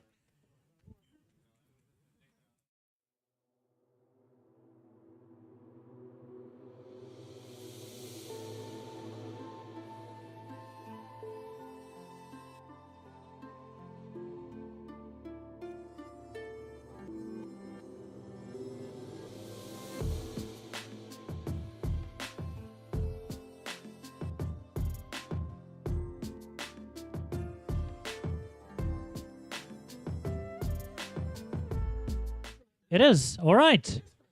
Honza, here's your mic. Here's your mic, and thank you for the know mic. What to do. Hello. Yes, the title of the talk is very descriptive. You'll get the joke later. So the idea of the talk is I want to talk about how the attribute access works on in Python, and in particular, I want to focus on the journey of self-discovery. How does self get into your methods? What is the difference between a method and a function, and how does all of that kind of work, and how does this all go together? So let's actually have a look at your typical Python code. So you have a universal class, universe, you have a method, and you even have a property. And when you instantiate it, you can do print u.answer, and anybody has a guess what this will do?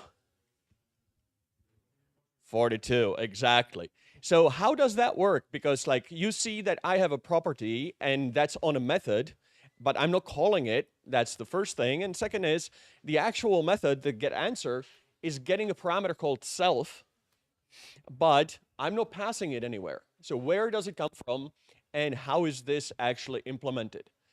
So we'll go over kind of the mental model of how this actually works. I'll show you some Python code, and you should treat it more of a kind of pseudocode. It's correct and it actually works, but the reality is a little bit more complicated than that. So the method that's actually responsible for this thing is called getAttribute. Just like any other magical method in Python, it starts with 2 underscores, ends with 2 underscores. So under getAttribute. You might be familiar with the under getAttr. That's the one that's more commonly used in people's code. Usually, or generally, there is never any reason to actually override the getAttribute magic method. So this is just kind of to demonstrate how it could work if you wanted to do it. I do encourage you to try it and play around with it, just so that you see how that actually works.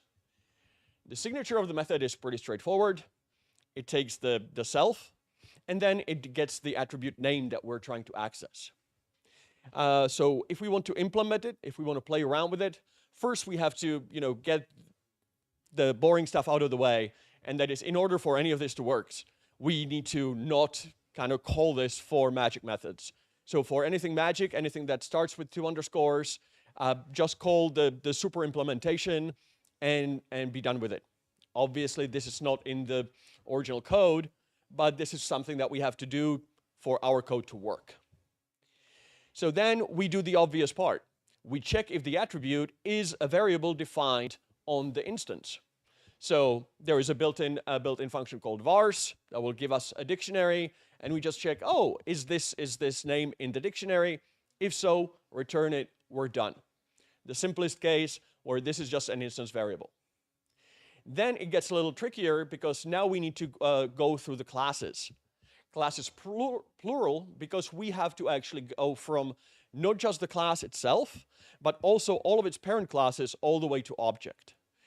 And it's in particular order. The order, it's actually called, that's what the MRO stands for, that's method resolution order. So if you call this method the MRO, it will actually give you a list of the classes in the order how they are kind of dependent on each other. So it will start with the current class, then its parents, and all the way to object. It gets a little tricky with multiple inheritance. Again, I encourage you to play around with it to kind of see how everything works there. And again, if the attribute is defined in the variables of that class, return it, and we're done. And finally, if we don't find it, just call the getAttr that we discussed. That's what's called when the attribute is kind of not found. And that's a way for you in your custom code to kind of hook onto this and say, oh, something wants an attribute that I don't have. Maybe I should make one up. So that would be the use case for the under getAttr. So this looks logical. This looks like it should work. And just by me saying it, you should know that it actually doesn't. So this is where the problem is. I just returned an attribute, but when I then try to call it, it says, hey, I don't know what self means. So our journey of self-discovery is not yet complete.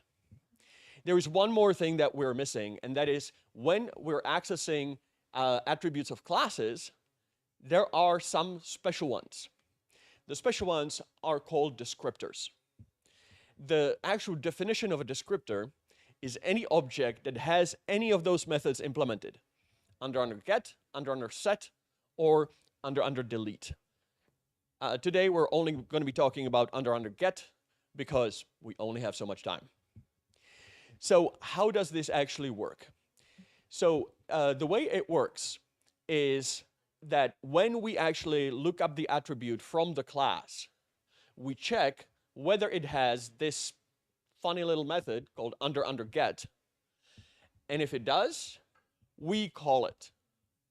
And that's where we give it the self. So this is how, when you're accessing something through the dot operator, this is how the self gets there. It's because the parts that you're accessing, the function actually is a descriptor, and when the under get gets called on it, it turns from a function into a method, specifically into a bound method that already has the self on it. The important part here to notice is that this doesn't happen when that attribute is defined on the instance. It's only when I'm traversing the classes that I get to identify descriptors and use them. That is very important. That's, by the way, why if you've ever tried, like in your under init, do self.function equals some function, it wasn't a method. When you would call it, it wouldn't get the self because the first second doesn't actually call the descriptor. It's only used for class attributes. Speaking of functions, this is actually what a function would look like. Again, in pseudocode, it works.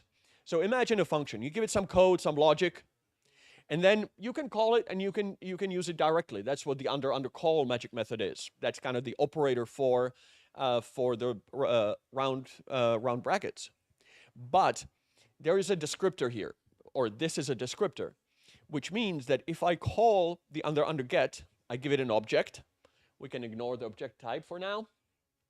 And if it is defined, it will return a partial. So it will return, that's the bound method that I've been talking about.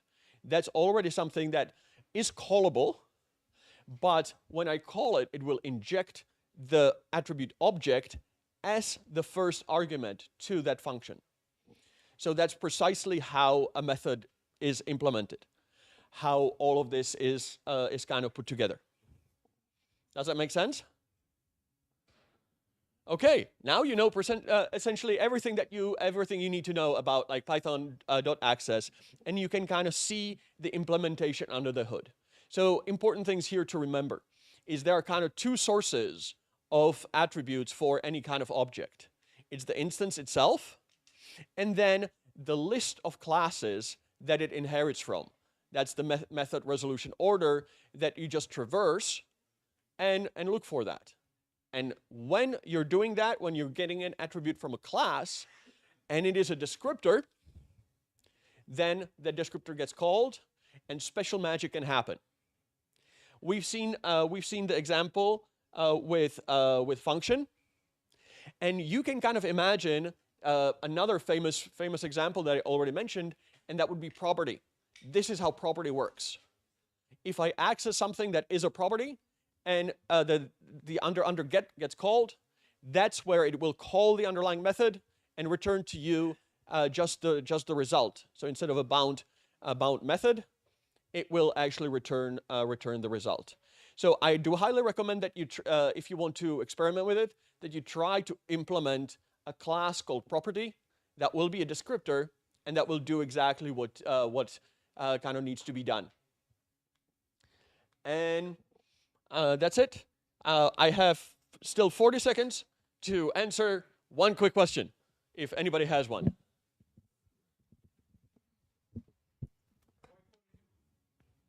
Why 42? Well, isn't that obvious?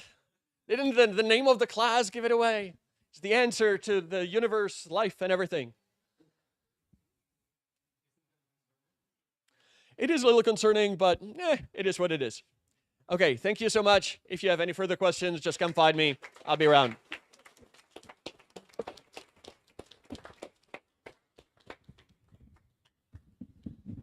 Thank you, Honza, for explaining the dot. And now, do we have Maciej around? Here you are. Hello. I think your talk... Oh, that's not your talk. We need to set up a talk.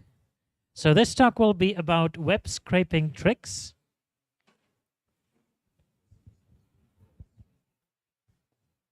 With mitmproxy.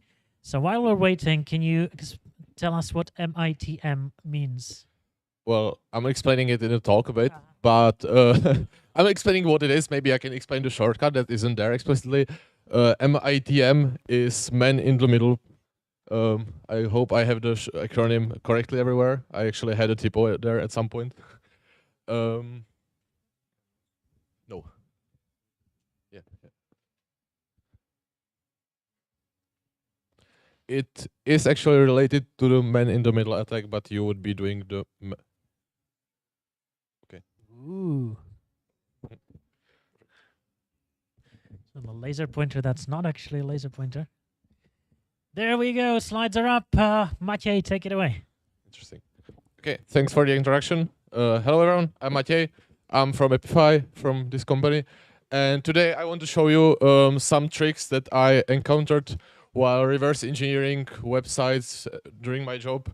And maybe some background on what web scraping often looks like these days. Actually, it's not... Oftentimes, it's not really about parsing HTML anymore, because the modern web development usually looks like you have a backend with an API, and that API is very badly documented, and you have a front end that does some magic on top of that. So oftentimes, it's actually very nice that you can reverse engineer the backend API and then just discard all of the front end React mess. But sometimes reverse engineering it takes quite some effort, and mitmproxy was very useful to me. So, okay, maybe let's start with what is even mitmproxy. As I explained, man in the middle, that's known maybe as a security vulnerability. When you run mitmproxy, you are running man in the middle attack on yourself. They have a very nice website. It's an open source tool, and I just took the screenshot of their homepage because I don't know, it looks like a good explanation. Basically, you run man in the middle proxy, and then you can point your browser at this proxy, and you will see. Okay, I'll give up on the pointer because I don't know. Oh, like this. Not sensitive enough for me. Sorry. Yeah, you point your browser at the proxy, and then you will see all the requests that your browser is making. But you can also do this. That is possible with browser web tools, right? But you can do this as well for mobile applications and so on. You can force IoT devices to go through this proxy and everything else. They have command line interface that I'll be using in this talk to demonstrate the features. They also have a web interface, and they have a Python API, which I will show in the second half. Yeah, here's the interfaces on the left. That's just their promo text. Again, I won't be reading that. They have many different modes. As I said, you can use it for websites. You can also use it for IoT things. They have transparent mode. I'm not sure how well the images are legible, but they have very good documentation where they explain all of this very well. It's an open source library, and I'm very proud of their documentation. So kudos to them. In transparent mode, for example, you force your router to forward all requests through the mitmproxy. So if you have IoT device running in your network, then you can just say the IoT device, configure in your router to run the requests from the IoT device through the proxy, and you don't have to configure anything on the device. You can have reverse proxy mode, then you can connect from multiple clients to your mitmproxy, and then it forwards the request to some upstream. And you can also use WireGuard, so if you can set up on some device a VPN, then you will use the VPN as a tool to forward the request to the proxy. So how to start using it? It's very simple. Pip install mitmproxy, or today there was mentioned the pipx installing tool. That's actually a very good idea because you just want it as a binary. So you pipx install mitmproxy, and then you have it as a binary in your path. And today I am going to use the example of Zillow.com. That's an American real estate website.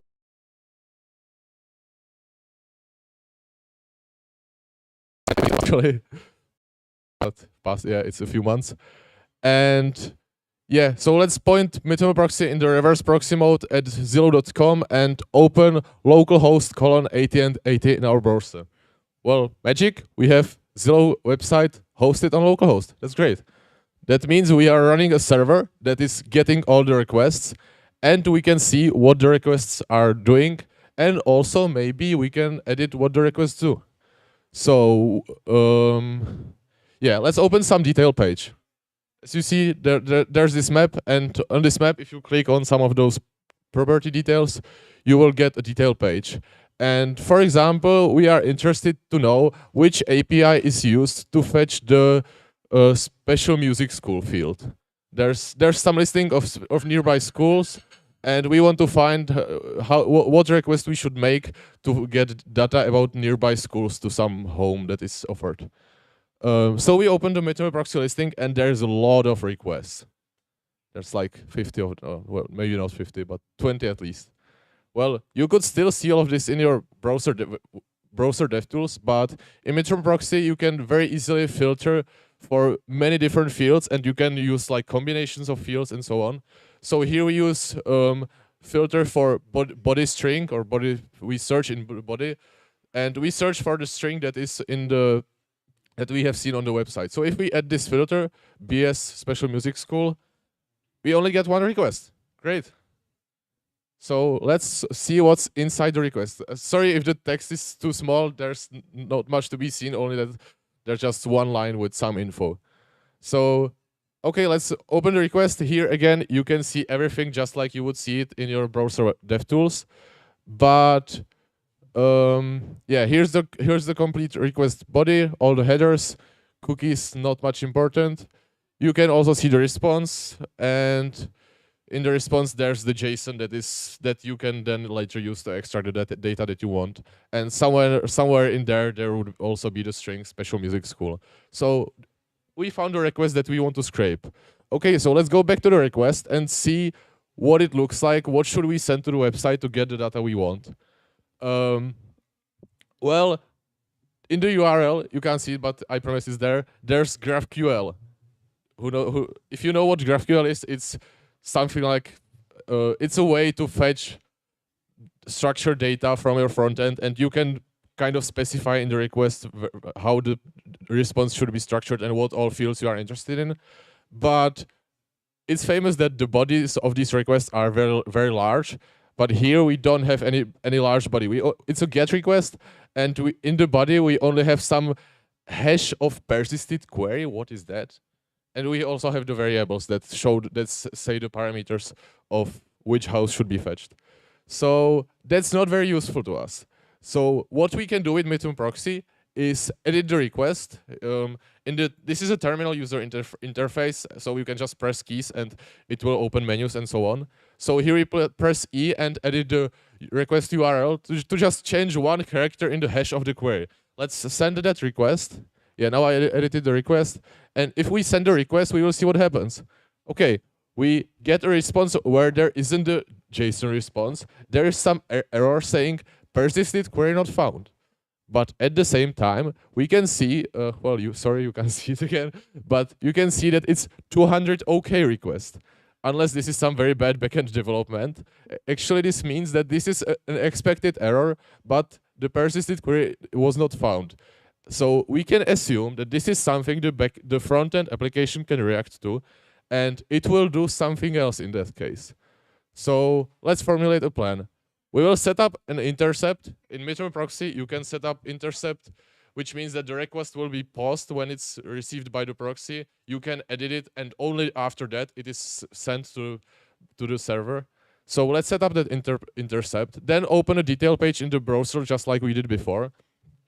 Then in the proxy, we will edit the persisted query hash to get the erroneous response. Then resume the request and see how the frontend reacts. Well, if we do that, we get timeout errors. Yeah, we are too slow.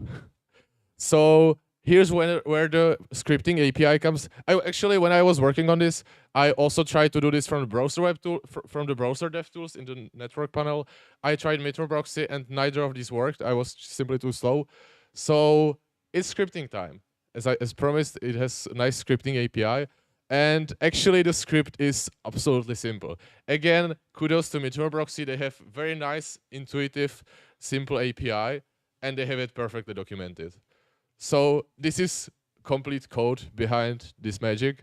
We define a function called request, which is called on every request. If the request query contains the extensions field, we edit the persisted query hash to some random hex string, and then we save the JSON back to the request query. And we start mitmproxy again, pointing to the script. And if we do that, we can see I've filtered the request only to the GraphQL request, and we can see now that every request is there twice.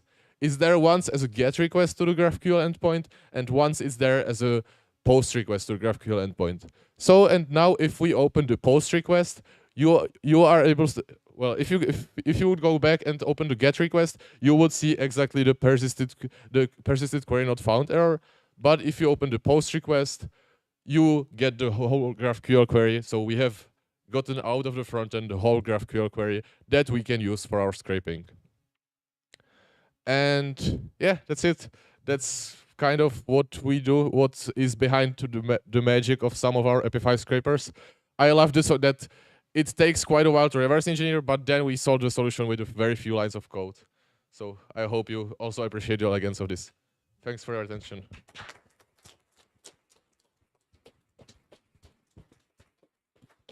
Thank you, Maciej. Do you have any questions? There's one.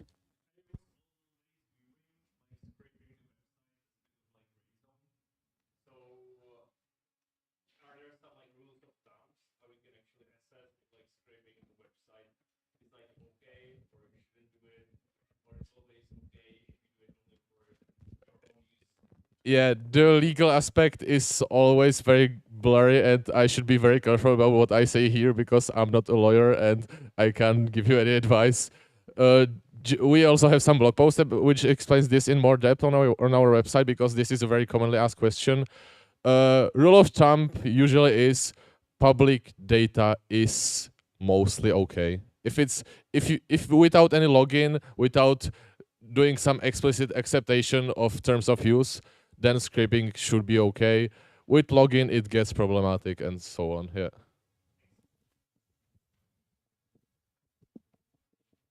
No more questions? Thank you. Thank you, Maciej.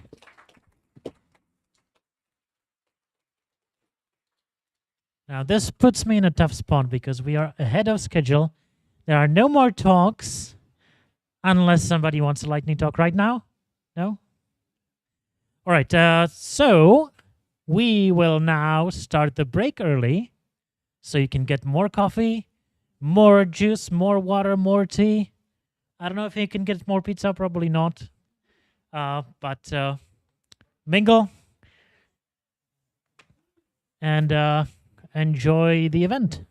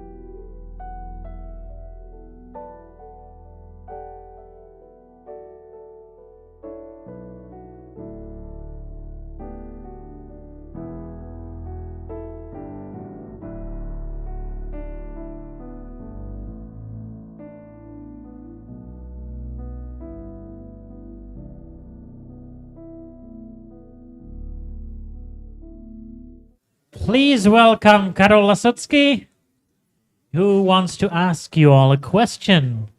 So calm down, listen carefully, and Karol, please ask away. Just to gauge it a bit, how many of you actually use PyCharm day to day? Okay. And how many of you would say that you know how to use PyCharm well? Okay, still some people. That's good. I guess we can start then. So my name is Karol, and I work at JetBrains AI as a machine learning engineer. So I do not work in the PyCharm team, but I have stolen this talk with permission from two people who do so for more than 10 years already, and they know everything there is to know.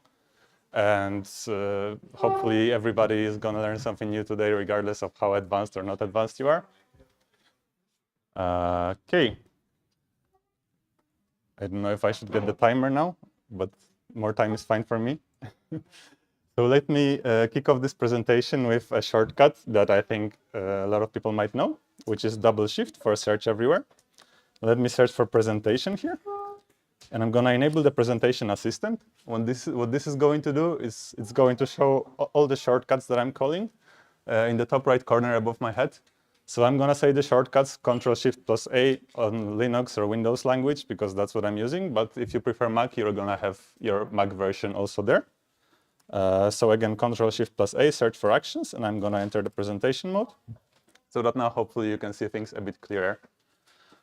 So when you're in presentation mode, all the context menus disappear, and it's easy to get lost sometimes. So Ctrl-E is another useful shortcut. It shows you the recent files and also the context menus. So if you want to open Git for some reason, you can do it. It also hinted that I can do it with Alt-9, Alt-1 for project. This button here will point me to the current open file. But hopefully by the end of this talk, we're all going to be pros at navigating with keyboard, so we don't need this. Let's close it and let's do it the pro way. So let me try to search for, this is by the way a repository minimal machine learning service that I wrote with model fixing commas in a sentence, but that's not really important right now. What's important is how to work with it. So let me search for comma fixer interface. And I guess that's how a lot of people search. You just type the name of the class, you get it. That's perfectly fine. But we can also do it better. You can do comma fixer interface, and you get exactly the same results. You can do comma fixer interface, however the way you want it. If you have more, you can also specify the directory in which it should be. You can use wildcards. You can use whatever you want, as long as it's correct. So basically, that's a really useful way to navigate the code. Let us actually go here. And you see it's not much here. It's just the interface. So it might be useful to find out where this interface is used. So normally Control-click or Control-B, it will move you to the definition of something. But since here we're already in the definition, it will give us usages. So I see that I found a class that actually implements this interface. Let me go there. And in this file, I added a lot of artificial problems, and I make it look like a mess. And we're going to fix it together as fast as possible using PyCharm. So first thing is that you see there's no spacing. This line is super long. Those spaces here are a mess. So I'm going to fix the formatting with Ctrl-Alt-L. Now you see this line is not so long anymore. We have some spaces. Everything is a bit nicer and fixed. And another thing is the imports that it highlights for us, that this is an unused import, and it's all sort of, the ordering is a bit messy. So I'm going to optimize it with Ctrl-Alt-O. And now the unused import is gone. My code is at the bottom, then imported libraries, then core libraries, which is the way it should be. Looks way nicer already. Another useful navigation shortcut that I want to introduce to you is Ctrl-Shift-T. This shows you all the test methods that you have implemented for the current method. It's sometimes useful to try to understand what a method is doing by tests, so you can navigate easily this way. Let me go to the one that fixes incorrect commas. And now I'm in the tests. I can go back with Ctrl-Tab if I want, recently visit files. And now that I'm in tests, I want to show you some of my favorite shortcuts. Because in tests, you see there is a lot of strings and a lot of repetition. Usually it can get messy at times working with this. With variables, if I want to rename it, I just go Shift F6. I can do result hi if I feel funny, whatever. And now all the occurrences of result will be renamed. But with strings, it's not that straightforward. Let's say, for instance, that to all the expected results here, I want to duplicate the last word and add something at the end. I could do that with regular expressions. That's already better than, actually doing ho ho and doing this 10,000 times. Nobody's gonna do that. But the cool way to do it is pressing Alt, and then you get multiple cursors. Yay. And that's some of my favorite things. You can also do Alt Shift, and then you select everything here, and also works the same way. But my favorite way to do it, let's say you want to add things only to the expected strings, which are always the last in the table. So I'm going to select the string and the table. I'm going to do Alt J, and this is going to let me select the next occurrence of the pattern. If I go too far, I can go back with Alt Shift and J. Let me go back to the string, copy the last word, paste it. You see that the correct word got pasted in the correct line, and then add ho ho. And look how much quicker this is. But that's not important. Look how much cooler you look doing this. Like this is what all your friends think you do when you tell them you're a programmer. So really recommended to do it this way. Okay, let's go back to the real work and the real file and the fun, though this is also kind of fun. So since I'm from the AI team, I have to brag a bit about the AI features. And this is the core function here. So we could kind of want to have some documentation and some testing. But since we only have 10 minutes for the presentation, I'm not going to write it myself. I'm going to ask AI Assistant to write the docs for me. Then I can just say if I like it or not, change some things here maybe. I can also translate this file to another language. There's a lot of choices. I can, for example, write unit tests. And then just say if I like them, it shows a nice diff, and you can just import those unit tests and change them yourself. I'd love to tell you about all the privacy and all the features here, but you can ask me later. No time now. Let's just ignore him for now. Okay, one more thing I want to show you. Actually, a few more things. Still have time. In Hugging Face, we have a lot of those ugly classes that have really long names. And let's say I want the auto model for not token classification, but sequence classification. So I could write this here. I could press Alt Enter, and it will import it for me. That's fine. But we can do better. We can do auto model for sequence classification and call completion with control space. And you see it doesn't complete because this name is not imported yet. But if I double press completion, then it searches for all the installed libraries and all the places that I could import, even though I haven't imported them yet. And now we perfectly find our auto model for sequence classification, and it's already imported for us, and we can work with it right away. So if we, for example, go here, double call completion, it will show us all the models for stuff that are in Hugging Face, and I can just select whichever I want for audio X vector, whatever that is. And actually, it's better to complete that with tab, because then it inserts it more nicely. Okay, that's done. Another important thing is refactoring. So you can see that this if condition, it's sort of messy, it's complicated, hard to read inside the for. I don't really like it. So what I can do is get rid of those comments, which are not really useful, and replace them with variables and functions. So let's go Control-Alt-V for introducing a variable. I think I did it not in the place I wanted. Yeah, here, and it asks me which expression I want to select. Let's select all of this, call it should, insert, comma. And now I can get rid of this comment, and the code is way nicer. I can also get rid of this comment and select the whole block with Control-W. And introduce a method. I can move the offset to here, change the signature if I like it better, call it insert, comma. And look how ugly it was before, and how now it's, should I insert a comma? Yes, insert a comma. You cannot make it any more readable, and it took us a few seconds. We can then even rename this if we don't like, we can rename if we don't like it, and hopefully it's gonna show us some AI suggestions as well that may be better names for this function. Okay, here we have some code that's running outside of the function, so it should probably be wrapped in the typical Python if name, but that's annoying to write. We don't really want to do it. And there is a better way, which is called postfix refactorings. So you can write something after the code, main, and it will do it magically for you. You can do more, you can do return, you can do, okay, we already have the return, so you can't, but you can do if something, you can do while, you can do basically whatever you want. You can also move lines out of the main. If you change your mind, you can move them back and the pass disappears, or you can move just the line. Same with this, you can move the whole block, or you can move just this line.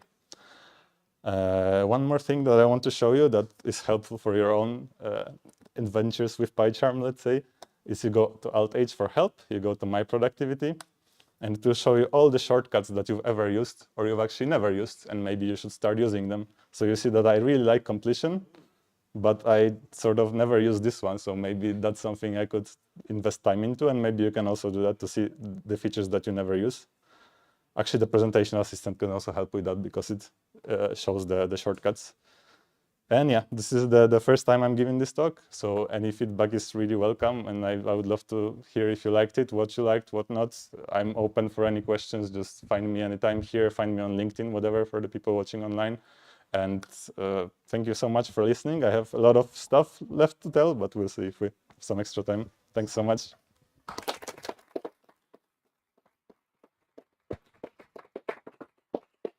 Thank you, Karol. Yeah. This time we finished on time, so let's keep the Python pizza format and introduce the next speaker. Just leave it here.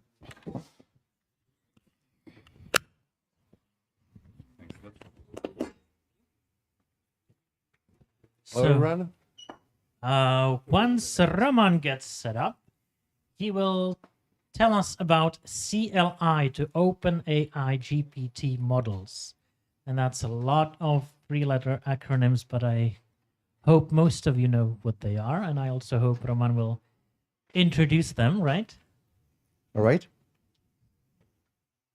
So hello, everyone. So You still don't have your slides up, but they should be appearing anytime now. There's the click.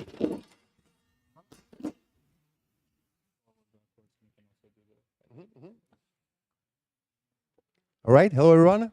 So this is about my small personal project, like what I did, and also like how I managed to get contributors, and also if there will be some time, like what these like open AIs can be like useful for your productivity. So let's start. So CLI is command line interface. OpenAI is a company that is behind this like famous GPT language model. So what I did, you can have for free some GPT 3.5 and like have some chat with artificial intelligence, and you can for 20 American dollars buy a subscription and have like some GPT 4 model, which is more capable, has like can keep longer conversation with you. So why not go with this one? You can have even better thing for less price. They have these like GPT Plus subscription, $20, and you have some like good model. But you can also have API access. So the advantage is that you pay as you go. So you pay per tokens. So I'm using it quite a lot, and you can see some like what I pay for that. So it's like $6, $3. There is $8, but I was like playing with feeding like 100 pages long scientific articles and try to talk about it. And I was also like generating a lot of pictures for my friend's birthday. So even if you using it very intensely, you will pay like double. I'm Scrooge, so I want to like save money.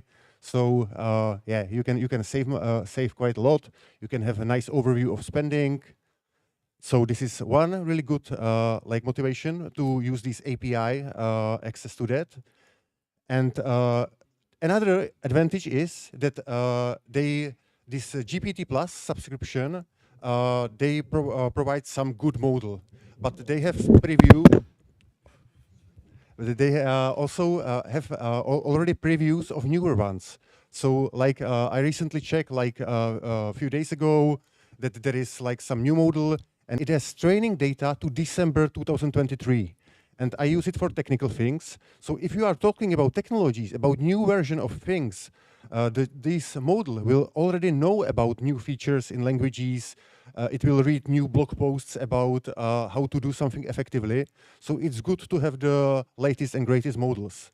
So it's good to like check what's available and like try to use the best, because it can be a little bit better. It can be more helpful. So it's cheaper and better. All right, so you can already download these API clients. My project is not first, but for me it was very convenient because I like Guake. I don't know if you know what is Guake. It's a drop-down command line interface. Like you will press F12 and Bash will like drop down, and you have a console available. So I have alias for my client. So I will just write a chat, and you have like AI assistant second away. Well, second away. So here there is a video how it looks like. Let me see if it will work. You need. So this was not work. So let me try that. Request access. I was thinking that something like this will happen because people laugh when something will broke on the fly. Let me try to do it very quickly. So I didn't get any email. All right. So if someone would like to see the live demo, I can do it. Share request. Manage sharing. All right. Change. Anyone with the link? Let's see. Updating. So. All right.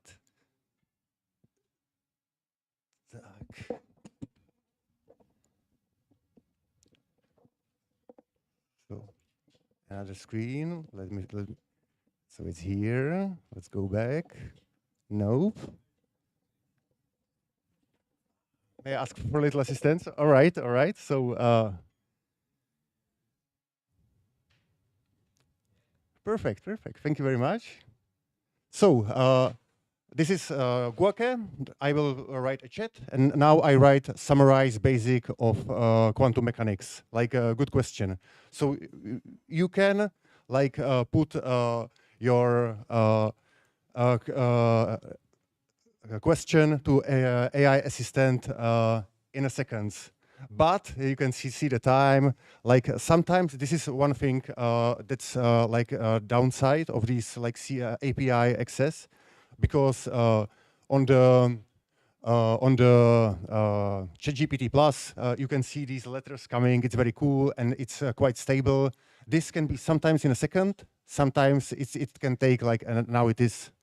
So let me just, if you can get to the end of the video, like how it looks like, and pause it there. Yeah.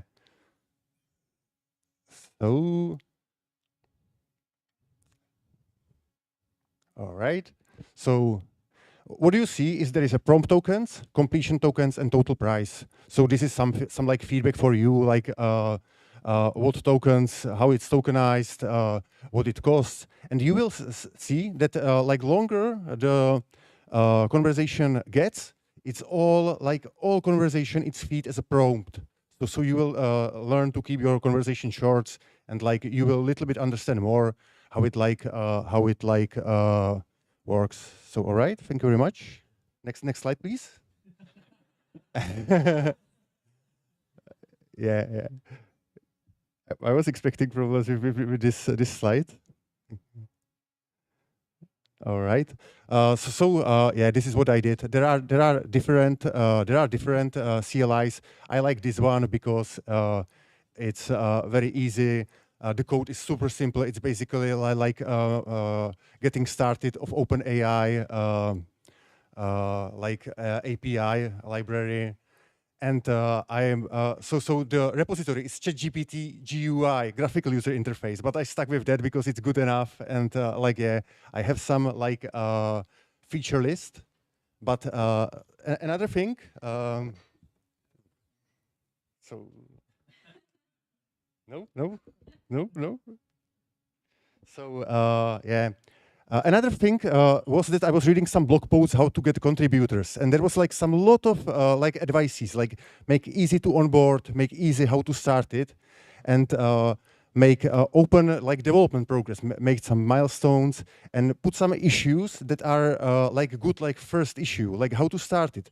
So I was just like curious. I put all these advices in effect, And like in few days, there was like some guy from United States wanting to like start to contribute to some open source project. And this was really nice. Like make it easy to onboard and let people know where it's easy to start.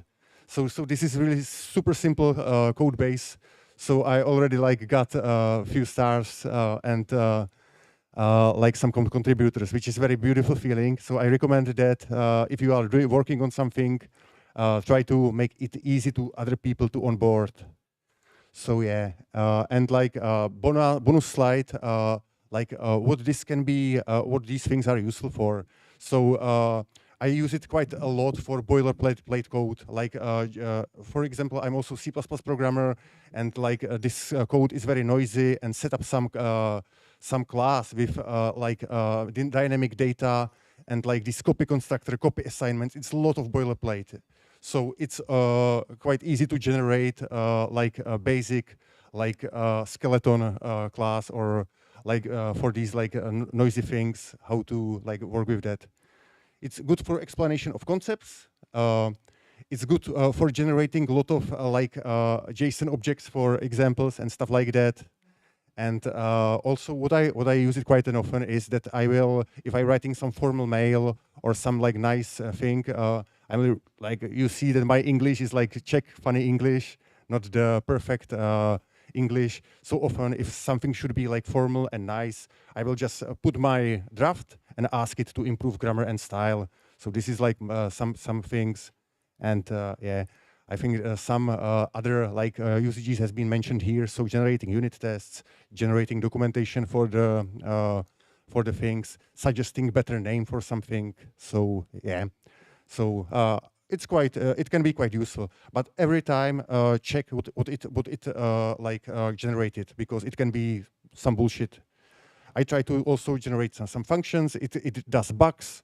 So it can get asked to fix something, and it can get to the loop that it has like 3 bugs. You ask it to fix first, second, and third, and it will introduce the first again. So that's time is over. So thank you very much. Like you can find these slides on my webpage, ronpavelka.cz. There is the QR code for the repository, and that's all. Thank you very much.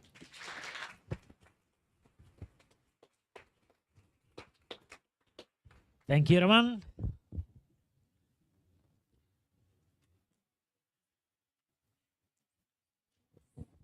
And welcome, Bilge. So Bilge will tell us about multimodality. I also always wondered, what is multimodality? Okay. Oh, you can. If you just press this.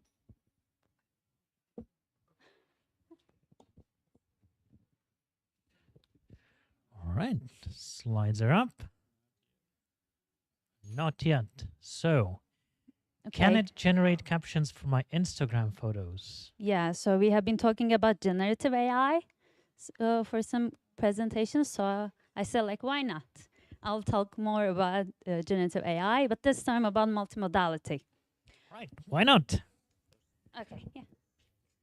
Okay, thank you. All right.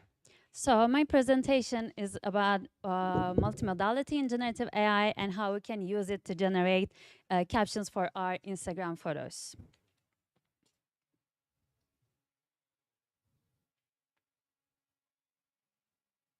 Okay. Yes. Okay. A little bit about me. My name is Bilge. I work as a developer relations engineer at DeepSet.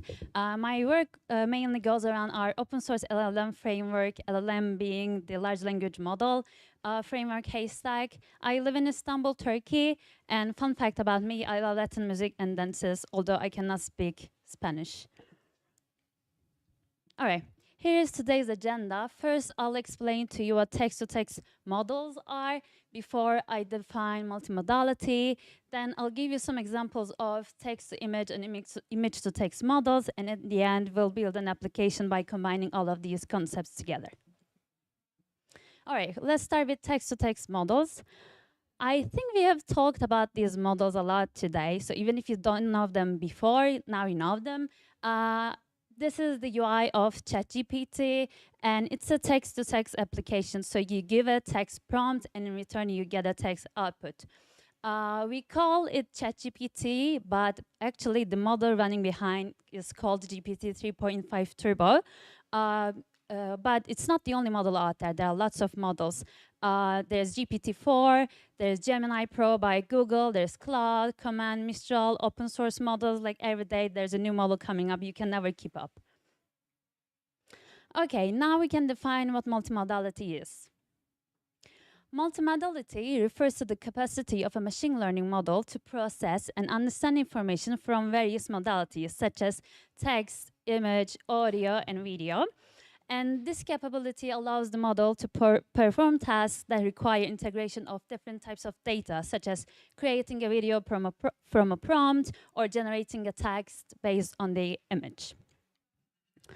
Okay, let's see the first example of a multimodal machine learning model. And first example can be text-to-image model. I am sure you have seen some of them in social media if you are ever using like Twitter or LinkedIn. The idea is simple. You provide a text, so a prompt, and in return you get an image. And here I use the Gemini Pro Vision model. I prompted a street cat playing a shrill pipe and drinking raku by the Bosphorus, and it generated this image for me. I mean, it's not perfect, but it's cute, so I put it here. And the alternative models can be Midjourney, DALL-E, Stable Diffusion, and like there you see 3 dots there because it's not possible for me to name all of these text-to-image generative models.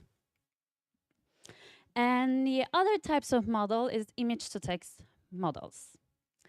Again, the idea is simple. For these models, I provide the image, and in return, I get a text. So here I provided this Old Town Square in Prague, and I asked for GPT-4V model to generate a caption for that, and it generated bustling city square with street performance in the shadow of towering Gothic spires under a blue sky with wispy clouds. I mean, it's accurate enough, so it can generate a very nice caption. And we mainly use these image-to-text models to caption generation, but they're also used for OCRs, so optical character recognition or image classification. And some of very famous models, again, GPT-4V, Gemini Pro Vision, or Clip. Okay, so now we know a little bit about multimodality and generative AI, so let's see how we can combine all of these concepts and build a very nice Instagram caption generator. Okay, imagine I have this image in my hand and I want to put it on Instagram. So when I put it on Instagram, I don't want to say like it's like a whale swimming in the ocean. Like it's not fun. I want something very kind of fancy with emojis and hashtags. So I want something like this, because I mean Instagram captions. So I mean it's not, I cannot use, if I go back, I cannot use a model like this because like look at the caption. If I put it on Instagram, it's not fun. So I need to do something extra here. And let me go a bit forward. And what I do is build a whole application. It's I built something, so it's running on, it's live on the internet. It's on Hugging Face Spaces. It's a very nice platform for especially machine learning engineers. You can reach to generative models from Hugging Face, and you can easily build a UI and deploy your application there in like seconds. I'll share the link so you can also like put your photos there today. Okay, so what this application does, and I call it Caption It, by the way, I found the name. It generates Instagrammable captions. That's what it does. And it uses one image-to-text model to generate this decent captions. Then it uses a text-to-text model to make these captions a bit Instagrammable. And behind the scenes, it uses Haystack and Gradio. I think it's now time to talk about a little bit about Haystack. Haystack is a fully open source framework built in Python for custom LLM applications. It provides the tools that developers need to build the state-of-the-art NLP systems. It has two main building blocks. It has pipelines and components. Components are the smaller building blocks. They can do one thing, but they can do it very well. And by connecting these components to each other, you can form pipelines. And these pipelines can be very complex. Like imagine directed graphs. It can have loops, it can have branches. You can merge two branches, like based on your use case. I mean, it can go crazy. And this is how the pipeline of my caption generation application looks like. I have the image as an input. Then I have a component, image captioner. It basically accepts the image and it uses one of the image to text models to generate the image. Then I have a prompt builder. In this prompt builder, I prepare an instruction saying that, okay, make this, I am giving you a caption, make this Instagrammable with like hashtags and emojis. Then I take that prompt and give it to my generator. The generator is using a text-to-text model, any model like that you see in that square, and it generates my nice caption that I can directly put on my Instagram account. And this is the code. It's quite easy. The image captioner is there. Let me see if this works. Oh yeah. Okay. Image captioner is here. It uses image-to-text model by Salesforce. It's an open source one. You can also use it without paying any money. And here I have my prompt template. It's not like very crazy. I just give some instructions about how I want my Instagram caption to be. I have a prompt builder. I give my prompt template to my prompt builder. And last, I have a generator model. Here I'm using Mistral. Mistral is a very famous model recently. It's a text-to-text generative model. And after creating my components, I put them into my pipeline, then I connect them. And as I run my pipeline, I just provide the image file path, and it generates the caption for me. This was Haystack, and now let's look at the Gradio part of it. Gradio is a very nice tool. It provides a very nice UI kit that you can use today. You don't need to code any of the UI components, and for that UI, this was the all code that you need. It has the components. Let's go one by one over them. So it has the markdown. Here I explain how what I do with my application. Here I have a image input. Here I have a drop-down menu, and I provide some options for the generative models that users can select from. I provide some examples, and I have a text box. It will be filled with my caption when it's done. And I have a button that triggers the Haystack pipeline that I showed you previously. So that's the whole UI. That's the whole code you need for the UI. And this was all about the captionet, but in Haystack, as I said, you can go crazy. And this is one of the generative question answering pipelines. So you can just change the components in your pipeline, add a new one, remove one, and you can create pipelines for different tasks, and it's quite easy. That was it from me. Thank you for listening. And here are the sources that I use. You can also find me on social media. If you want to check the repo of Haystack, the QR code is here. If you like to check the captions for your photos, the Captionet application is here, and you can also find the slides behind that QR code. So yeah, thank you.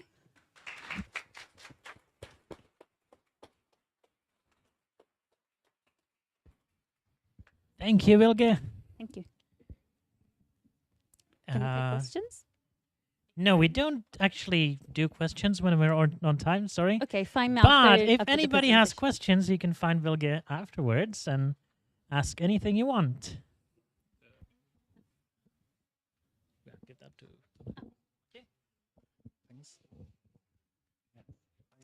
And next up, earlier Christian was telling us about Python's secret friends. And this talk will be about a different kind of friendship.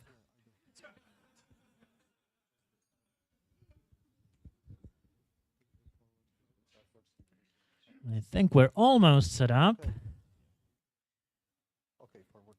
Right, this is Maciej Raczynski talking about Julia. Hi. thanks for having me. So who has heard about Julia previously? Lots of people, wow. Who has used Julia? Who has tried to write some code? Okay, nice. So the bold claim of Julia is that it looks like Python, feels like Lisp, and runs like C or Fortran, and we'll take a look at it. So my name is Maciej Raczynski. I am doing AI and machine learning at Gen Digital, formerly known as Avast. I'm using Python for over like 8 years and Julia roughly 4 years.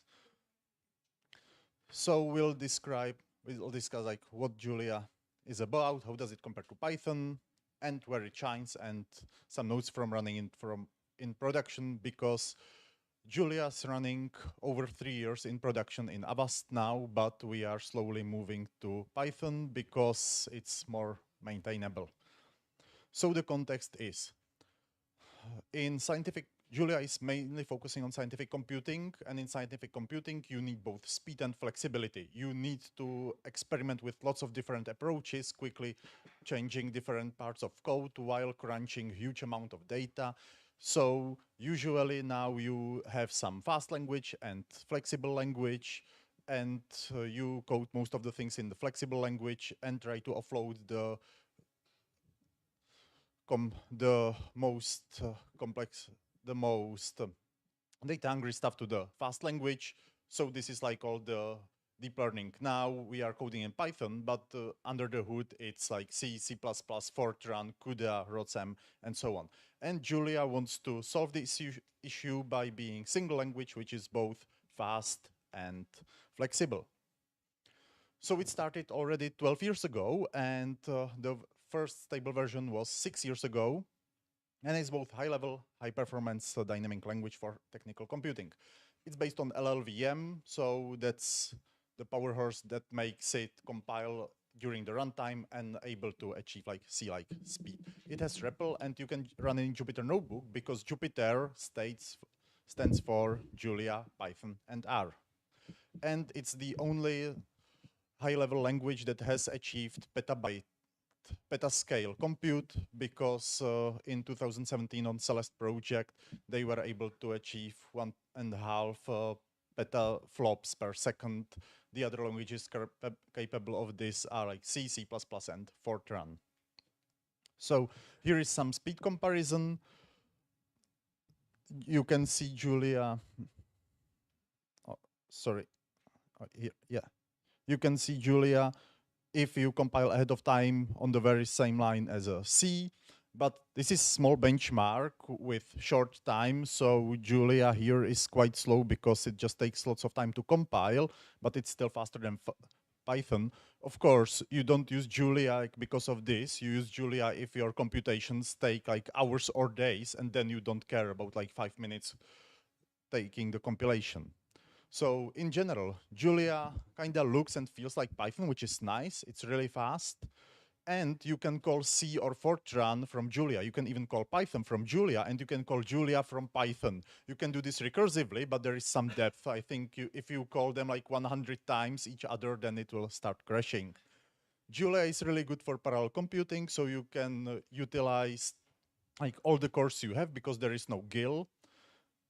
And it has great type system and multiple dispatch, which is really powerful. Julia is also quite good for computing on a cluster because it has some routines that let you communicate between different Julia processes. So you can, if you have cluster of like 20 computers, servers, farm, you just run the Julia on 20 of them, and it can connect and just share the data between each other. And why do you not want to use Julia? Because the ecosystem is still not mature enough, so there is lots of nice libraries, but they are not that well documented, or there is not that many examples. Python is the complete opposite. In Python, there is lots of beginners, lots of tutorials, guides, like you find Hello World for Python like everywhere on almost every topic. In Julia, not so much. In Julia, there is not so that many things on Stack Overflow. They have discourse, and that discourse is quite active, but still, it's like seasoned programmers from other languages going to learn Julia. So it's like a bit specific environment. And it's hard to hire people, and there is no JetBrains IDE for Julia. I have tried the extension. I am using PyCharm. I really like it, but yeah, coding in Julia in PyCharm kind of sucks, so you need to use VS Code for that. So there are some quirks. Julia has macros to show you the generated assembly, which is really cool. You can force pre-compilation of some code, so it doesn't slow you during the runtime. And you can manipulate packages from inside of Julia, so you don't have to like kill the Julia session, install package, and run it. Of course, it's a bit tricky if you are updating your package from within the same session, then you need to restart the repo. The registry is the package registry is big Git repository, which is completely managed by bots. So there are like GitHub bots registering new version, creating pull requests with new versions of packages, and other GitHub bots testing it and merging these pull requests and accepting them. And if you are working with arrays and lists in Julia, you can broadcast some operations for these lists, and it works on language level. It looks really nice. The bad quirk is Julia uses one-based indexing. That is a deal breaker for lots of people, I heard. Julia is using Git in package manager, like almost everywhere. They are trying slowly to get rid of it, but I think still it's there. And Julia programmers can't shut up about the type system and multiple dispatch, because the multiple dispatch is like really powerful. And if you go to Python from Julia, you will really miss it. And that relates to type stability. So if you want your code to be really powerful, you need to have it well typed.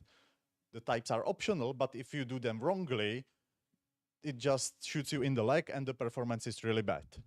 And the precompilation is kind of funky and it doesn't cache properly in the Docker. So when I was dealing with it, like the deploy, like building Docker container, deploying it to Kubernetes, it took like 30 minutes because it was just compiling lots of code during the layers and I wasn't able to cache it for some reason. So how it looks like, this is like small example of Julia and Python. Here I am doing some stuff like multiplying. Here is the Python equivalent. So here we have array, every element we multiply by 2, then we power it.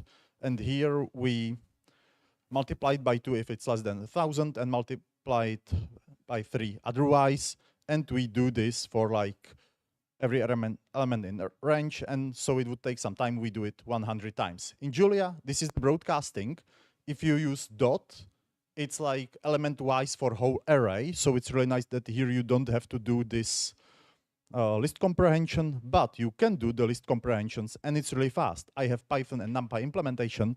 And as you can notice, Julia is faster than NumPy here, even if I'm using list comprehension in Julia, and this code in NumPy is a vectorized code which works on arrays. So it's very good. This is how you should code in NumPy if you are doing some loops. You should use the vectorization instead, and yeah, Julia is quicker. Julia has automatic differentiation, which is way how to compute gradients for your code. This is like the backbone of whole machine learning nowadays, deep learning and so on. And it has native support on the language level. So in Julia, you use zygote because you know zygote differentiates. And you just define your arrays. You define some function like quadratic function.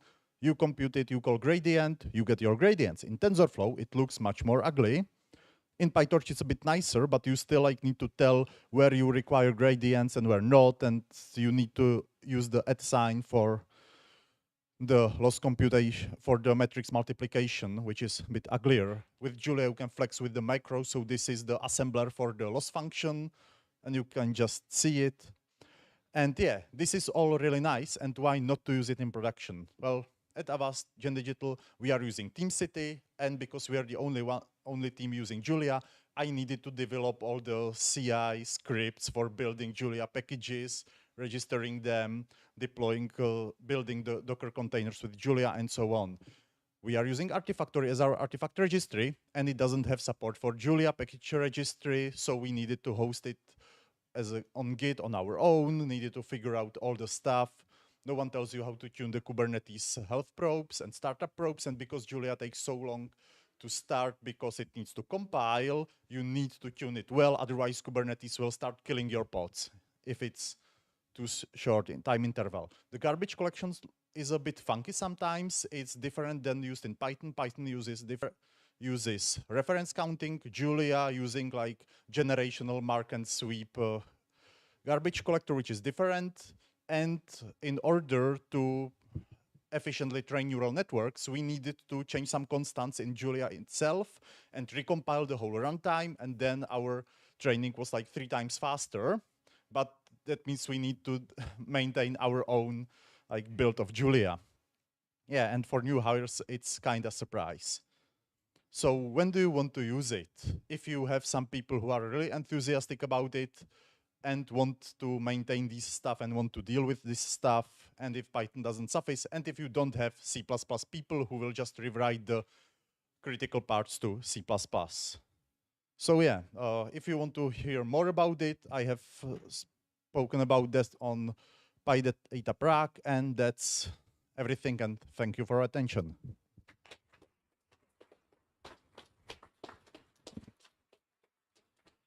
Thank you, Matěj. Thank you, Julia. Please give the mic to our next speaker, Klára Mikšičková. There we go. And we'll just take a minute to set up the slides. And how are you dealing with stress today? I'm trying to. Yes. But it's about practice, so I'm It is about practice. Do you have a lot of practice? I would like to have more practice speaking, so that I can better and I'm less stressed out. This is the perfect spot. Okay, get to learn the presenter, and I think we're ready. Klára, stage is yours. Okay, so hi, and I would like to bring one question, and it is whether it's possible to reduce stress, to manage overwhelm, and still keep the quality for the client. And as you may anticipate, I will tell you that it is possible. And this is what it will be about. My name is Klára Mikšičková, and I work as a personal development consultant, not consultant, coach. And I use in my coaching practice the method based on the neuroscience. So I will give you some tips from that. And over the last 2 years, I've spent more than 250 hours coaching IT employees. And a lot of those conversations revolved around stress, overwhelm, or on the contrary, procrastination, or not being happy with how they spend their private time. And each discussion was different, and each solution was different. Yet they had something in common that led them to succeed, to achieve what they wanted. And this is what I would like to talk during this talk. So first, maybe let me tell you one of those stories. That was an IT guy. He was really responsible, capable. And he came to me and he was saying, I'm spending too much time at work, I'm stressed out, and I want to have more free time. And so we look at the topic more in detail, and he realized that what he needs to change the most is his tendency to put off the things. And then he realized that the majority of the cases are when more difficult tasks piled up at the same time. So we started with this topic.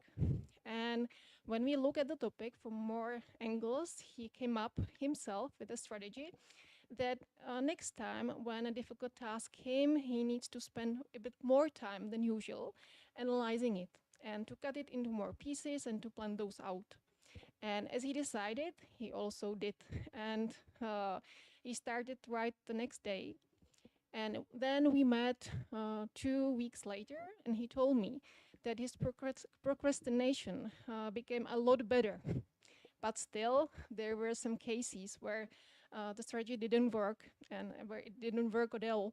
So then we took the missing cases and we looked again, what's the most important? What's the most important thing he needs to change? And then again, he came up with his solution and he tested that out. And we continued like that over and over. And after about 5 sessions, he was finally happy with how he spends his work time. And then we started working on his private time as he wanted to make it better as well. But that's another story. So when I told you this story, maybe you think, okay, but it doesn't work for me because I have a difficult client, I have a terrible boss, or whatever. I perfectly understand you. I used to be a consultant at Big Four company, so I know that this can happen. But still, from my experience as a coach, I believe you can do a lot despite of the circumstances, and I will show you some clues for it in a while.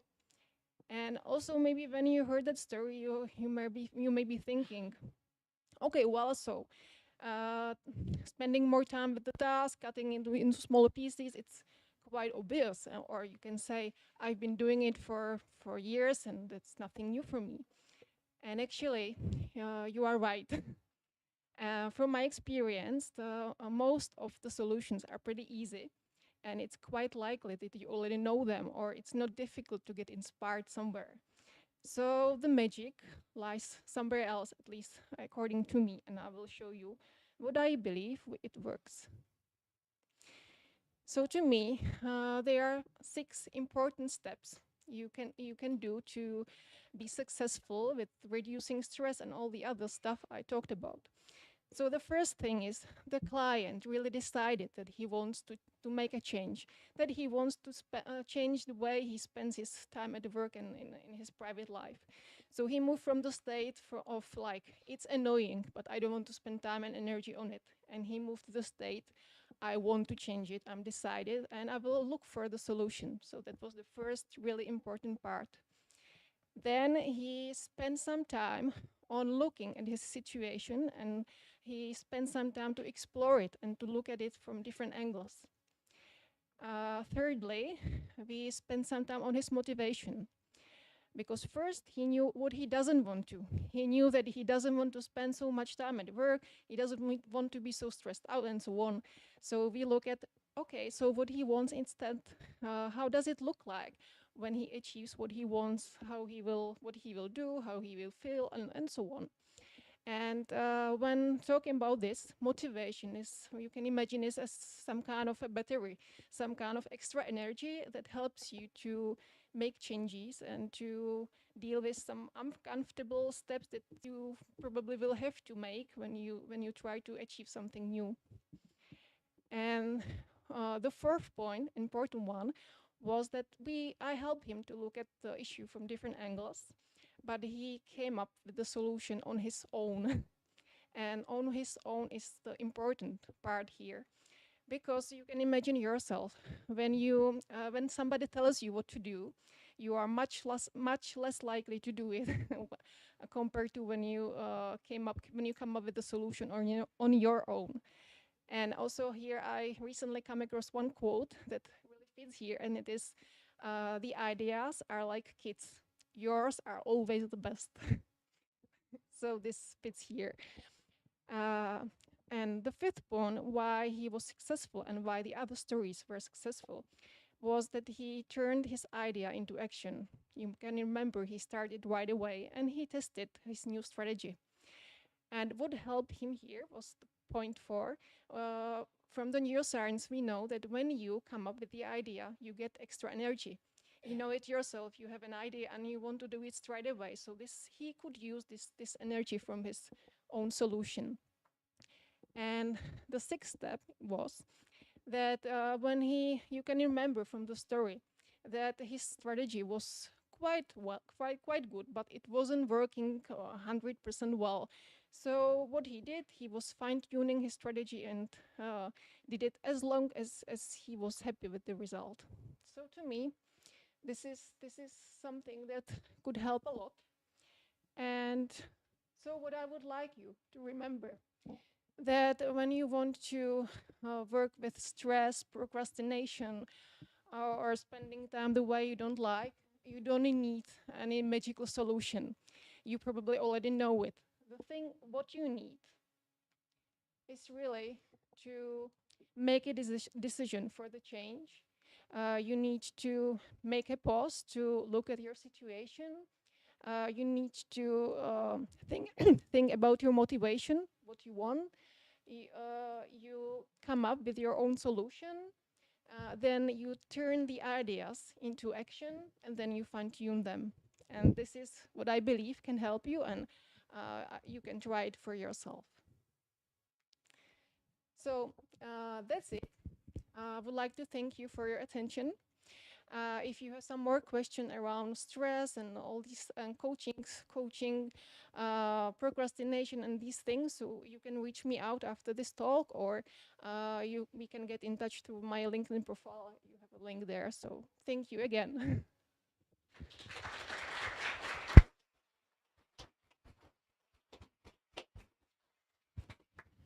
Thank you, Clara.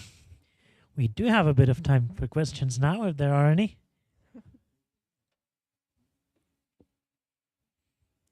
No questions right now. I'm sure there will be some later. Thank you for the talk. Thank you.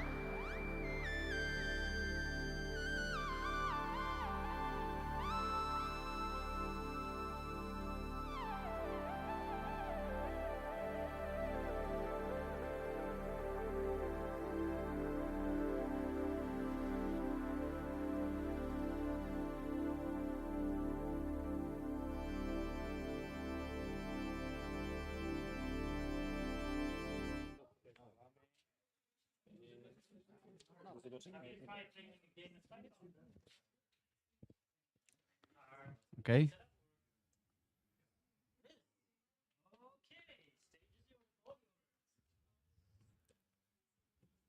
Hello, hello everyone. We come from Krakow in Poland, special for this conference, and also visit a beautiful host city, Prague.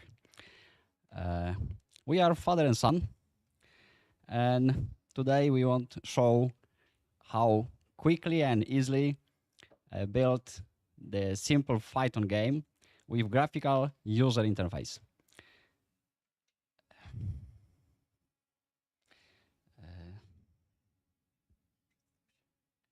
My name's Adam. Sorry. I'm Michał, but you can call me Michael. So today I will tell you about my first Python game, what you must do before you start coding, and I will show you my game. So this is my first Python game. I made this 2 years ago when I was starting with Python. In this game I use Python model, and in this game is 2 blocks. This is very simple game, but multiplayer. And hard level. Codes have nearly 50 lines. And let's see the game.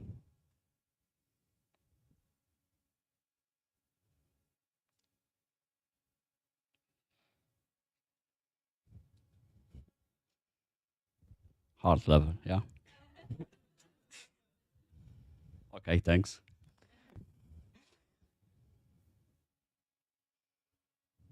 Okay, but that is not what we talk about today.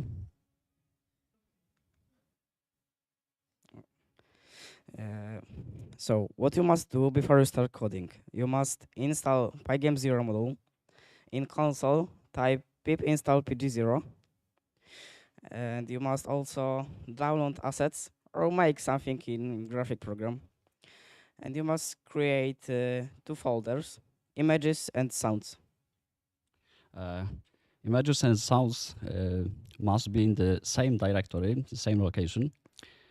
And in internet exist many web pages with free assets, images, sounds, backgrounds, whatever you want. And in this project, my role was as mentor only, but the code is Michael's. So let's move on to my game.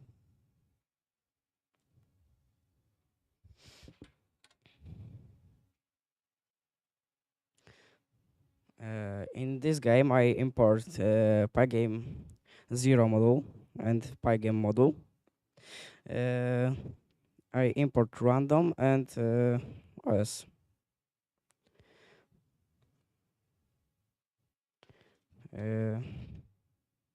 In these lines, I added title, weight and height of window.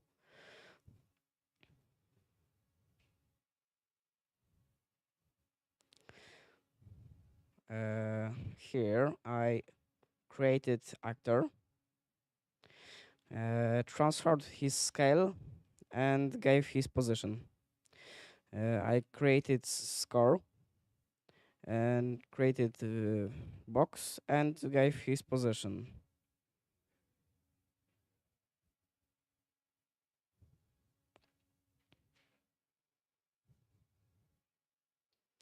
Next, I use draw function to draw background, actor, box, and text. Pygame 0 models is dedicated for beginners, and its characteristic here, Michael's use def, draw, but never call.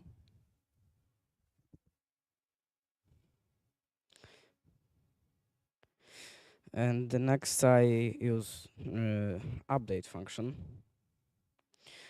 to control actor. And in these lines I edit moving actor by left, right, up and down keys.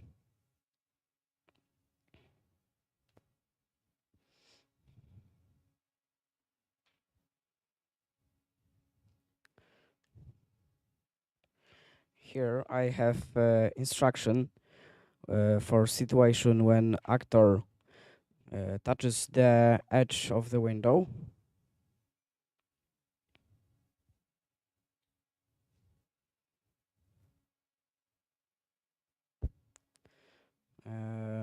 This is instruction for situation when actor collides with box.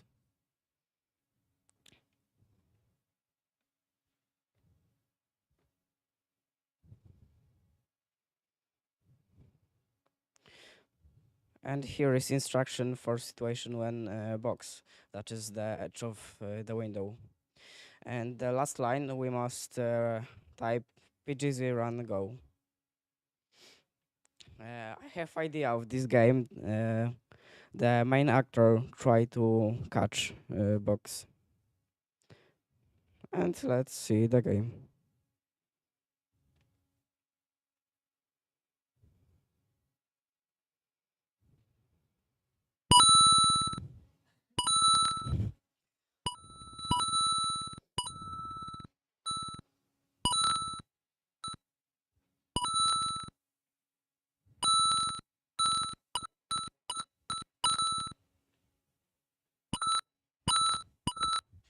Sound is not exactly.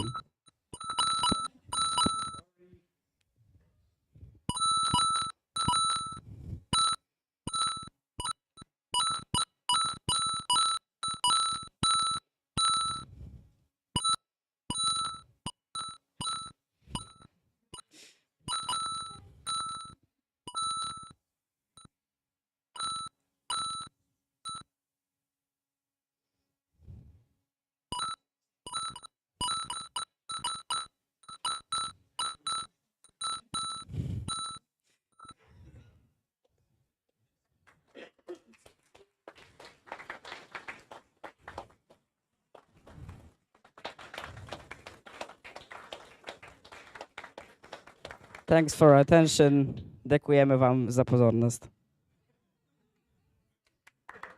Thanks.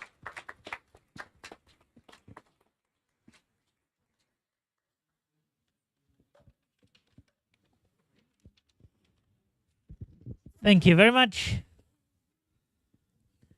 Kids, do try that at home. Just be careful, you'll probably be playing the game more than programming it. It's very addictive. All right, so that was all the talks that were signed up in advance. And now it is time for lightning talks. I hope most of you are familiar with the concept of lightning talks. It's basically the same as all the talks here, except they're 5 minutes, except for 10 minutes. And the first one we have is Maciej Paczynski. Raczynski.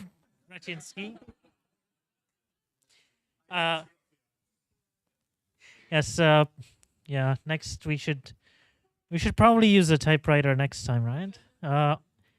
Running LLMs locally. And you will use your own computer for the slides? You're going for hard mode. Okay, set it up and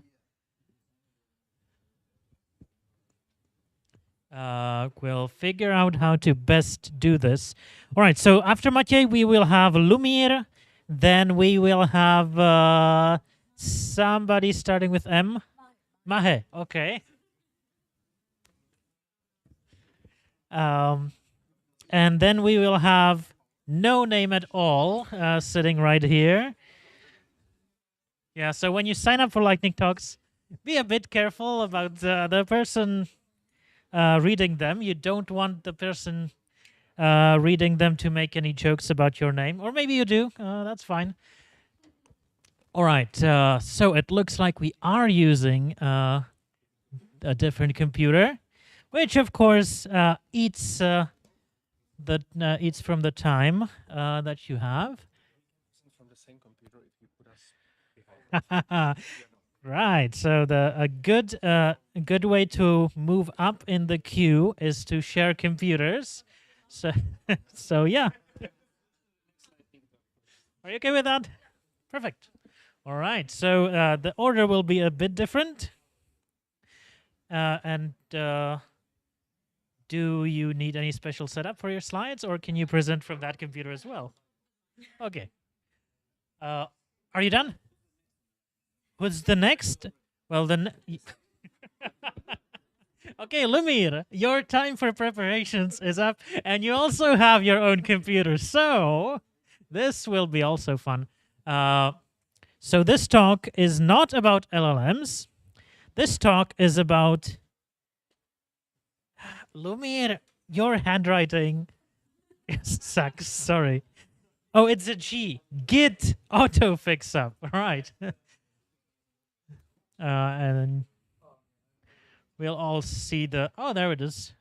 Here's your mic. Thank you. There are your 5 minutes. Stage is yours.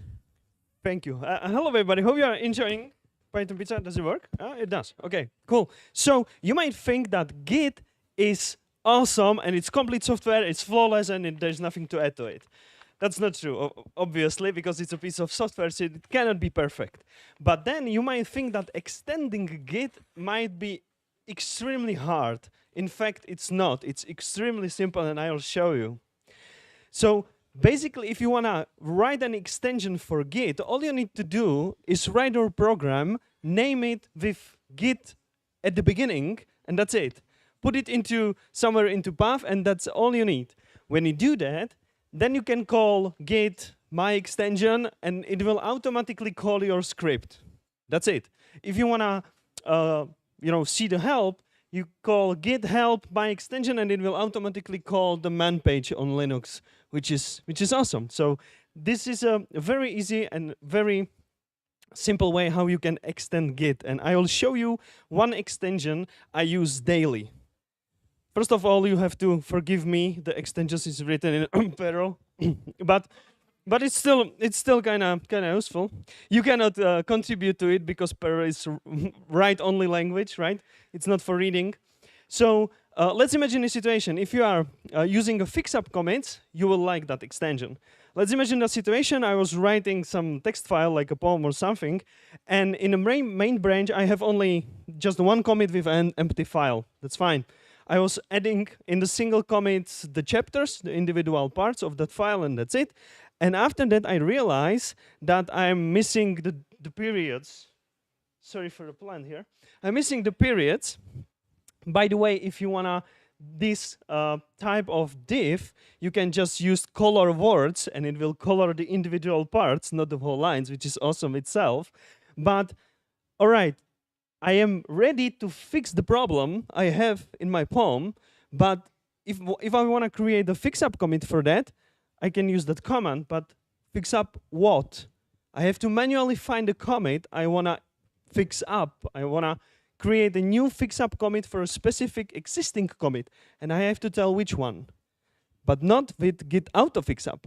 With git auto fix-up, you can just say, hey, git auto fix-up, and the main means go at most to the history of the commits to where we split from main, not further. And the git auto fix-up will basically take commit by commit back into history and will try to find the best place to put the fix-up commit, like the best commit to create a fix-up commit for, which is pretty awesome. So when you call it, it will see, okay, I'm creating the fix-up commit for the second chapter, for the commit where you add the second chapter and where I forget to add the periods. So then the history looks like this, and it's all automatically. And then you can rebase it after a review, probably. That's why we use fix-up commits. So we can rebase it, you can add auto squash, and it will automatically squash it for you, like prepare the fix-up commit on the right location during the rebase. So git auto fix-up, forgive that it's written in Perl, but it's really useful. And if you want to create your own extension for Git, it's incredibly simple. Thank you. Thank you, Lumir. Now we'll have a lightning switch of slides and another lightning talk. But this is a multi-monitor setup, so it's not that easy. Ooh, it's a shame you're not seeing the effects on here. All right, that's Python command line, and this is Miro Hrnčuk talking about that traceback. Okay, how many of you are already using Python 3.13 in production? I was expecting you, but okay.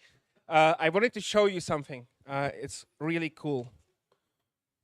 So let's just split this on max size is, what is it? It's 1, right? And the traceback has colors in it.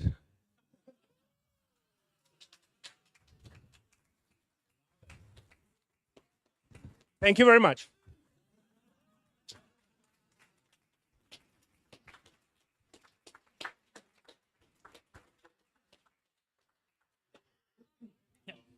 So that was a lightning talk. Next up, we have Mahe. Yes, but they gave up, I think. Right? Oh, you. Yeah, go now. You have a Mac, so this should work. No. Big connector, small connector. Something will work. Big Mac. All right. So Mahe is preparing to give a talk about let Conda Doctor help you. I wonder what it actually is. Conda Doctor, is that an actual command? Okay. Yeah, so I was able to read that. Perfect. And What's happening now? are we ready to present? Stop. Okay. All right. Say hello to Conda Doctor Okay. with Mahe. Yeah. Hi, everyone. My name is Mahe. I am a software engineer at Anaconda. And there I help maintain and develop Conda, the package manager. So how many of you use Conda or have used Conda at some point? Okay. And those of you who did not raise their hands, how many of you do you know about Conda or kind of know what it is? Okay, awesome. So just to make sure that everybody's on the same page, Conda is an operating system agnostic package and environment manager. Okay, and it works for all languages, not just Python like pip. Today I want to talk about Conda Doctor, which is a new command that we released last year, but we did not do a great job of creating awareness about it. But it's super powerful, and I think all of us should know about it. So what Conda Doctor does is, it looks for inconsistencies and problems in your environment. Now, what is an example of a problem in your Conda environment? One example could be missing files. So it's quite possible that you have some packages in your environment, and for some reason, some files in these packages go missing. Maybe because you deleted them by accident, or maybe a malicious agent deleted them, right? Or similarly, you could have altered files. So you have a file in a package that for some reason is no longer in its original state. That leads to an altered file, right? Now, both missing files and altered files in a package lead to corrupted packages. And you know what corrupted packages lead to? Errors, lots of errors. And usually, these errors are very cryptic and hard to understand. And it's very difficult to manually spot a corrupted package because you don't know how to find a missing file or an altered file in a package. This is where Conda Doctor helps. So right now, the way we're shipping Conda Doctor, it comes with 2 major checks. And we call them health checks because, doctor, so health.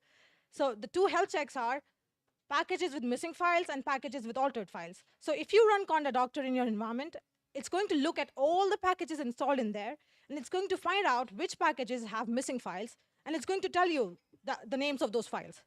And similarly for altered files. So what you could do is maybe delete that package and reinstall it to fix the corrupted package. The latest news in the Conda land is that Conda Doctor is now pluggable, which means that you can write your own health checks based on your own, very customized environments that you have, and you have very specific needs. You can write your own health checks, and you can plug it with Conda Doctor. This is so under the hood, we have the Conda's plugin architecture, so you can use that, write a health check, plug it with Conda Doctor. So every time you run Conda Doctor, along with the health checks that we are shipping, your health checks are also going to run. This makes everybody's life much, much easier, right?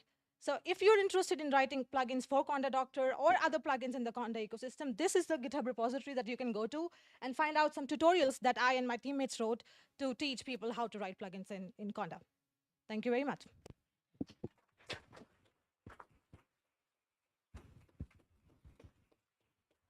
Thank you, Mahek. And now for the final lightning talk. Let's see. So, unless we have somebody else who wants to do a lightning talk, maybe without slides, it can be 10 seconds long. Yeah. So we have half an hour for this lightning talk. So don't worry about setting it up. You'll just see me run out of jokes. I don't really have any jokes.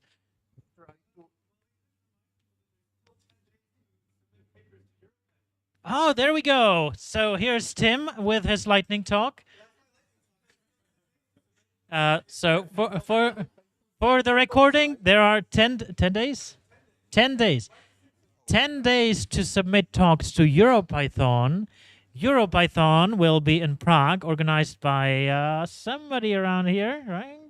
Mia. So I'm sure it will be a great conference.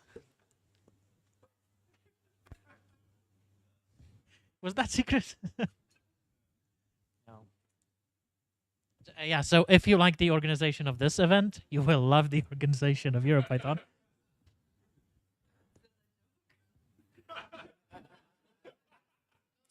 Is that a joke? I don't know. Is EuroPython a joke? No, you will hear many jokes at EuroPython, but the event itself is extremely serious. Is that a joke?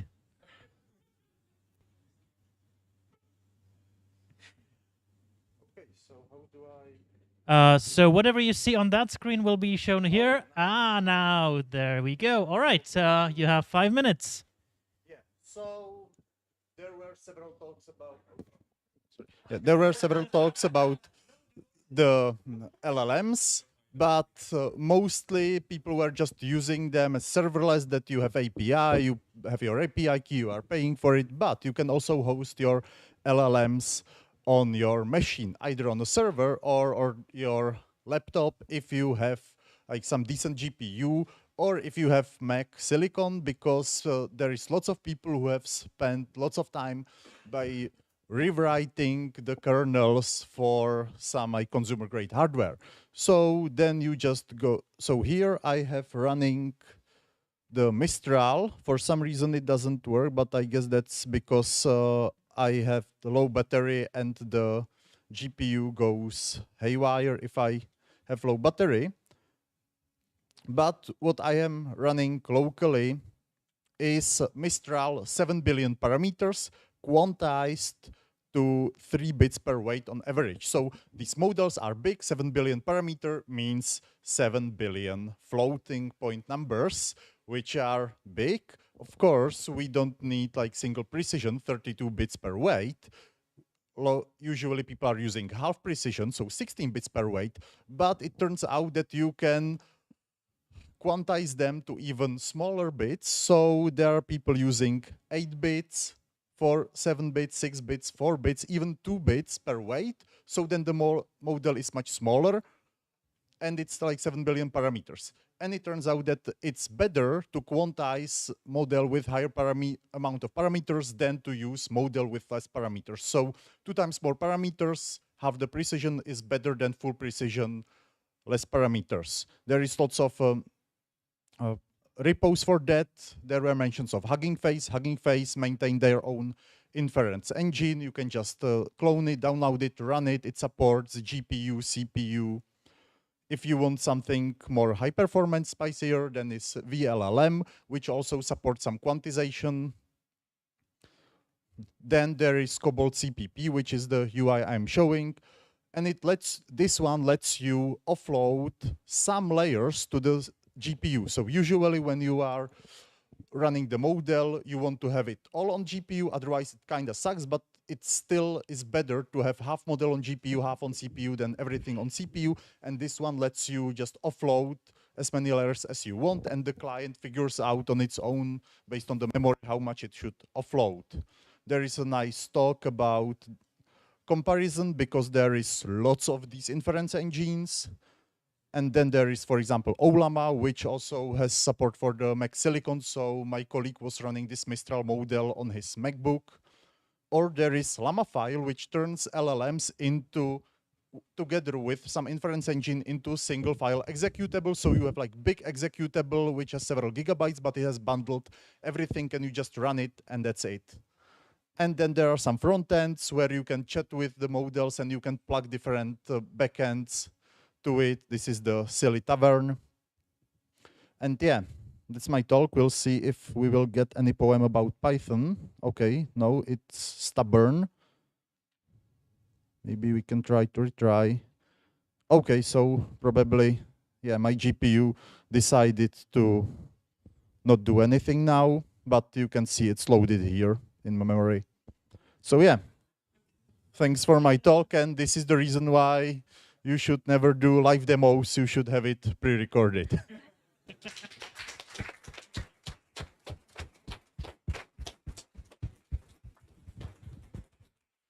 Thank you, Maciej. We're out of battery. We're out of lightning talks. We're out of talks. I'm out of jokes. So let's do the closing session with the organizers. Please come to the stage and say whatever you have to say. Mic is yours.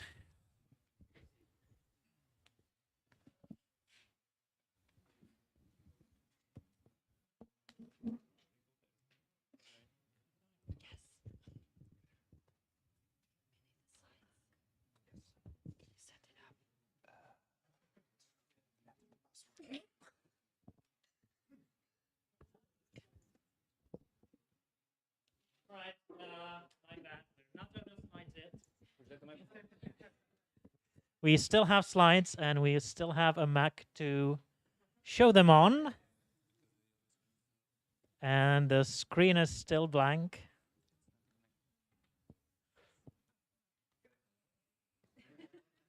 Oh, there's a cable. It's not wireless yet? No. Well, at least it's easier to debug, right? If you have the cable going. Right, something's appearing, so yeah. Again, we have 20 minutes for this, so it's fine. There we go, closing session agenda, that's it. Right, So now is the time. So hello everyone again. Where are the slides? Oh, okay. So we have now our closing session. So we will have few announcement about oncoming events. Then we will tell you something about statistics of the event, and we have a quiz, and you can win a T-shirt.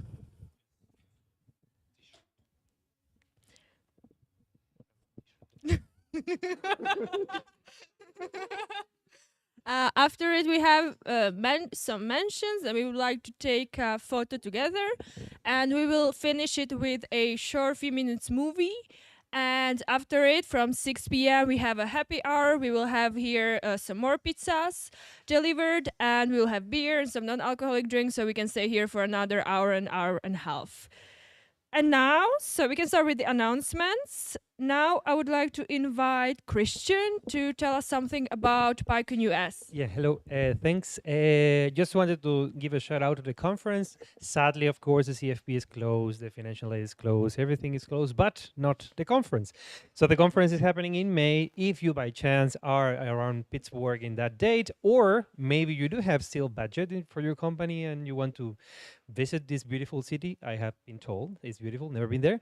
Maybe you can join the largest Python conference out there. And I personally really recommended it because it's a really cool conference and it's a whole different experience of EuroPython.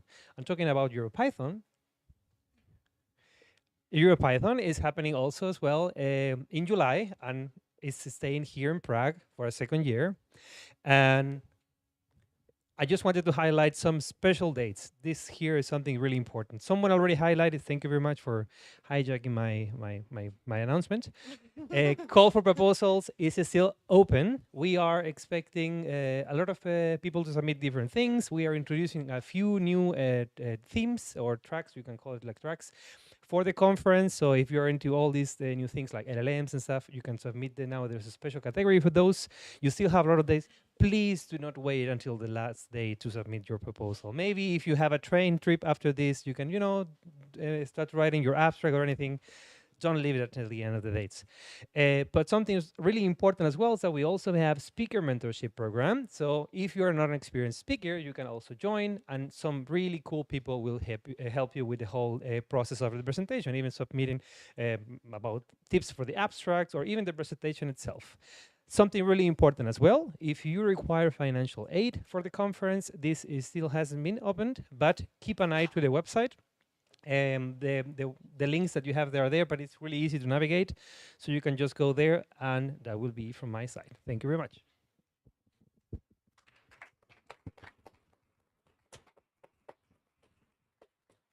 Do we have a question? Oh, so Timothy asks if we need any help. With EuroPython, presumably. Yes, of course. So one thing that is not mentioned here, but we still didn't fully wrap up, is the call for team members. So if you want to help join organizing team, or if you want to organize something special during EuroPython as like a side event or something like that, there's still an opportunity to do so.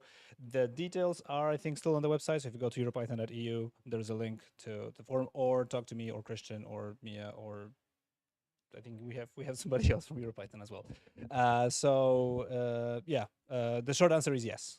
And there's also a possibility to volunteer on site, because some people from here asked me about if they can join if, for example, they don't have time before the conference, but they have some time and they would like to help on site. Yes, that's also possible. There will be call for volunteers open in the future. So just check the web page and apply. All right, so we can move on. The next announcement we have is PyData Prague. Okay, so just on behalf of the organizers of PyData Prague, which only 33% of those, so me and Sena, we would like to say something about our series of events that are happening in Prague, and what PyData Prague in itself is a global educational project which revolves around data and Python, of course, and there's about maybe 200 cities where this is taken place, but Prague, the Prague one, we are having meetups since 2018, if I'm not mistaken, and we are having them semi-regularly, roughly every 2 months, with a lot of nice people coming. We are having those at nice places, and we are looking for attendees. What we are looking more for is speakers, because there's a lot of inspirational people here, and you've given nice talks, so you will be always invited to present at PyData Prague.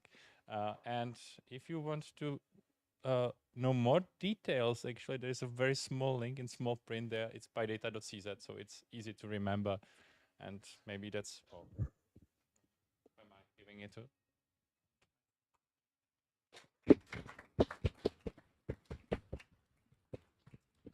So now moving on to statistics. So lots of us asked us yesterday and today some interesting questions about how many attendees are here, did we sell out all the tickets, etc. So we decided to show you some interesting data. But we will do it in a way that we will ask you, what do you think and what is your guess?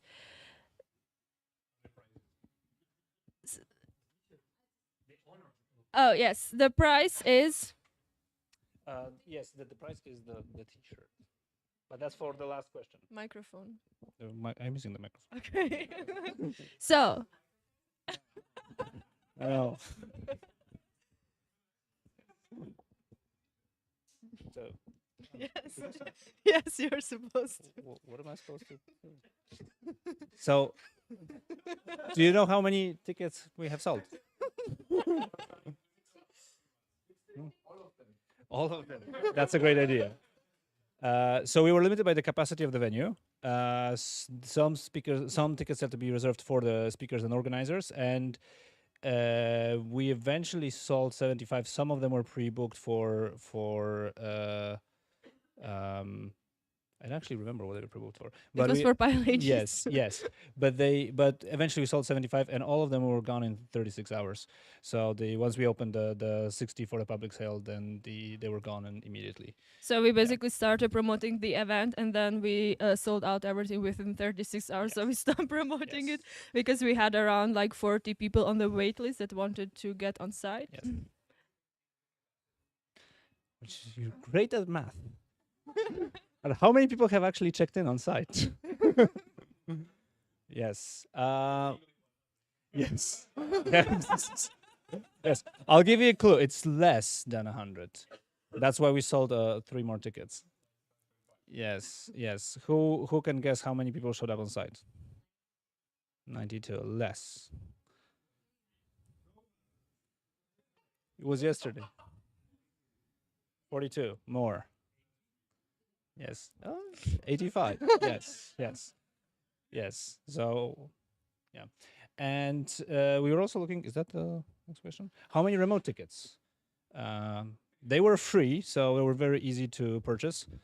That was the quota, but I'll give you a hint, we didn't hit it. It's too optimistic, a bit less than that. A lot less than that, actually. More than 40. More than 40. Okay, which is an answer. 102. So pretty much exactly the same as the amount of on-site, essentially double it with the remote ones. And we had streaming all day, and we're still streaming and recording. Everything will be available later on YouTube. So how many stream views do you think we've got today, based on the numbers that we've seen so far? Unique, but some throughout the day. So not like at the simultaneous, but like throughout the day. More than online tickets, yes. Yes, yes. And that is from, I think, an hour ago or something like that. Yeah, we checked it at 5 p.m. Yeah, because people shared links probably. Or maybe they're double counted from multiple accounts. Or it was Piotr checking it for each talk. I need to clarify that those are not like unique visits. Those are like, let me say, concurrent like visits over time. Like not concurrent over the whole stream, and some of people are counted multiple times in that. So the actual statistic would be at the peak we had the 21 concurrent views on YouTube. So it's much less wow number, but that would be probably the most accurate one. Thank you. And so we tried to do some statistics based on location, and this is actually the question for the T-shirt. So pay attention. And we wanted to find out where the people mostly came from. We had like an optional question when you bought the ticket. You had a question like, where are you located? And that was optional, so it's sort of self-reported. Not everyone answered that question, but we crunched the numbers. And how many % of people do you think, from the people who answered that question, are coming from the Czech Republic? 60%, 75%. So I'm gonna tell you that whoever is the closest wins the T-shirt. No, closest to the actual number. Yes. 61, 7.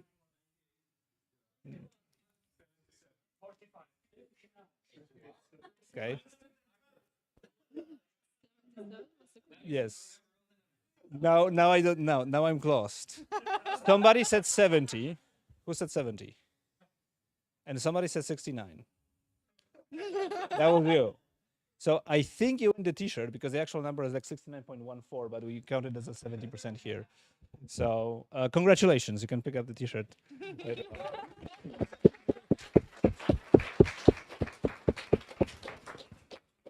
Yes. I also, looking at the statistics, significant number of people were from Krakow. Yes. Yes, yes. That's basically it. Yes, yes. Okay, and Okay, so now we would like to mention those without who this event would not be possible. So first I would like to mention our sponsors and partners. So our first sponsor is Apify, which is the company where we are at.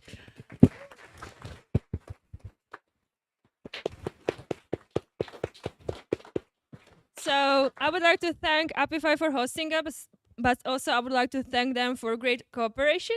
So we got here basically when they had PyData. So I came here and I met their CEO and I said, hey, this is such a nice place and I'm actually organizing an event in Prague. And he said like, yeah, let's have it here. I was like, okay, and that's it. He was like, yeah, deal, that's it. Here are people responsible for it, so just go and talk to them. I was like, wow, this was very fast. So we got the venue like within 1 minute, and we've cooperated with them for a few months, and the cooperation was really great. So thank you for the cooperation. I would also like to thank to EuroPython Society. So for those who you don't know EuroPython Society, so it's a non-profit organization that organizes EuroPython. And they also support lots of local small communities in Europe which organize Python events and in general try to promote the use of Python. And EuroPython Society was one of the first sponsors who said that they will support us. And so if you would also like to organize pizza in your town, for example, or if you're an organizer of any kind of event, you can contact EuroPython for any kind of support, financial, but also any other one. And if you would need any more info about EuroPython, we have some information here at the booth, or you can ask Artur, who is the chair of the society, or you can ask me or someone else around. So thank you, EuroPython.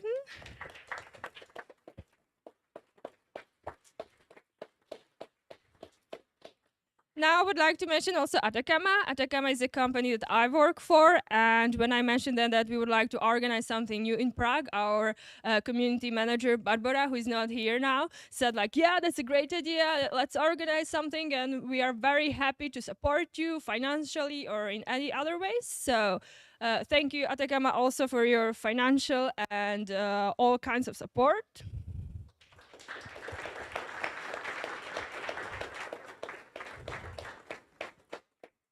And last but not least, I would like to mention also Python Software Foundation. It is a non-profit organization which is basically behind the whole Python. So there are a few people employed there, Lukáš and Petr Victorín. And so they organize PyCon US, but apart from that, they also have grants programs. So they support lots of communities in the whole world. So also if you would like to organize something, or for example, if you would like to attend PyCon US or anything similar, you can also check their grants program.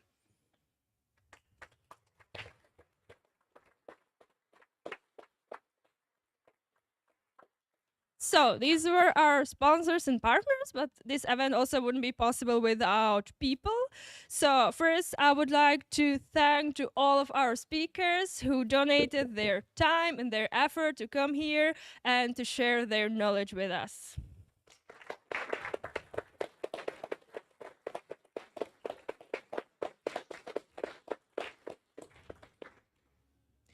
And last but not least, I would like to thank to my organizing team.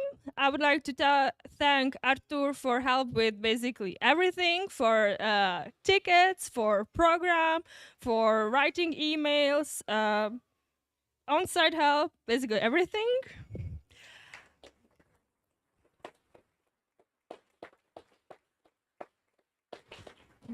Then I would like to thank Senna for managing all of our media accounts and for her help with reviewing program and on-site help.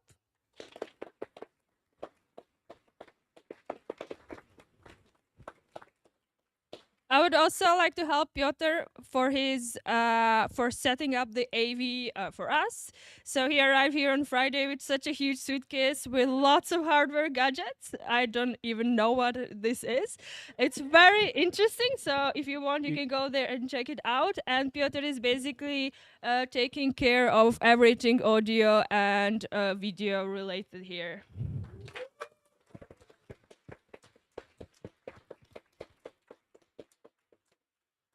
Then I would like to thank also Moises for his help on site and for taking photos, which you will receive soon.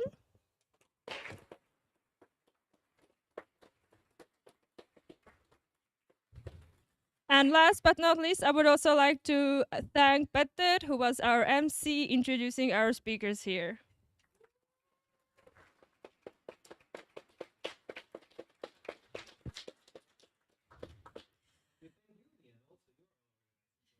You're welcome.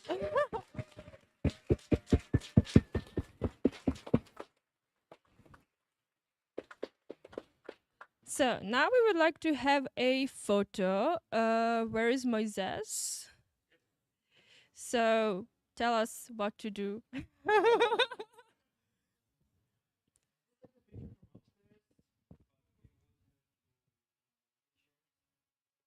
That's not a good idea. Or maybe selfie from here.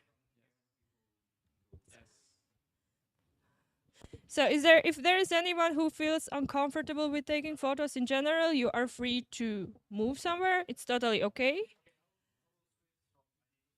Yes. Okay. So photo time. What happens after the photo? So after the photo, we will have we will show you a short video that we made with some of you. It's 3 minutes long, and after it we have happy hour and networking. So we will have pizza delivered here in around 5 minutes, and we will have beer and also some non-alcoholic drinks. The video was made during PyCon CZ a few months ago, so some of you might have already seen it, but some of you probably didn't. So and some of you are on the video. Yeah. You know about it. It was not a hidden camera.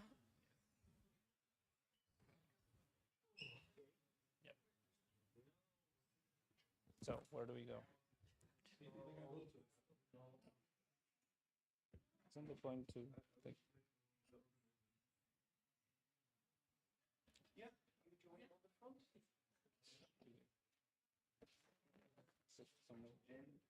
Whoever is behind the stairs, if you cannot see me, you're not in the picture.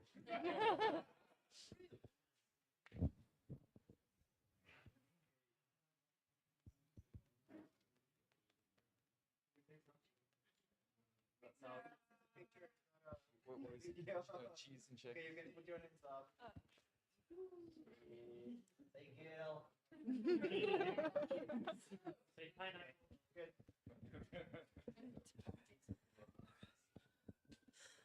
All right, now could I ask the venue to shut down the lights here and Piotr to yeah. Connected the audio. Yes. Maybe move. Sorry. Yes, you can sit down. Do you want to sit down? No, it's okay. Sure. It's okay.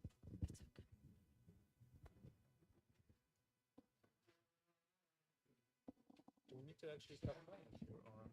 I don't know. Or is Piotr playing with something?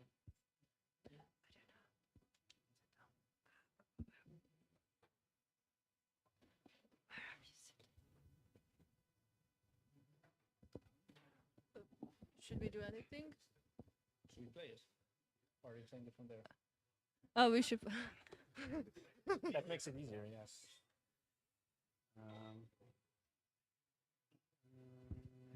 I hope we have YouTube Premium and no advertisements.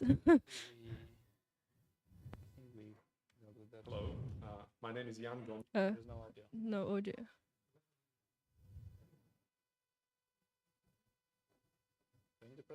I'm from Bratislava, Slovakia, and I'm one of the organizers of PyCon Slovakia. In the past, I worked a lot with open data, open education, open source software, open access to scientific publications. So basically, all things open. And the Python community is all about openness and sharing, and that's why I find it so attractive. My name is Karolina Surma. I'm a The Python video has organizer audio. We in will just Brno, here in solve the it Czech and then Republic. play it again. And I do it because I love the smiles of the people. It worked yesterday.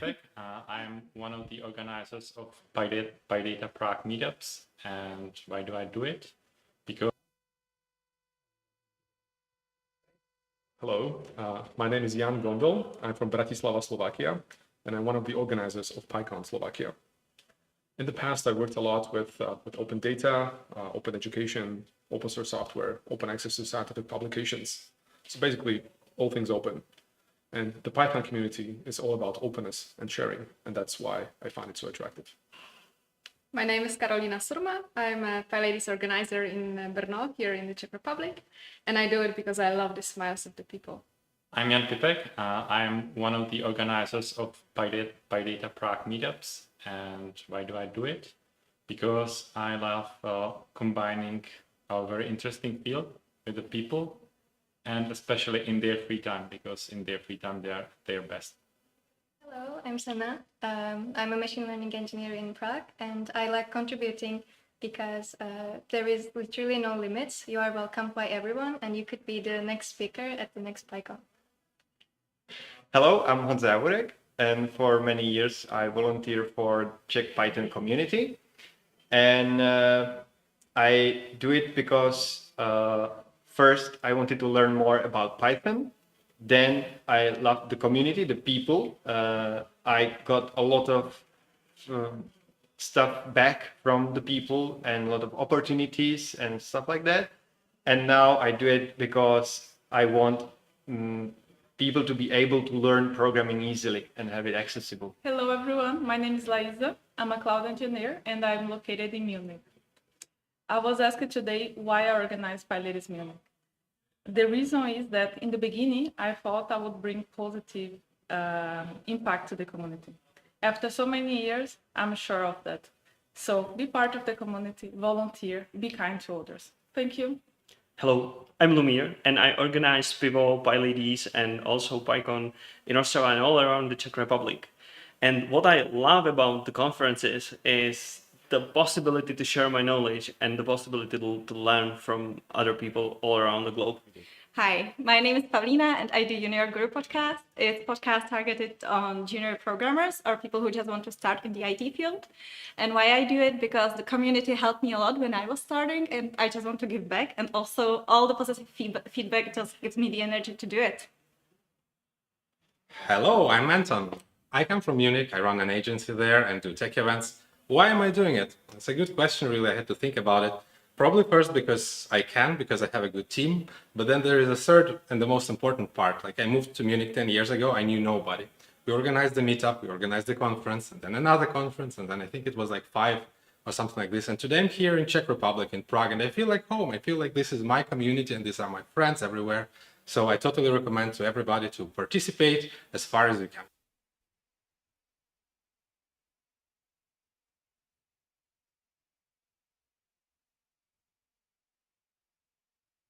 People.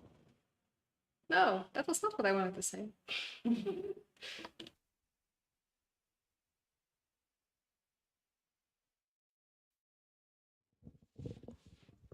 Thank you. That's all. So, thank you. I'm not sure if pizza already arrived or not, but yes, yes. So enjoy and thanks for joining us today.